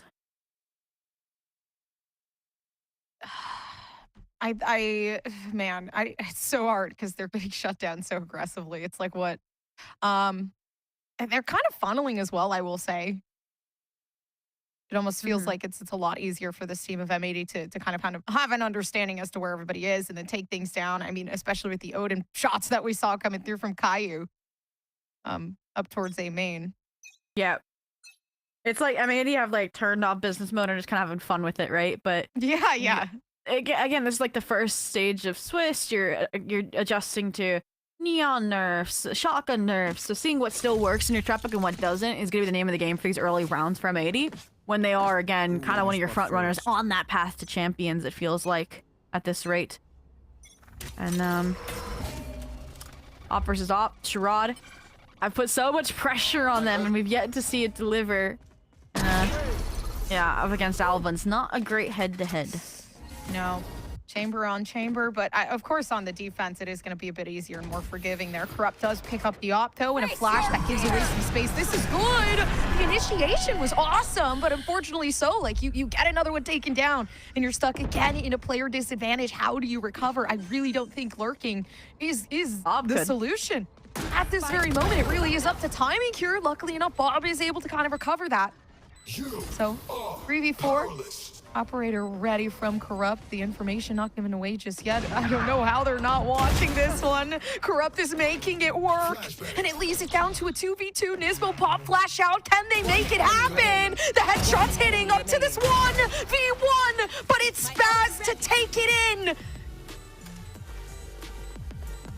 Oh, that hurts, right? The smoke was gonna fade. Couldn't tuck back in even after finding that opening kill.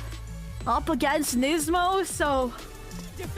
I mean, that was such a great attempt. You talked the question, like, how do they stabilize? How do they get numbers back? And Bob, we've called upon her so much this series, finally delivers those fatal blows. After already lost the opening, they get the spike down, they stabilize, they look like they had a clear objective in mind.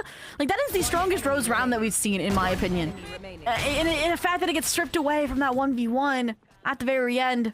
Just heart-wrenching as M80 pull further and further into the lead. And I mean, now we're entering an ult round with a broken buy for Rose. It's just hard to manage at this point. I mean, Quarter Force is gonna come out, so you get double off behind the overdrive. Like, it feels like M80 has everything covered. And it's this consistent smoke that Rose are okay with being set back by. And I know that there's been like some outward aggression coming through from M80, but there's so much we could utilize here to give us a bit more confidence moving forward. Now smoke's kind of coming up. Not gonna be too much of an issue. Now, again, it's gonna be op versus op this time. Times 10 power with the Quarter Force, and it's still the same outcome. At some point, I feel like you gotta throw the towel in.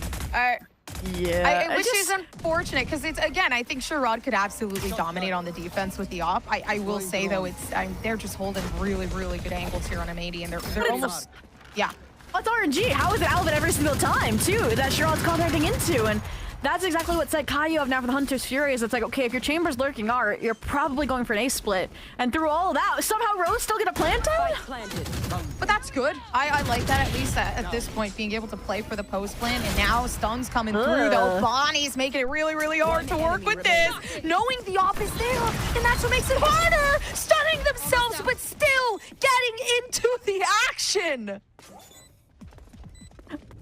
I don't even know what to say anymore, Gompers, right? Like, it's a flawless round for M80 when it feels like it shouldn't have been. Like, the timing found by Rose is slip into the ace side, dodging, weaving past that Hunter's Fury, and it's like Rose understood that they were gonna have a hard time in that post plan, but still commit to the site, right? Like, you know already that the Sova's backside backside A, you know, there's gonna be a chamber on art. Like, I think the art retake was nice there from Rose, like understanding that that's where they needed to play from, but then the Cosmic Divide comes in. So again, it feels like Spats, it feels like M80 are just a few steps ahead right now, which is expected.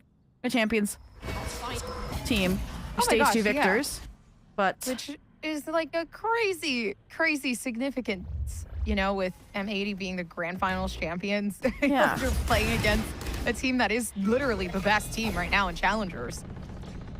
That's the thing is, like, Retro's been on that, like, deep run in Challengers before, right? Back with Burger Boys. Like, Bob's been a world champion in Game Changers. Like, these are players that know what it takes to be the best, and it's frustrating to see that depth not translate into the server at times, right? They have the firepower behind them. I think they proved that this series. And, they've gotten on the A side perpetually as well, but at this point it feels like M80's giving it up, right? Just to try out the retake strats on it. At this point, treating this as though they might actually. I think they have a plan. I think I can see the strategy. I mean, looks like the Odin really is the strat, to be honest. Waiting alongside everybody else down towards the back of side and blinding themselves. But I believe in the Bob supremacy. It seems like it's working out, and she is in it. And there it is. I mean, Bonnie goes down as well. The 3K to win out the round finally up for Rose. Yeah. Nismo needs to learn how to play jump rope, I guess. Right? Bob full blindness still survives. Literally aiming at the toes of Nismo, and just like that, Rose. It's like the closest round they've come to that they didn't win was because Bob got aggro into A side spawn, and this round the Overdrive also getting aggro does really, really well to stabilize that post plant. And I will say, Rose, these A exits are the answer. It's just a coin toss of if they work or not. And the rounds that it hasn't worked is when M80 is fighting aggro for A main. So what is M80 now doing? Fighting aggro for A main again. And I don't know how this is gonna go for Rose. I just want them to leave it if they realize it. This is good positioning off Bob. Yep, finally we're seeing the play come through. All it took was, you know, very, very patient hold and an impatience coming through from M80. Some sort of level of confidence that they're showing now.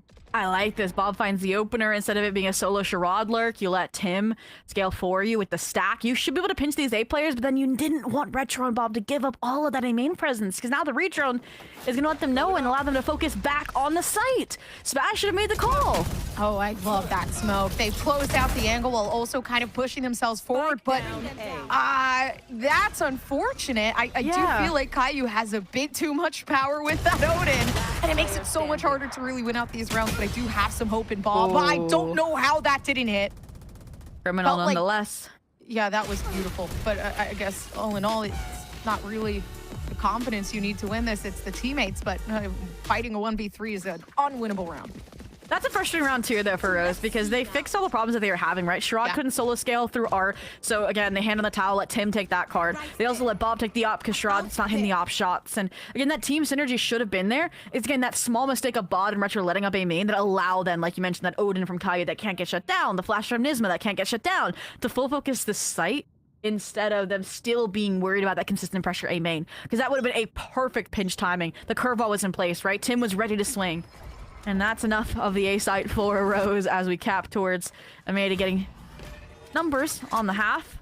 Head back towards the B site. Can probably get the deep corner line and then send the run it back in is the idea. Maybe sprinkle in a Cosmic Divide from Corrupt too. You're dead. That's a good hold on Alvin. Oh man. Why were you swinging that? I guess they were trying to make Alvin misclick or be a little impatient with it, but I don't know. That was kind of a risky thing to do. Rose, unfortunately, not really having enough players to isolate or do anything really on the site, so they're just gonna have Tim fight it out, maybe keep himself safe for enough time to really make it work, and it almost did. Yeah. The round win once again going over towards M80. There was a world, I think, where Tim like lines those players up hold, and then suddenly it's a 1v2, but yeah, it's difficult when the Utah's not as thorough, and it's difficult when M80 just are so definitive, are so confident in these rotates as well, right? It's been very like, we show here, we go here for Retro, and for Rose, I should say. And I think that's where M80 can be confident in these rotations. And I'm gonna say right now, I think if Rise of the Scarlet Empire sold a fake, everybody from M80 would rotate right now, just because the expectation, like they've conditioned it so much. But Rose just don't call that way, ever.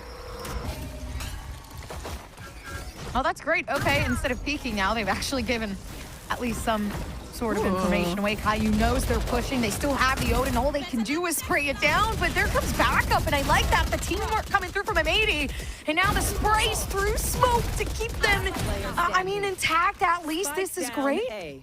Ooh, look at that. Nismo showing Corrupt respect, falls back, waits for the timing. Alvin's now on the line. Flowers, Corrupt, got a recall to get back. It's a great smoke too. Oh, they didn't spot Alvin, but no. It's like you can't just hope Alvin whiffs. Like I feel like that's how Rose has been playing it, right? From Bob conducting the back calls to Corrupt swinging that into Flowers, and I'm gonna say it right now. I don't think Alvin has missed an op shot like this game. Oh no, no. But they might now because if you're looking at the scoreboard, it's 3-by-3 that we're seeing, right? So 3 rounds won by M80, and then Rose gets to win one. So I'm a heavy believer that now is the time. If not. But he can't miss a shot if he's like gets timing and isn't holding the right line, right? It's like you can't miss the shots you don't take, but benefiting then their shot conversion. But I don't know. And whenever M80 take A main space, Rose haven't gotten onto the site. So Nightfall versus Nolkaman. Let's see who comes out on top. Yeah, so interesting too. We've seen such consistency with A. I'm wondering if there's some sort of long-term game plan with this, but it seems like not. Okay, Caillou shuts it down off of a very weird spot. Oh. Trod. It's quite different. Okay, like the pop flash, it works out. And I mean, what can you say? M80, they're just playing this honestly perfectly. Yeah, and there's Alvin adding to that conversion statistic. But again, the game plan is there for Rose. They tried to lean into it, but the conversion just falls flat because they could never dismantle that A main fight from M80. That was better against Trod holding it while Tim was trying to scale, but then there was also that missed timing because they're worried about backside. They're worried about the Alvin rotations, which have also been on point. So to me, it's no surprise from M80 to be up 10-2 this half, again, showing why they have the reigning champs right now and why no changes were needed, and showing why they picked Pearl, to say the least, as well. Yeah, to say the least. I don't think it's, I really, again, I don't think it's Rose. I think it's M80. Because I see a lot of potential in Rose. I don't really think it's that they're lacking in some sort of field. M80 are just really, really solidified in their defense, it seems. I'm excited to see them in the next few rounds of Swiss more than anything Rose. Like when they're up against, like, again, those teams that weren't quite relegated but weren't quite playoffs teams either. That'll be really fun. But for now, it's Massacre where this pistol can determine everything. And this pistol, I guess it will. Bob looking a little more, a lot more dominant, actually. Now that they've moved themselves over to the attacking side and are able to recover some of that space. So, my apologies. Yeah. Some of that space over towards the defense. Now, trying to get that retake in. M80 holding it down. Oh. All right, there's the Shroud we know. Little Headhunter action. Bonnie's low as well if they contact ahead of Alvin.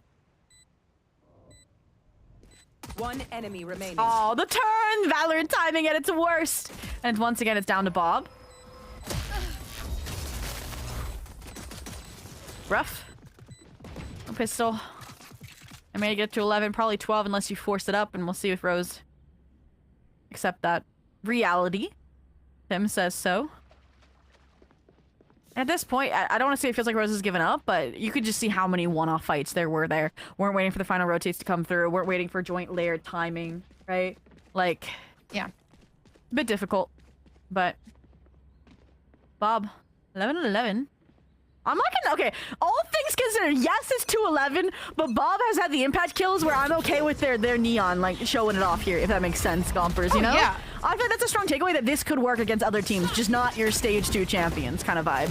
I completely agree, and not even that, I think maybe just, okay, I was gonna say maybe just a bit more work. This is on the newer side for this team as well, like changing up some of the composition here. So with some sort of, practice and maybe just a bit more planning behind it, I do feel like it could honestly be a lot more dominant than what we're seeing now. Again, I want to reaffirm this to you guys. Every single player on Rose changed their agent on this map, except for Corrupt, who was on the Astra. Compared to Promo Rally, which they played, literally they talked about it, like had an off season of a week because they were thrown right back into Promo Rally. And they were playing, it was Sherrod on Phoenix, it was Retro on the Neon, it was Bob on Sova, and it was Tim on Chamber. So again, just like the timings aren't there, the role requirements aren't there, right? Like, you couldn't have practiced with this long term. Oh, timeout. Yeah. And I do think if we're going double duelist, I'm gonna be honest, I don't know if I like the Phoenix. I feel like there's a lot to punish a walking duelist nowadays. This is a Phoenix map. What do you mean? I don't know. I'm not a big fan of the Phoenix. What do you want, a KO? Probably something different. Yeah, I mean, to be honest, you need flashes on this map. Like, there's no question. I agree. All right, what's your like crazy like hot take about which agent should be played on Pearl? Gosh, I'm gonna be so clowned on. I love Clove. I think Clove gives like an essence of aggression as well as like you know, forgiveness. Hey, I'm we a saw big Clove Tim fan. play Clove over on Lotus. I love Clove. Yeah. I will say I think honestly I like a single duelist with a flash. So whether that be like Waylay or if we're getting the breach back out. I mean, no, everyone's like, who is this person really here? I mean, Nismo's putting up a great, I would say, case for the KO. 18 assists here, and well, they just took a timeout. It's like because it's like a Stinger, Odin, Vandal hodgepodge here to close out the map, and who knows what Rose has up their sleeve again. It's gonna be an A massacre. Gompers possibly to decide the map. And Bonnie, I mean, all Bonnie has done is now push themselves over towards the middle of site. They have nowhere to hide. They have to commit to these fights, and commit they will, but unfortunately, they're not going to be able to win it. So that's good, though. It is, I don't even know. I feel like at this point, it's like you can't say too much because it is 12-3. Yeah, But I mean, this one's nice, though. The reflooding from Art was well timed. They had a little like tiered anchor on the site so that the corrupt sheriff could go to town. Signs of life and how they anchored that position, but I mean, it's like, fine, we'll go towards B then, and that's where Sherrod doesn't have a Vandal in hand. Maybe wish because it's a broken buy it was an outlaw, but we'll see what they're able to do here as Bob wants to solo take A, and I will say that 0 point makes it not seem like this is going to be an explosive B pop. Oh gosh. Okay, I'm glad that there's at least something that Sherrod could use to push themselves back, but even then, information given away, quick rotation. Now they're hard committed on the Halls angle though, right? How are they gonna be able to get out here? And they play for the timing, the one and done, and it's perfection, and now they have the Odin from Bob as support? Yeah, I'm surprised that actually no information there. I don't even think they know where Sherrod Go for it, Sherrod. positioned. Jump I'm up. hoping they low-key jump up. Yeah. Better than that alternative, getting sprayed. Spaz counters through the Nebula. Like, you need to jump up while the Odin sprays. They're not now after the fact. And it's like, I like Spaz making noise. No one's rotated over to A. Corrupt is listening, I think, for maybe the early sound cue of the plant. And I don't know if form the rotates, but teleport's ready. Could also be. Oh, they're moving. We're good. Okay. Oh, wait, kind of like the lurk though from Spaz. Yeah, they were making noise B side. Now can cut off the rotates, but the trademark is really strong here. Yeah, excited to see how this one goes. This is very dangerous, though, I will say. You I know. really have to hit your shots here if you're Alvin. Yeah, cut your losses at this point. They know. They're going to flush you out of util. Oh, gosh. At least one would have been nice. Unfortunately, can't really take that one in stride. But still, they have the spike down. They can play for time as long as they keep each other alive. I really do think it's possible. Now it seems like Nismo's the only one left alive, but they are fighting with perfection! If they can do it, they win, but they can't! Oh, committed from Tim. Tim's like, I'm just playing for the timing, guys. I'm not going to win this 1v1. And honestly, aside from the Nismo getting up to 20-6 right now for that 4K, Rose, the way they re-challenge Secret, re-challenge Alvin on the deep line was like the confidence motivator we needed of like what it can look like when they are in depth with their util and their follow-throughs, right? And that's where I was like worried because I didn't see them on the pistol round. I was like, okay, they're not waiting for each other for that exact like staggered play. And if they keep that up on the retakes here, I could see some grounds of this comeback, but it's difficult when your money might have just been massacred by that eco. No, they're pretty good. And they got the ults, and it's now an eco round for M80. Oh, whoa. Early fire. Replaced, though, by Sherrod, I do like. Oh, no. Sherrod is very, very understanding of, I guess, the reposition that happened here down towards mid. Oh, they're saying Nismo and the big guns, the hero rifle. And we have the null command too, which we haven't used in a while. And I'm kind of hoping that does get brought out. It's been match point for at least a couple rounds now, so. Oh, drone spots the op. You have to your shot now. Or the relayable exit's nice. I think they're managing where they're not getting too aggro against this M80 eco. You don't have the plant though. I see the potential here. I think Rose honestly could really make this comeback happen. Although now that they're getting shut down, it does make it a lot harder. The null command has been brought out. Yeah.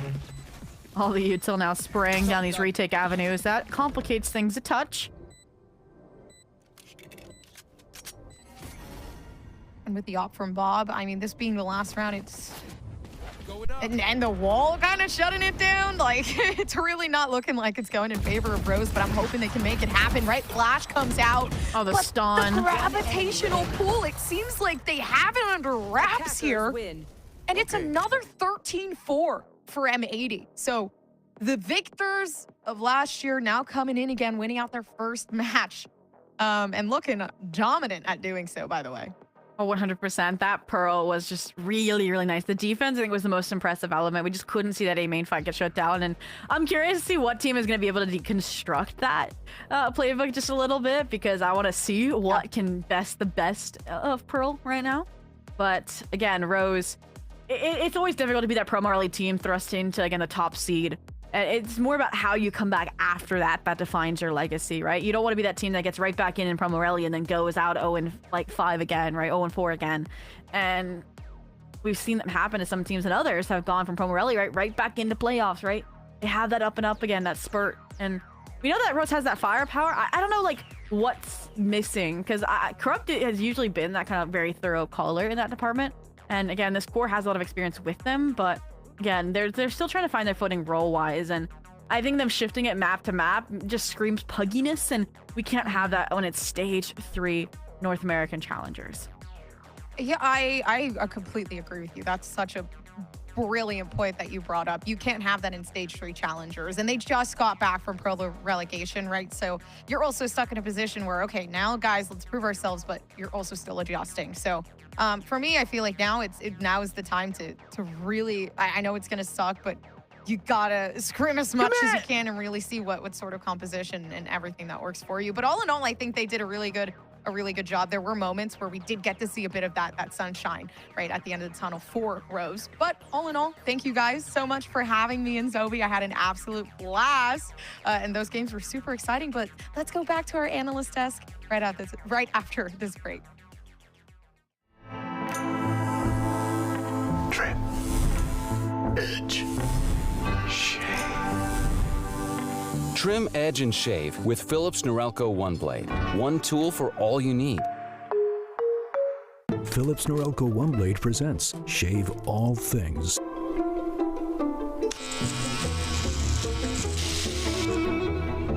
Your style made simple with Philips Norelco One Blade 360.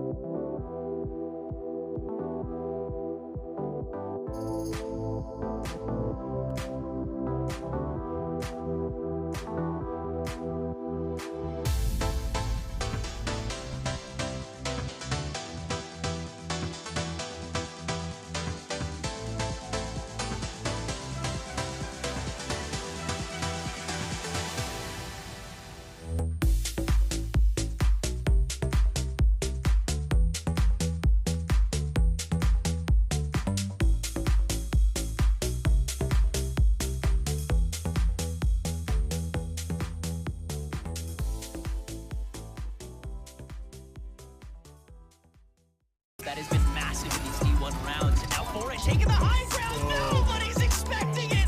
Give it all to him.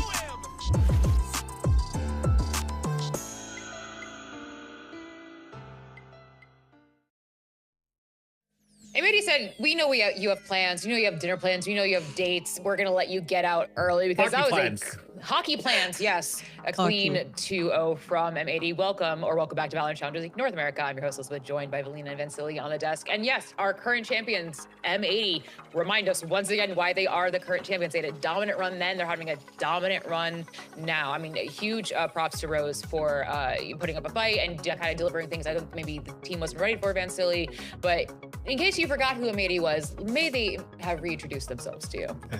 We didn't. That's why we all predicted M80. Yeah. Maybe not a 2-0, but at least, like I said, on that first map, I like that we were able to make it challenging for Rose. I think overall, too, when you're looking at that second map, though, it almost seems like we were like in an A-site fight simulator for both of these teams. But it looked really good. I think it came down to the premises of what we talked about on that first map.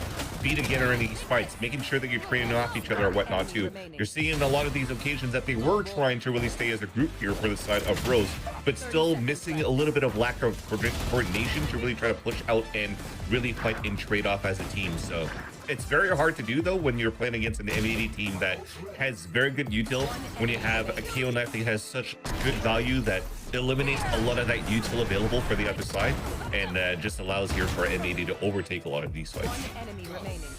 Yes, and it was so simple, it was quick, it was clean, it was exactly, again, I've said this over and over again in this broadcast, but I will say it again, it's exactly what we expect from AD come this stage, coming as the incumbent champions. It's exactly what we want to see. I mean, we did see the Bucky Valina, and you said we might not see the Bucky, but we did see. We had it there.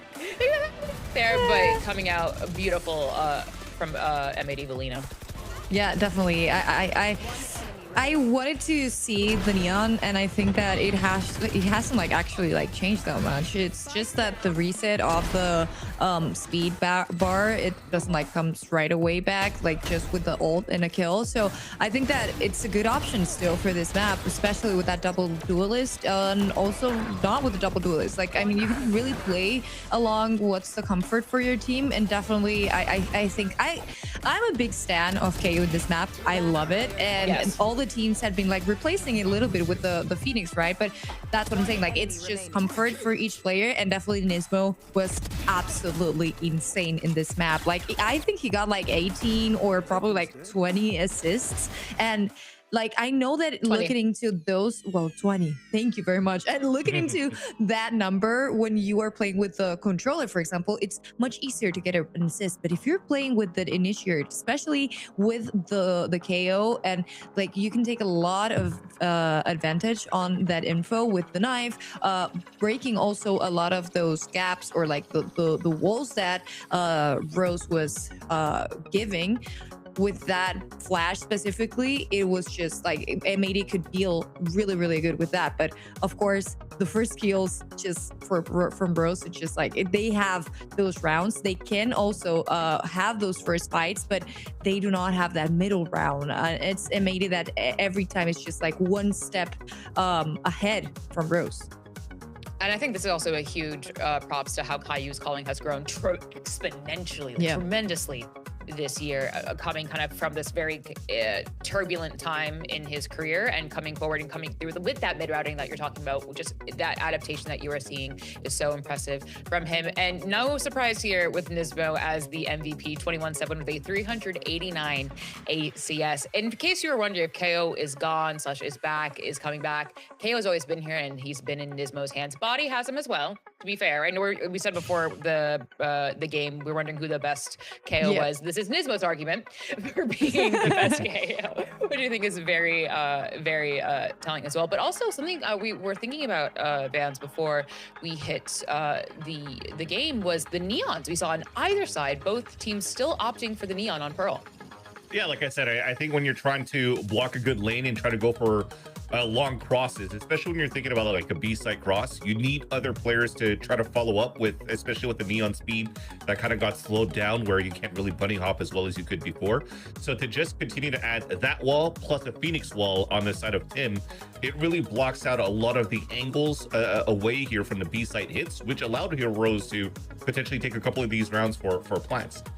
So I think it works out quite well. I think she's still very good on this map. I think the way that you play around the Neon is not necessarily going to be as actually I'm gonna retake it a bit. It could be as game changing because you can't jump as well as you want to as you were a Danby, for example. But I think in terms of the slide tackles, finding your right moments to try to go for these fights, especially you saw those slides through the door to try to go for fights on streets.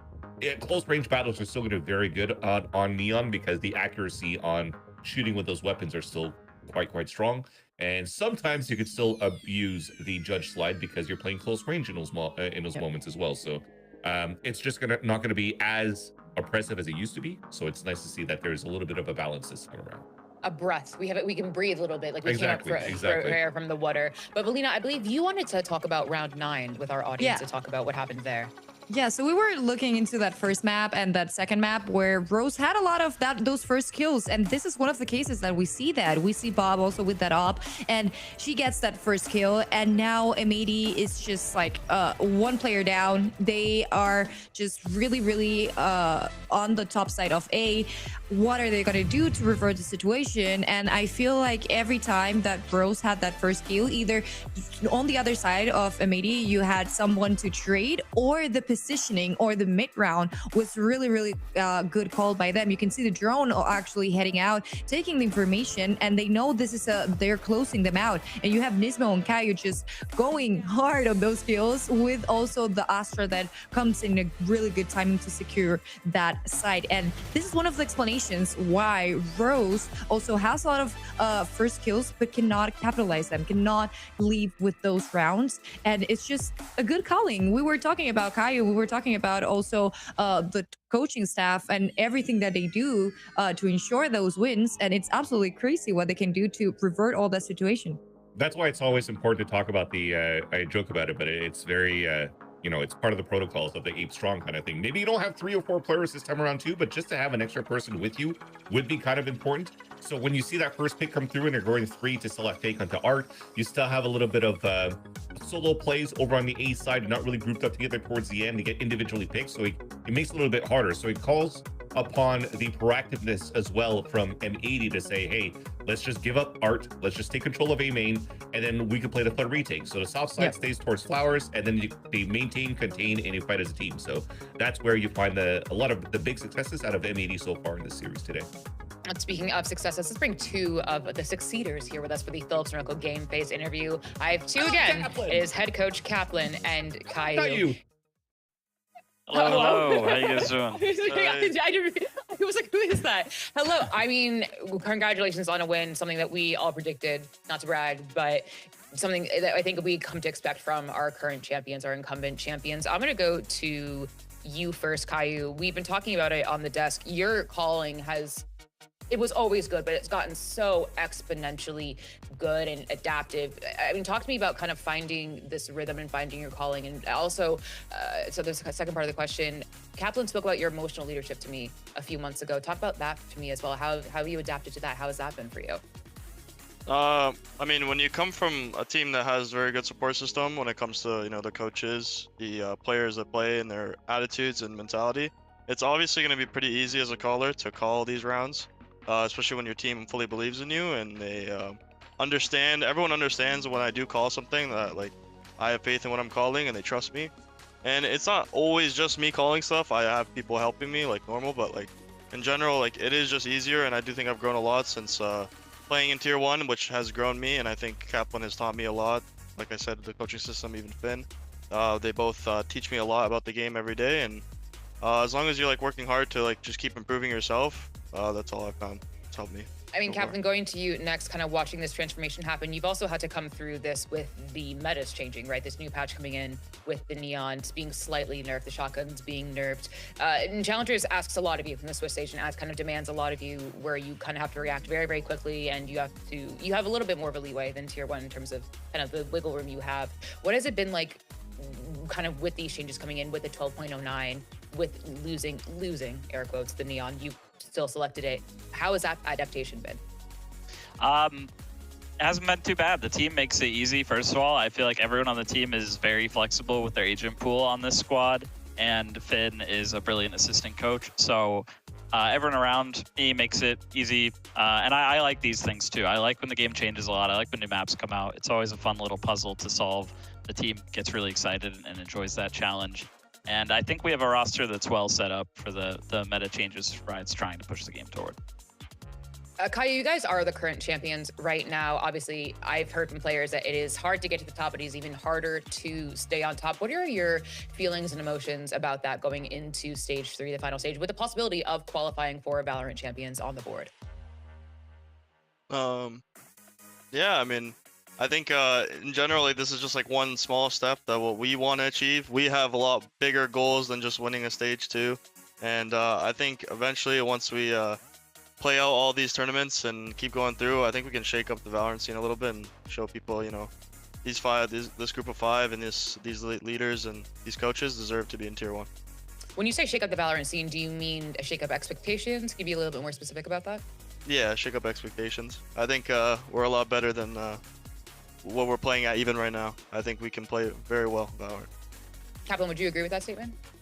Yeah, absolutely. I think we're still a young team, and as long as we keep foot on the gas and stay working hard, don't get complacent, I think the ceiling is much higher than we've shown so far. Is there anyone that can catch up to you? Because you guys are so good, and it is such a pleasure to watch you guys play in, you know, with Swiss Stage or playoffs, whatever it may be. Stage 3, everything's on the line. Do you think there's a team that is a threat to you?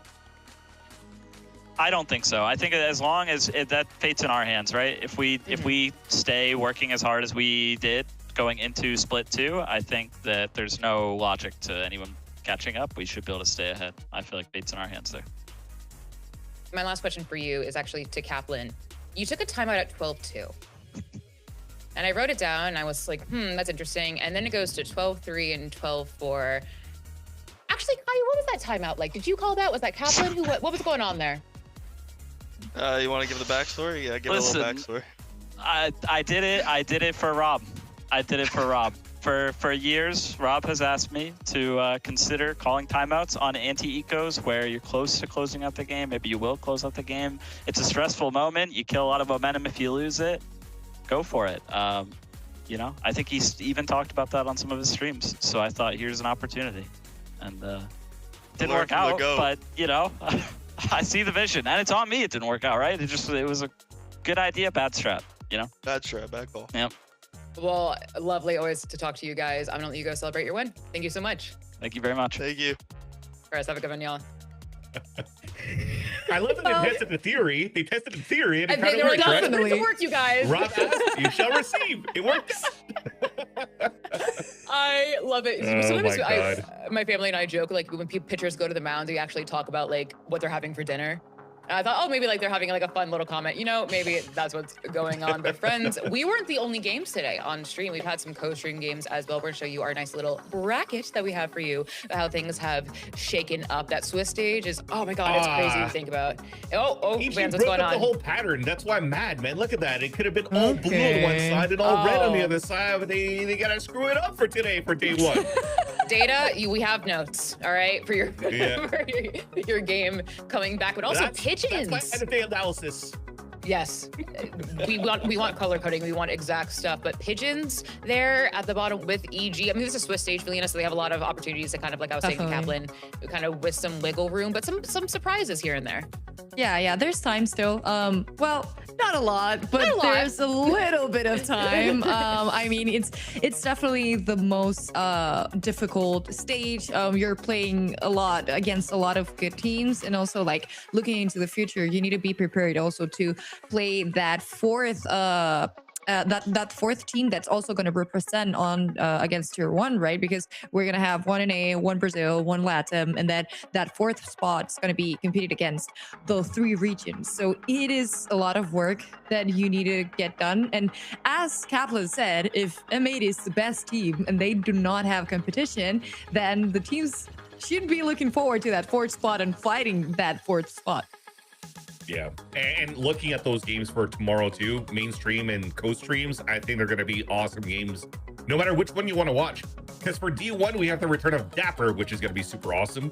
For ADG, that's the one that has Vic coming back onto the stage too, playing against Nightblood Gaming. I think that's going to be a banger game. SAT Esports versus YFP is also always going to be a banger as well. A lot of these teams going through roster changes last minute, and FlyQuest also having Net joining the roster now as the IGL, if I'm not mistaken. So there's a lot of good storylines you can see for tomorrow as well. A lot of returning faces too, and a taste of what to expect for the rest of the year and into 2027 with this type of circuit. I know things are looking good, and they're looking kind of spicy, which I think is very, very fitting for our last ride for Valorant Challengers League. And speaking of, that is going to be it for us today. Not for the entire time, just today, but it is the beginning of the end for us technically. So whether you are sad about it or we don't know what's going to come next, let me remind you what Challengers has brought. We have brought literal world champions. We have brought incredible laughs, incredible games, incredible moments, and innovation here. So while it is sad that this is the beginning of our goodbye, it is an absolute pleasure, and let's make this last one count. Okay, so on behalf of the casters, the desk, production, everyone in between and beyond, thank you so much for joining us. Have fun, be safe, make good decisions, and we will see you tomorrow. Go, Habs, go! Go, Habs, go! Go! Now, with that transition over towards ramps, it is a pretty good position. They can kind of just fight this off as they please. Defense fighting very long and hard there for Darkest, but it's going to be Ange. Again, good positioning there, and the paranoia comes through. But TP saves them with another pick to take this 3K.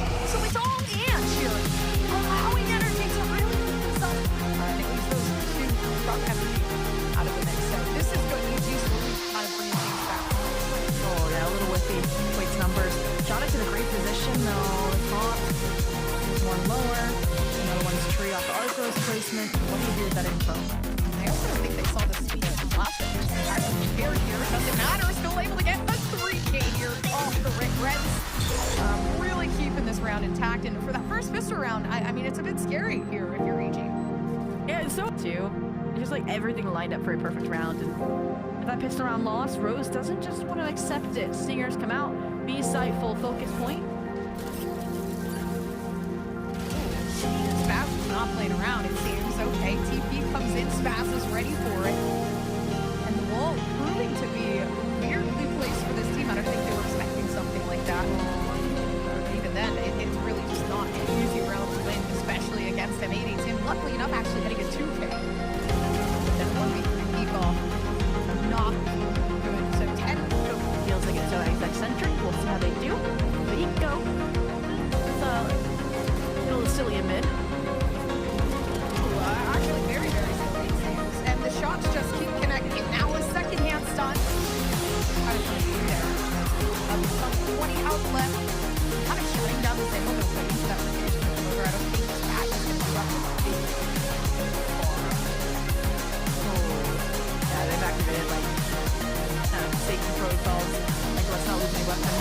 Hunting down these remaining rose petals. So yeah, they also got obviously Kai on the flank, so that should keep them pretty encapsulated, quickly trapped. Right, trademark art too. So yeah, got everything covered. And when they dive back in, it's the flash exit in clean sweep for Medium losing body in the front. Now that